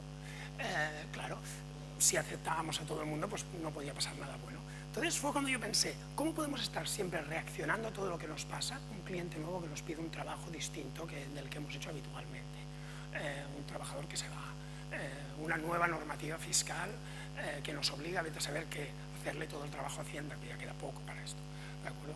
Pues entonces, ¿cómo puede ser que estemos reaccionando a esto y en cambio no estemos pensando antes? O sea, cambiando la jugada y en lugar de empezar desde la táctica y ir jugando y ver qué va a ser del despacho de aquí a un tiempo, bueno, ya veremos cuando tenga tiempo, no, elegir. Y para elegir a un cliente tengo que saber quién es.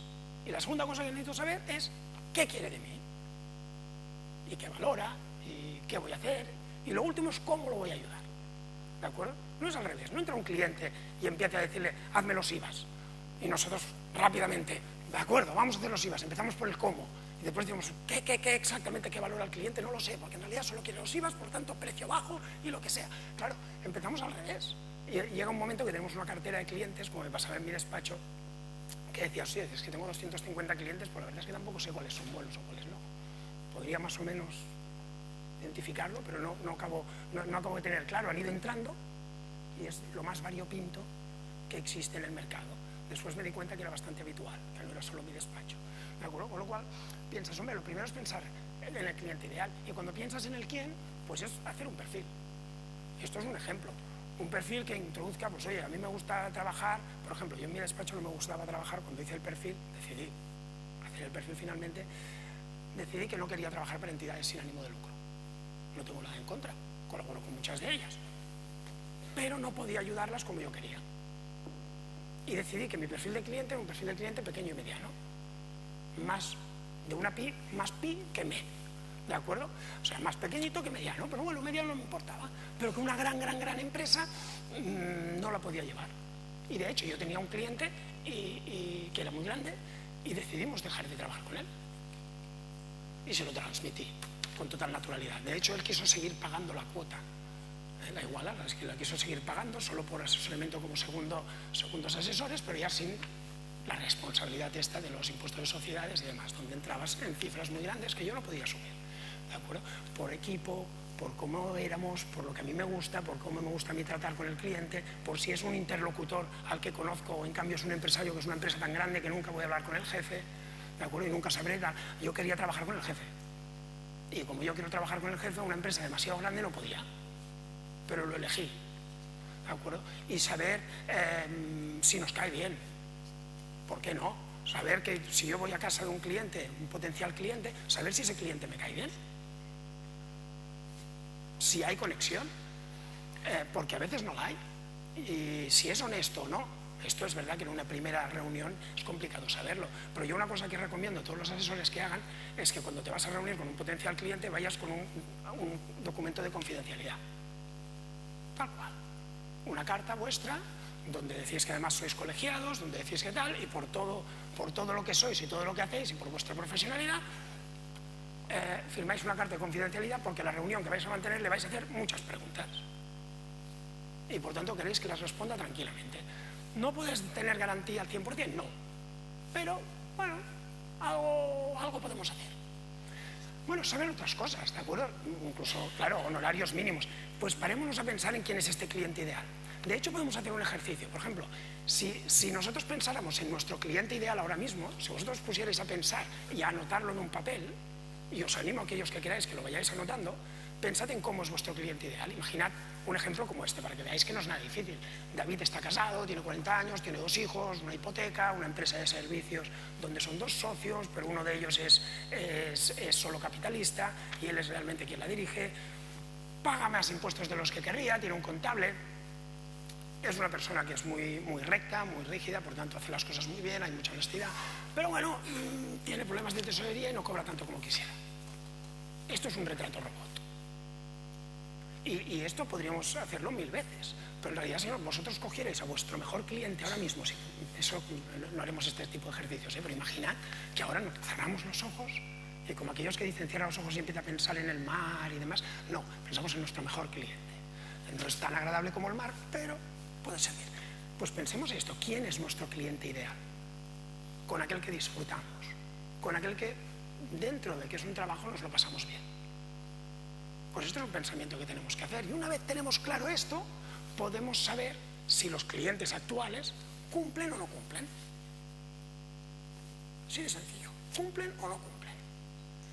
Y lo podéis hacer a través de las mismas preguntas. Pues, oye, sabemos quién es decir, sabemos si el interlocutor, sabemos quién es el interlocutor y quién manda al final, quién tiene la responsabilidad. Antes hablábamos de temas legales, ¿no? Saber quién al final firmará. Yo recuerdo una empresa que también dejamos de trabajar con ella, imaginaos, de momento solo estoy explicando que he ido perdiendo clientes. Pues una empresa que yo trabajé con ella, pero no había manera de conocer a la empresa, al gerente, porque era una filial de una multinacional. El gerente estaba aquí, pero a nosotros nos contrató el director financiero, la directora financiera en este caso. Y no había manera. Iban pasando gerentes, iban cambiando gerentes, que eran apoderados, pero no los conocíamos. Y en un par de años decimos, esto no puede ser. Yo tengo que saber quién manda. No puedo estar sujeto solo a lo que dice la directora financiera, porque además cuando hacía preguntas y tú le decías esta respuesta es, por ejemplo, operaciones vinculadas, ¿no? Precios de transferencia, pues qué precios tenemos que poner y cómo tenemos que hacerlo, y nosotros pues tienes que hacer esto y documentación simplificada y bla bla bla, todas estas cosas. Ya, pero ¿y si no la hago? No, tienes que hacerlo, tal. Entonces ella decidía no decírselo a lo mejor al gerente o no decírselo a Francia. Claro, si no sé quién es, pues para mí es importante. Entonces, podemos preguntarnos otras cosas, si nos motiva, si paga nuestros honorarios sin protestar y como toca, es decir, a nuestra manera, si es por domiciliación o como sea, si sigue nuestros consejos. Claro, un cliente que no va a seguir nunca nuestros consejos o que no los sigue, tiene cierto punto de riesgo. Si es honesto, yo en esto me uno a lo que comentaba Norberto, yo lo siento mucho, pero si tenemos un cliente que sabemos que no es honesto, pues ya no sé si es por un motivo legal o no, si es que no nos interesa trabajar con él. Y ya está. Y legalmente yo estaré más de acuerdo o menos con ciertas normativas y pensaré que está todo demasiado controlado o menos, o demasiado regulado o menos. Pero si alguien no es honesto, no es honesto. Y por lo tanto, tarde o temprano, sufriremos nosotros esa honestidad. A veces estás con un cliente y te das cuenta que no es honesto. No es honesto, no con un tema fiscal. A veces ves que engaña a sus clientes o que engaña a las subcontratas. Ostras, esto me tiene que llevar a pensar que aquí hay un riesgo.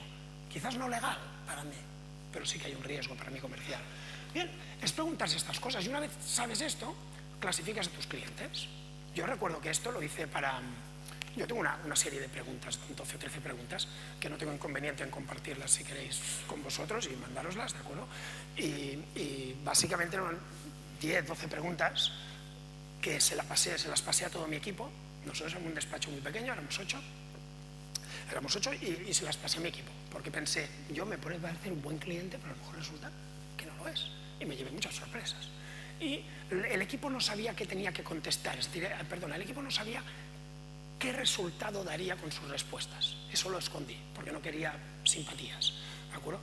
Pero todos respondieron y me di cuenta que había sorpresas, que había clientes que a mí me parecían interesantes, pero que después no lo eran. O al revés, y los clasificamos A, B, C o D, o A, B, C, o buenos y malos, me es igual, cada uno los clasifica como quiere. Si tengo clientes D que son malos, pues los tengo que echar. ¿Por qué? Porque me están, yo siempre digo, me están destrozando la vida. Porque voy allí y no me hacen caso. Porque además cuando me llaman,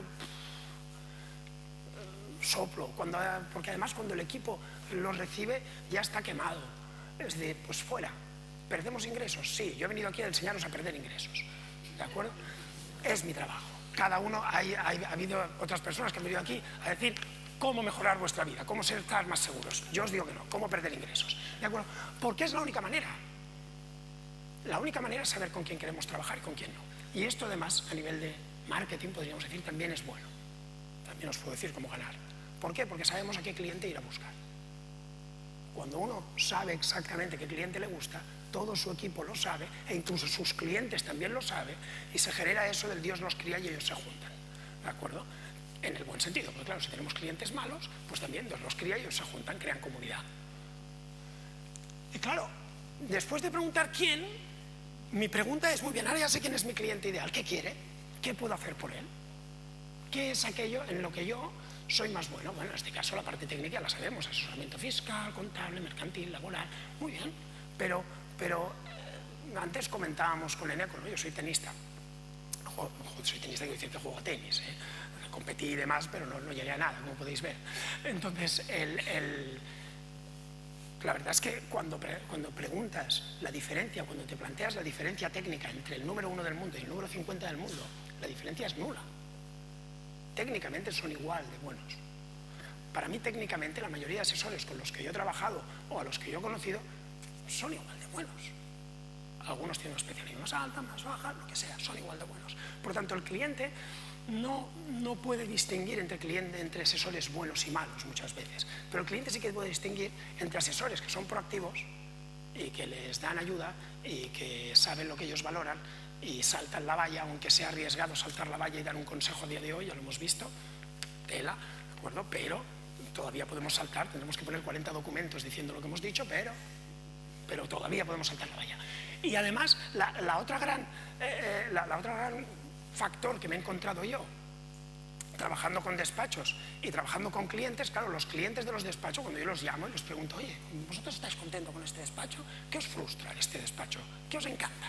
Siempre sale esto, pero la otra gran pregunta es al despacho, y siempre que le pregunto a los asesores, ¿vosotros os gustaría ser más proactivos? Todos me dicen que sí. No tengo tiempo, pero me encantaría, porque creo que es lo que tenemos que hacer. Y eso es un problema, porque claro, la proactividad es lo que permite que podamos conocer al cliente, que permite que podamos aportar valor. Y si no conocemos al cliente, si no sabemos quién es nuestro cliente ideal y después no nos sentamos con él, pues pasa esto, pasa que asumimos riesgos innecesarios. Y ya digo, no solo riesgos legales, que ya los habéis visto todos y los ponentes que me han precedido saben mucho más de esto que yo, sino todos los riesgos comerciales que podemos correr. Riesgo estratégico, ¿de acuerdo? ¿Y qué es este gráfico? Pues básicamente es cómo se mueven los despachos. Los despachos basados en el dato, que es la gestión pura y dura, ¿de acuerdo? Nosotros tenemos que asegurarnos que el dato sea correcto. Eso es algo que es imprescindible. No hace falta que yo os diga que es imprescindible no cometer errores, omisiones y esas cosas, ¿de acuerdo? Y es imprescindible también seguir haciéndolo, porque digan lo que digan muchos gurús, sí, servicios de valor añadido, ya, pero mi cliente me dice que haga el IVA. ¿O no? Sí, servicios de no sé qué, ya, pero tengo que hacer la contabilidad. Vale, por lo tanto, esto podríamos plantearlo incluso como una pirámide, es decir, tenemos que trabajar con datos, es nuestro trabajo. Yo soy contable, claro, por lo tanto, ¿qué voy a decir yo, no? Un contable, un auditor, o sea, el dato para mí es como, vamos, la Biblia. Y entonces, claro, pero entonces el dato, como vemos, está totalmente subyugado a la tecnología a día de hoy. De hecho, nos sustituirán, ¿no? Había un estudio del año 2013 que decía que los asesores desapareceríamos con un 95% de posibilidades. ¿De acuerdo? Pero claro, se refería a los asesores que trabajan simplemente con datos. Era una media, eran 98 y pico los contables y un 93 y pico los podríamos decir, gestores. ¿De acuerdo? Por lo tanto, podríamos decir que el 95 en general, pero si somos contables como yo, ya lo tenemos perdido. Claro, esto no significa que tengamos que desaparecer obligatoriamente. Esto es como las encuestas políticas, ¿no? Cuando decían, es que Trump tiene un... Las encuestas se han equivocado porque decían que Trump tenía un 30% de posibilidades. No, se han equivocado. 30% de posibilidades son posibilidades. Por lo tanto, no se equivocan. ¿Vale? Esto lo aprendimos en la carrera, los que hicimos economía, ¿no? Que era la estadística, y la estadística funciona así. La probabilidad, la posibilidad, no es lo mismo. ¿Vale? Pues entonces nosotros tenemos que trabajar hacia un modelo donde pese menos el dato y pese, no porque no sea importante, sino porque pese menos en nuestro trabajo diario y pese más el valor, que básicamente es el acompañamiento y el estar con el cliente y relacionarnos con él y hablar a menudo. Ahora veremos cosas que podemos hacer. Pero, claro, al final es estéis en el negocio que estéis, y yo esto me atrevo a decírselo a todos los empresarios, aunque tengan una industria de fabricación de tornillos. Estés donde estés, estás en el negocio de las relaciones. Y la gente no compra solo por calidad del producto, por conocimientos técnicos, o por horas, o por coste, o por vete a saber qué, sino la gente compra porque compran personas. Y yo he visto empresas que venden exactamente papel. Antes de ayer estaba hablando con un empresario del papel y me decía, no, yo es que las relaciones siempre voy a visitar a clientes. Yo le decía, el papel es el mismo el tuyo que el de estas grandes papeleras, ¿no? Dice, sí, papel, son árboles, no tiene más. O sea, no tiene más, es muy importante y es muy complicado hacerlo, ¿eh? Es decir, no, pero él me decía, no tiene más, el papel es el que es. Por lo tanto, imagínate, y yo le preguntaba, ¿y por qué crees que te compran? Pues porque me conocen, porque voy a verlos, porque estoy allí. Y cuando soy un pelín más caro, pues no me lo tienen en cuenta. ¿Por qué? Porque me conocen. Por lo tanto, lo primero que tenemos que hacer para rebajar los riesgos y para vivir mejor, ¿de acuerdo?, es conocer a nuestro cliente. ¿Cómo? Conversando con él, preguntándole cosas, no poniendo barreras. Yo cuando veo asesores que me dicen, no, yo es que cobro por horas, o yo es que cobro por reunión, o yo las consultas telefónicas las cobro también, digo, pero estás poniendo barreras. Precisamente a lo que te interesa. ¿A ti te interesa que esté allí? Constantemente. Ya pensarás después que tienes que cobrar o no. Pero a ti te interesa que esté allí. Por lo tanto, no poniendo barreras, facilitando mucho que el equipo también se introduzca en esta filosofía. Yo siempre digo que la secretaria, la recepcionista de mi despacho sabía muchas más cosas que yo. Y yo siempre les decía, tenéis que tener las orejas bien abiertas. Sí, tenéis que estar atentos. Y vamos, yo he visto empresarios con empresas de 70, 80 millones de euros, yo siempre digo desnudarse delante de mi recepcionista, desnudarse en el buen sentido, no desnudarse literalmente, no explicarselo todo. Y yo decía, todo esto que te explica, lo que entiendas que tiene una afectación empresarial, tenemos que compartirlo. Y tenemos que compartirlo habitualmente. Antes de ayer hablaba con un despacho donde cada día se reúne el equipo durante 10 minutos y a las reuniones le han puesto el nombre en título que era Conoce a tu cliente o algo así. Y básicamente se hablan de sus clientes entre ellos, porque al final resulta que hay despachos donde yo llevo mis clientes, tú llevas los tuyos y cada uno lo suyo. Hostia, conozcámoslo, por lo tanto, hacer preguntas, preguntar mucho. ¿Y esto por qué? ¿Y qué valoras? ¿Y qué te interesa? ¿Y qué buscas tú en la vida? ¿Y cuáles son tus retos? Pues mis retos es conseguir retirarme. Y cuando llegue a 3,5 millones de patrimonio, me retiro. Calculando la empresa y demás. Un cliente mío era así y me dijo tal cual, la cifra era esta, 3,5 millones. Y le pregunté, ¿dónde la has sacado? Digo, valor de empresa. ¿Por qué 3? Yo le pregunté, ¿por qué 3,5 millones? Calculó todo. ¿Cuánto tiempo le faltaría? No sé qué. Calculó el divorcio. Con su mujer al lado. Y yo le dije, ¿por qué? Pues si no te has divorciado. Digo, no, porque sé que no me aguantará. Sé que llegará un momento que no me soportará. Digo, hombre, claro, si calculas el divorcio, no me extraña. Pero el planteamiento es, esta persona lo que quería era valoración, quería patrimonio. En cambio, otra persona a lo mejor quería los miércoles por la tarde irse a disfrutar de su familia. Tenía uno que quería disfrutar los miércoles enteros, de abril a octubre, no quería ir a trabajar los miércoles. ¿Por qué? Porque hacía su malinismo. Y tenía unos amigos que iban a hacer, y iban los miércoles. Ya está. Me es igual conocer al cliente, porque es la única manera de reducir, obviamente, el riesgo de las operaciones que hace, el saber qué hace. ¿Cuántas veces os habéis encontrado con operaciones que ya han sido hechas? Me he comprado un local. He alquilado un coche. ¿Cuántas veces nos hemos encontrado con decisiones tomadas? Y que entonces no, sí, ahora sacaré yo la varita, ¡pam! Y hago que fiscalmente funcione. ¿Cuántas veces? La planificación fiscal es esto, es lo primero que le tenéis que explicar a los clientes. La planificación fiscal es, cuéntamelo todo y yo lo pasaré por el filtro fiscal. Cualquier decisión que tomes, la pasaré por el filtro. Para bien y para mal, por el filtro. Pero claro, tenemos que conocerlo. Tenemos que preguntar, tenemos que estar allí, tienen que ver que nosotros esto nos lo tomamos en serio, porque entonces es cuando le podemos dar consejos y entonces es cuando nos compran, no cuando vendemos, no hace falta vender, cuando nos compran. Cuando nosotros damos consejos y dicen, oye, pues yo esto que me acabas de decir quiero hacerlo, lo documentaremos todo, pero le daremos el consejo. Y al final cuando haces esto es cuando consigues un cliente. Yo tenía un cliente mío que es comercial y que me decía, una venta, bueno, esto los comerciales lo dicen mucho, ¿no? Una venta es muy fácil, la hace cualquiera. Lo difícil es hacer un cliente. Pues un cliente se consigue así, conociéndolo. Pero fijaos que sin la conversación previa no existe cliente, no existe el resto. Y todo esto que viene, pues a que tenemos que crear ciertos hábitos. Sí, los manuales de procedimientos, yo soy un fanático de los sistemas. Cuando hablo de manuales de procedimientos, podéis comprender que yo allí he pensado, esto es genial, porque somos pocos los que consideramos esto. Pero es verdad que cuando yo intento implementar ciertos sistemas en ciertas empresas, y sobre todo en despachos que estamos siempre tan ocupados, porque claro, tú, Uriol, no lo entiendes, que tengo una montaña así de papeles, ¿de acuerdo?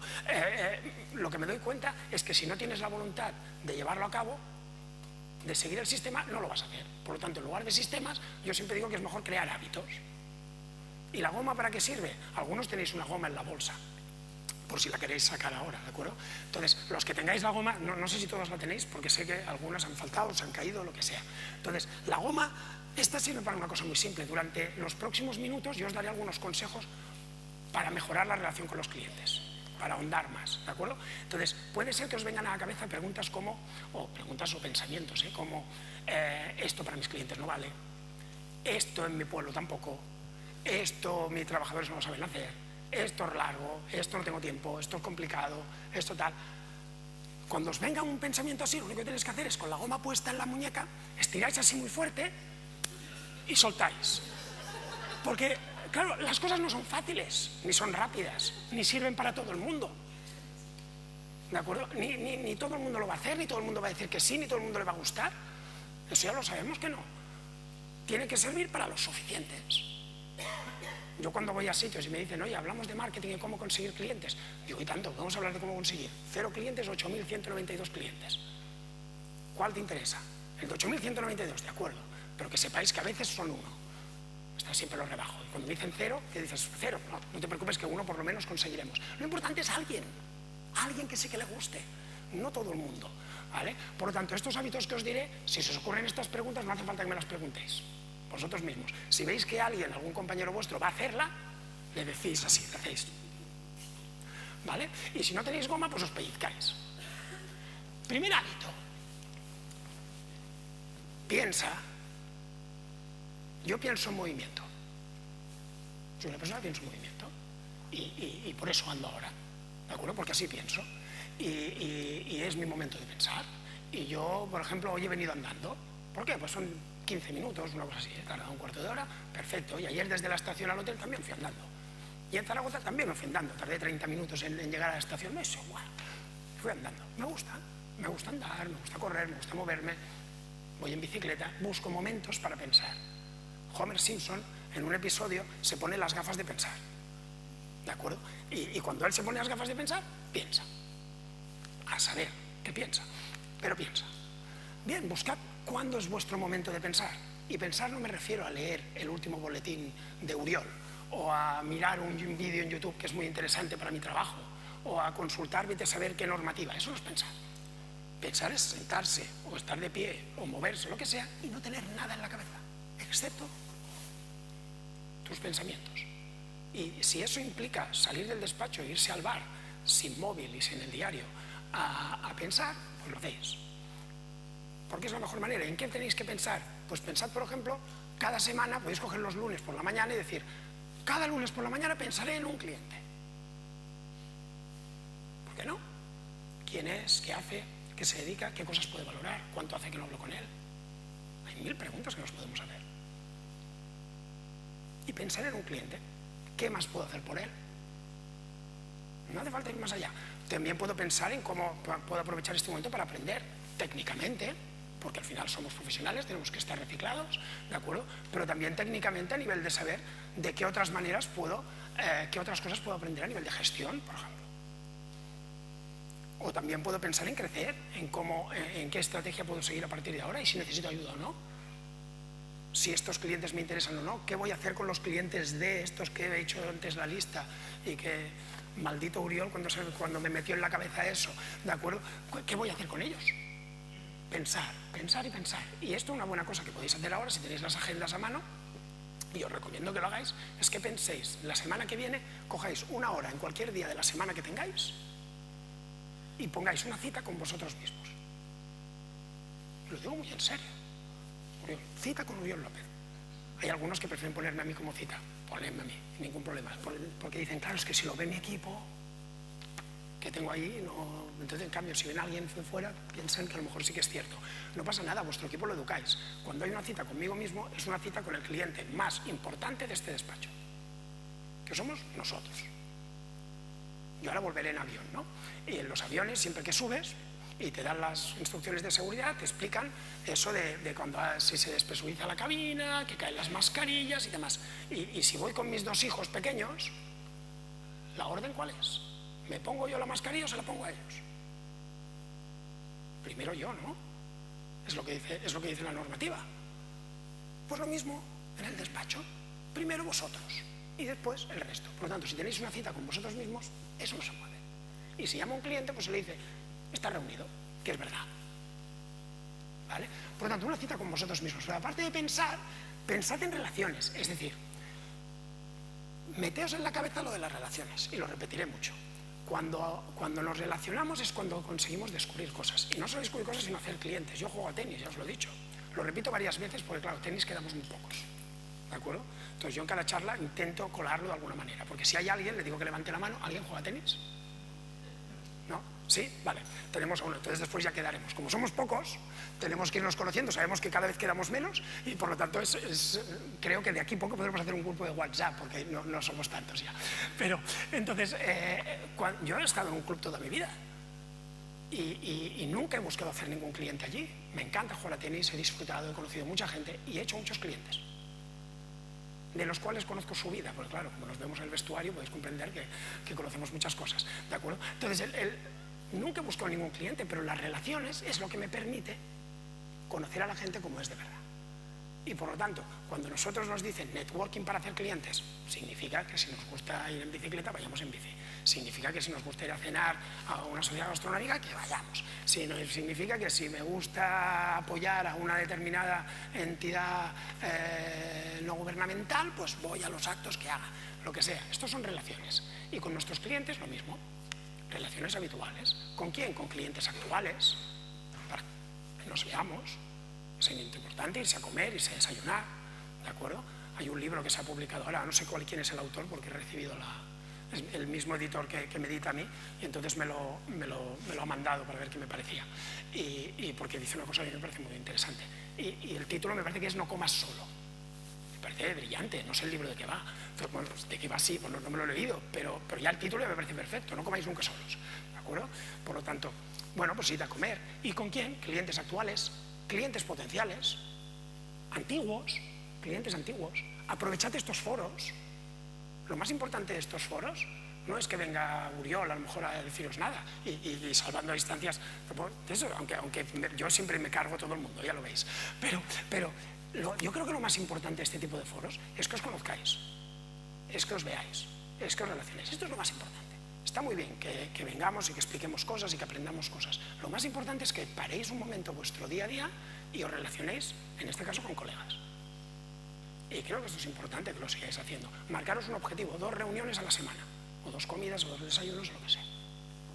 Ya tenemos un primer objetivo, pensar cada día 1 hora, y el segundo, 2 reuniones a la semana. Pensar cada día 1 hora o pensar media hora, me es igual. En segundo lugar, dejad de reaccionar. Es decir, hay consejos de estos de productividad que hablan de que el mail no lo tengas abierto, cosas de estas, ¿no? Son ciertos, muchos de ellos. Es decir, dejad de reaccionar a todo lo que os pasa y empezad a priorizar, a tener claro qué es importante y si es importante analizar los riesgos de los clientes y conocerlos y saber de qué pie cojean, pues es importante. Y tenéis que ponerlo donde toca, delante. Y por lo tanto, en lugar de estar pendiente de ahora este cliente me pide no sé qué y ahora rápidamente paro todo, hago esto, en lugar de estar pendiente a qué me pide el equipo, en lugar de estar pendiente a qué requerimiento ha enviado Hacienda, ordenad. Por suerte, por desgracia, tenemos un negocio que lo siento si os duele, pero nuestro negocio, yo todavía lo considero mío, aunque ya no me dedique directamente, nuestro negocio y el mío tampoco, no va a cambiar el orden de la civilización occidental. O sea, no hay nada que sea más... mi padre siempre me decía que la única cosa urgente en una asesoría fiscal, que tiene que pararlo todo, es un incendio o una inspección de Hacienda en la puerta del cliente.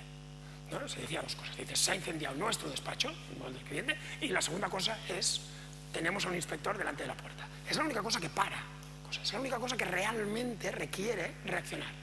El resto de cosas, si os paráis a pensar, nosotros hemos establecido una serie de hábitos y hemos educado al cliente de una determinada manera que les permite que nosotros reaccionemos de manera constante. Pero es una obligación impuesta por nosotros mismos. Por lo tanto, dejamos de reaccionar. Si calcularéis ahora mismo qué porcentaje de vuestra jornada dedicáis a hacer cosas proactivas, es decir, pensadas, sabiendo con la prioridad que queréis hacer, que exactamente qué objetivo perseguís, y el porcentaje de jornada que dedicáis a reaccionar a cosas, ¿de cuánto hablaríamos? ¿Qué sería? ¿20 proactivo, 80 reactivo? Siempre digo que hasta que no lleguéis al 80% proactivo de hacer lo que vosotros elegís, tenemos campo para mejorar. A partir del 80, como yo soy de los que piensa que la perfección es enemiga de la excelencia, pues podemos pasar y seguir al siguiente tema, ¿de acuerdo? Pero mientras no lleguemos al 80 es que estamos perdiendo tiempo. En cuarto lugar, quitémonos la presión de vender.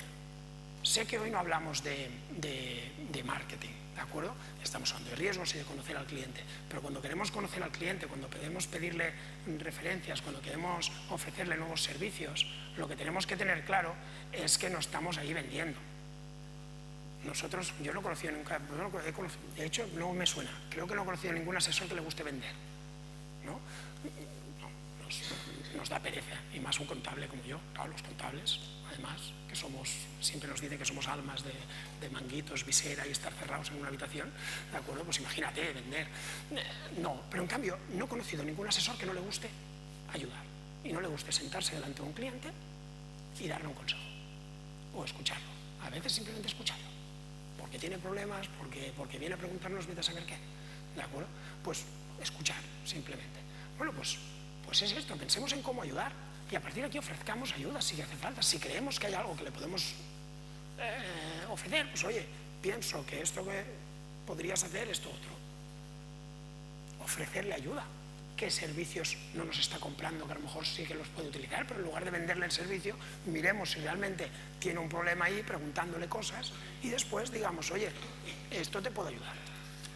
Y ya le puedo dar incluso un consejo, ya cobraré después. Yo siempre digo esto porque en realidad los consejos, si uno quiere ser proactivo, la proactividad se muestra con un consejo gratuito y siempre añado al lado en primera instancia.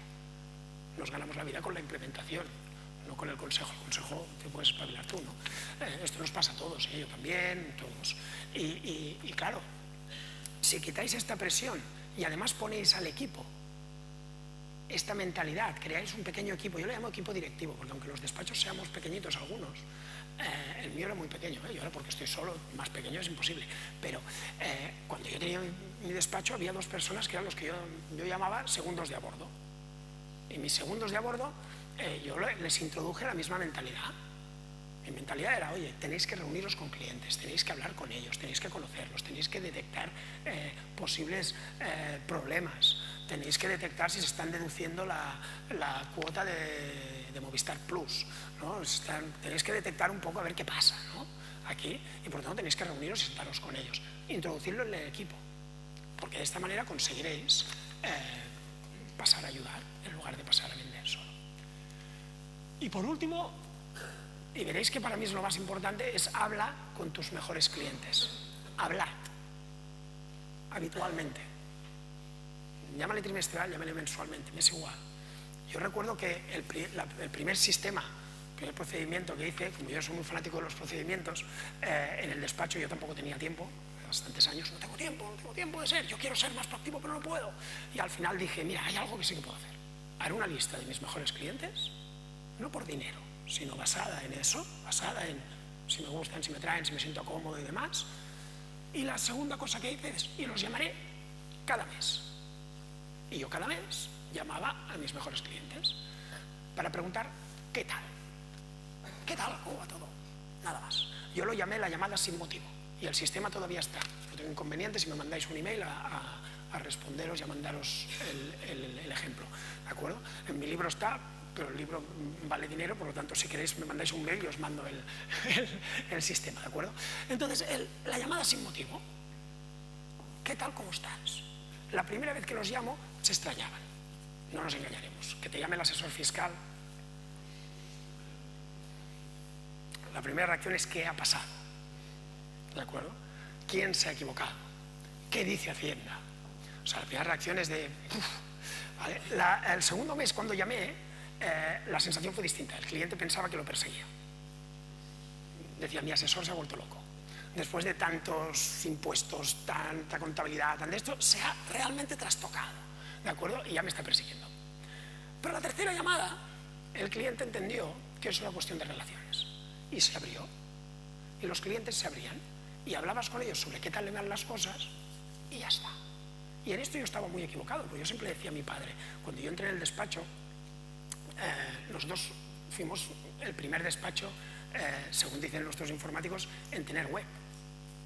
Y la tuvimos en Infobía, que algunos han hecho así y se nota la edad. Claro, es que Infobía, para los que no lo recuerden, es la Internet española, ¿de acuerdo? Que era de Telefónica.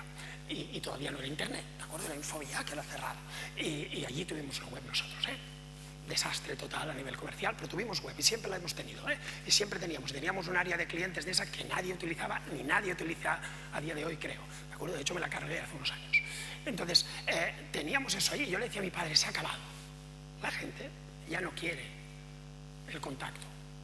Corría el año 96, la gente no quiere el contacto, la gente lo que quiere es cosas rápidas, baratas y sin errores.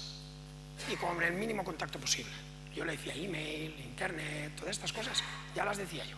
Todo, que sí, que todo esto irá por aquí, que nada. Y mi padre, que no, que te equivocas, Uriol, estás equivocado, porque la gente yo creo que quiere contacto y el cliente quiere que te vayas a comer con él, y fíjate que yo cada tarde me voy un momento abajo y tomo una cerveza con 2 o 3 clientes que siempre están por allí y ya lo verás que sí, tenía razón. Y tenía razón. Y con los años te das cuenta, y es de esas cosas que aprendes, ¿no? Cuando siempre pasa con los padres, ¿no? Que esas cosas que primero mi padre lo sabe todo, después mi padre no tiene ni idea de nada, y al final cuánta razón tenía mi padre, ¿de acuerdo? Pues esto es exactamente el mismo proceso. El proceso es el mismo, ¿de acuerdo? Es mi padre no tiene ni idea de esto, y entonces de repente, sí, cuánta razón tenía mi padre. Porque relacionarse con los clientes, llamarlos por teléfono, estar con ellos, es la mejor manera de conocerlos y de saber cosas sobre ellos y saber qué valoran. Pero si yo lo entiendo, no tenéis tiempo, por lo tanto repetiré la última instrucción. Si no tenéis tiempo de nada de lo que he dicho, ni de planificar una hora, ni de priorizar la acción, ni nada, entonces, llamad a vuestros clientes, simplemente.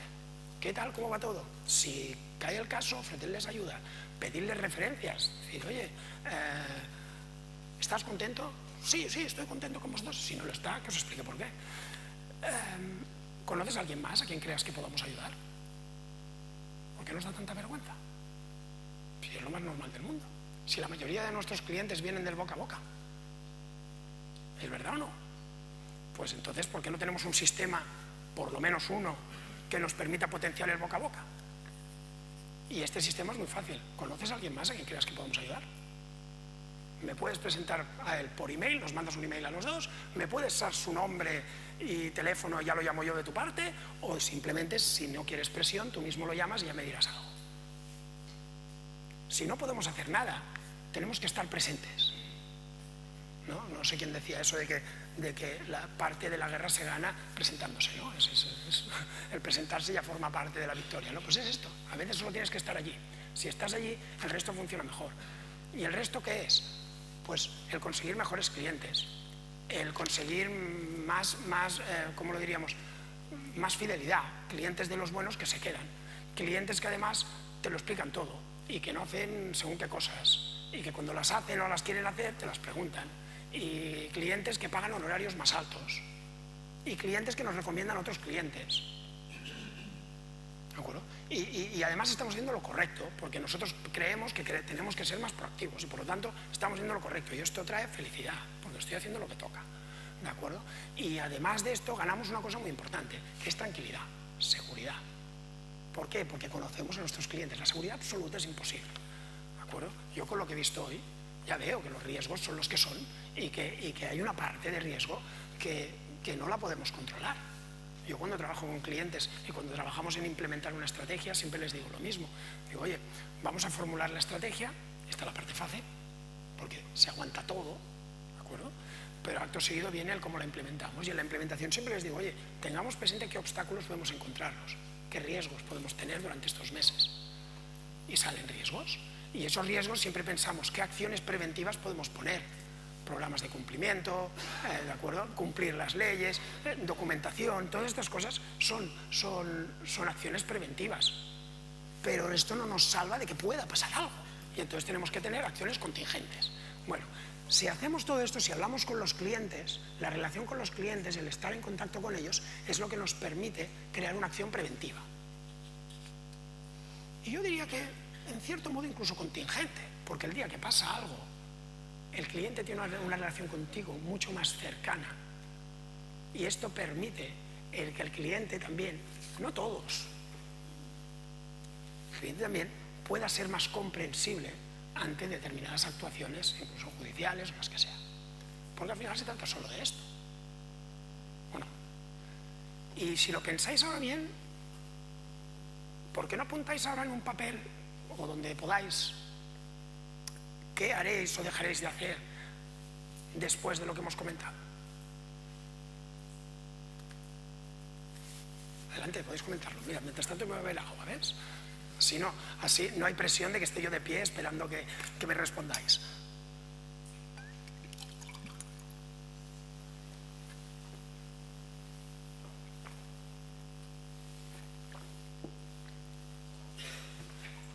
Va, ¿alguien que quiera compartirlo?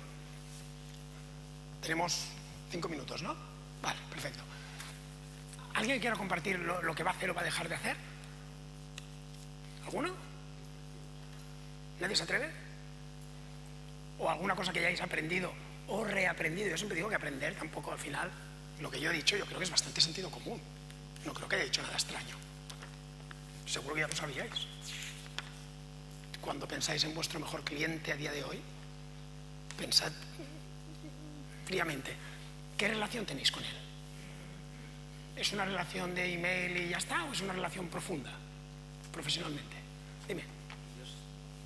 Yo, en base a lo que has dicho, además es algo que estaba como latente dentro de mí, pero empezar a identificar a aquellos clientes que probablemente no solo tengas más riesgos, sino que pierdas dinero literalmente con ellos, o te amarguen la vida a ti o a tu compañero. Bueno, un cliente mío, un despacho, se cogió a rajatabla esto de segmentar a los clientes, pero él fue mucho más bestia.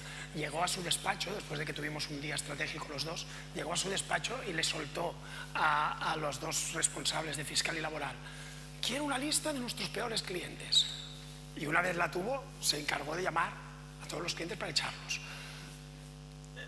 De buen rollo y tal, fue un poco más complicado que esto, tampoco nos engañemos, pero fue esto. Es decir, al final no hace falta segmentarlos en A, B, C o D. A veces es más importante saber cuáles son esos perfiles complicados que no los otros. Los otros ya veré qué hago, pero con los complicados es mejor no trabajar a veces. Sí, luego hay otro ejercicio que es realmente demoledor. Es si tú coges tu lista de clientes y para cada uno de ellos o en su conjunto te haces la pregunta de ¿cuántos de estos, qué relación tengo con todos estos? ¿Y cuántos de ellos me dejarían a la media hora en base a la relación? Porque no te relacionas con ellos, porque sí que es cierto que nosotros, el colectivo, vivimos de que nuestros clientes nos molesten cuanto menos, para, de alguna manera, la rentabilidad vaya por ahí, y al final coges la lista de clientes y dices, bueno, no sé cuánto tiempo de vida me queda, ¿no? Bueno, esto es muy importante. Hay una cifra que es demoledora, que se hizo un estudio en el Reino Unido hace unos años sobre por qué la gente dejaba los despachos profesionales. No puedo citarlo porque no me acuerdo del estudio, y las cifras no sean exactas, pero para que os hagáis a la idea, había múltiples respuestas de por qué se habían dado de baja de distintos despachos, y las respuestas eran precio, edad, muerte, de todo, había 1000 cosas, todas eran pequeñas, excepto una que destacó, de respuestas distintas que iban dirigidas a un mismo punto, que los autores del estudio llamaron indiferencia percibida, y destacaba porque un 68% de los clientes marchaban por esto. Indiferencia percibida, que más o menos debía ser esto, no pasa nada si me voy. ¿Os habéis encontrado alguna vez en un bar, en un restaurante, vais a comer allí, la comida no está bien tampoco, el servicio, pero cuando viene el camarero y os pregunta qué tal, decís bien y no volvemos, pero decimos bien, Es decir, estos son aquellos que cuando mandáis una encuesta a vuestros clientes diciendo, vamos a hacer una encuesta para ver qué dicen nuestros clientes, los que responden entre 1 y 5, 3. Los que ponen 3, esos son los peligrosos. Los que ponen 1, puedes hablar con ellos y ver qué pasa. Te dan una oportunidad. Los que ponen 5 están encantados contigo y tienes que aprender qué haces con ellos y además les tienes que pedir referencias. ¿De acuerdo? Los que ponen 3 son los peligrosos o los que no responden. Entonces, por eso digo que es más importante llamar y estar en contacto con ellos para saber estas cosas. Todo esto yo creo que no lo han enseñado en primero de carrera o si no en tercero. Pero lo peor que hay es competir en precio. Es decir, eso es el fracaso del negocio clarísimo, porque siempre va a haber alguien que lo haga más barato. No te está valorando y además no estás valorando tú el riesgo que tienes, no estás valorando la responsabilidad, no estás valorando, o sea, ese es un error de manual y yo creo que es algo que en la profesión debemos es tan simple como esto, quien entra por precio saldrá por precio, siempre, ¿de acuerdo? Por lo tanto, el precio no tiene nunca que ser para vosotros un elemento para captar clientes. Es más, a mí los que me dicen, no, pero es que en Barcelona a lo mejor podéis poner precios más altos, y en cambio aquí no, mira, el otro día me explicaban una historia de una asesora a la que yo ayudo, ¿no? En Zaragoza, y me explicaba, vamos a conseguir un cliente probablemente que es de Plasencia y cuando me pasó el presupuesto, lo que pagaba allí de asesoría, era 10 veces más de lo que yo cobraría. Por lo tanto, con todos los respetos por Plasencia, yo dije, pues si es que es 10 veces más de lo que cobraríamos la mayoría. Pero hay gente dispuesta a pagar. No porque tengamos que cobrar precios que nosotros consideremos injustos o abusivos. Tenemos que cobrar el precio que creemos que merecemos, porque además es la manera de estar más enchufados y más motivados. Trabajar por un precio bajo, el problema que tiene es que cada vez que llama al cliente te molesta. Y cada vez que me manda un trabajo me molesta. Porque no estoy, es decir, porque ya no encuentro ni que me valore. Ir a un chino y encima regatear el precio. Entonces, hay clientes que hacen eso y obviamente... Es mejor que no, esta es una buena límite. Fijaos. Hay formas elegantes de echar a un cliente. Yo a veces me acuerdo de la anécdota. Bueno. Era interesante, creo que era un torero muy famoso, no sé si era Paquirri o algún otro. No le gustaba Pamplona porque la plaza se lo tomaba a cachondeo, es decir, estaba con las cazuelas. Entonces a él no le parecía respetuoso. ¿Qué hacía? No decía que no iba. Simplemente si sus horarios eran 3 millones de pesetas, pedía 6 y no le contrataba. Bueno, hay maneras. El otro día, de hecho, me lo preguntaban. ¿Cómo puedo coger a estos y echarlos, ¿no? Yo decía, depende.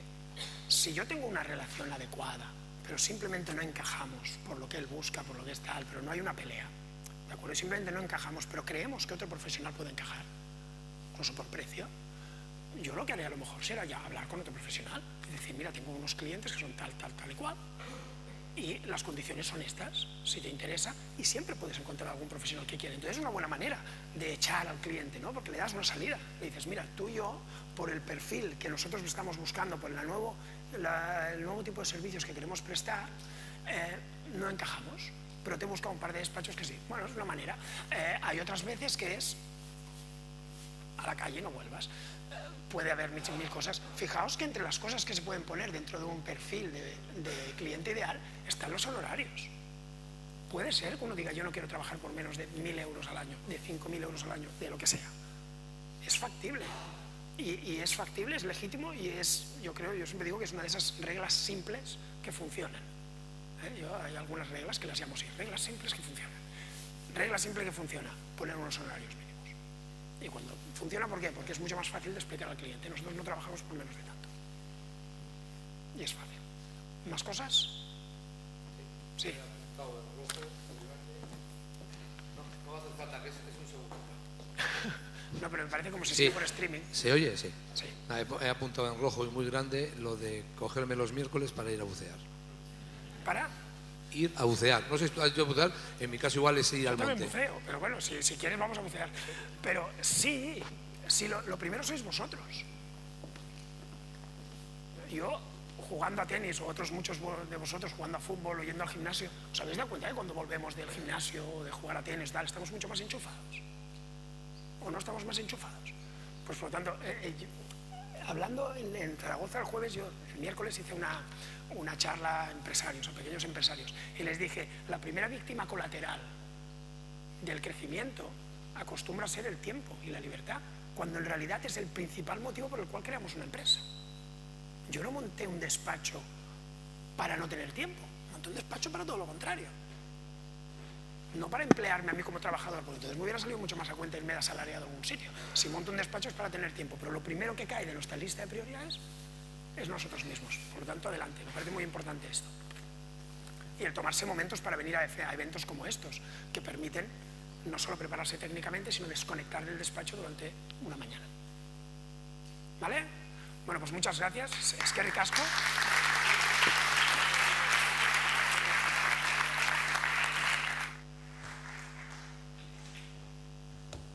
Bueno, hemos llegado al final del foro, ¿vale? Llevamos aquí 5 horas, que parece que no, pero son 5 horas, escuchando a 4 profesionales con la intención de que empecemos a pararnos a pensar un poco en la gestión de nuestro negocio, ¿vale? Me gustaría agradecer a los 4 ponentes que creo que no solo han estado brillantes, sino que han sido capaces de ir absorbiendo cada uno una parte del desfase horario que llevábamos y hemos acabado justo a tiempo. Y me gustaría agradeceros, tal y como he empezado abriendo el foro, a vosotros por haber robado este tiempo a vuestra cartera de clientes y con la esperanza de que haya merecido la pena. Esa es la esperanza, por lo menos la que yo tengo, y si no es así me mentís a la salida, por favor. Os quiero invitar al cóctel que hay fuera, un poco como decía Oriol y como decía yo al principio, porque esto no deja de ser nuestro encuentro, un punto de encuentro para tejer un poco de red y también para desahogarnos dentro de nuestra profesión, hablando entre compañeros, y os espero ver en el próximo foro del año que viene, ¿vale? Muchas gracias.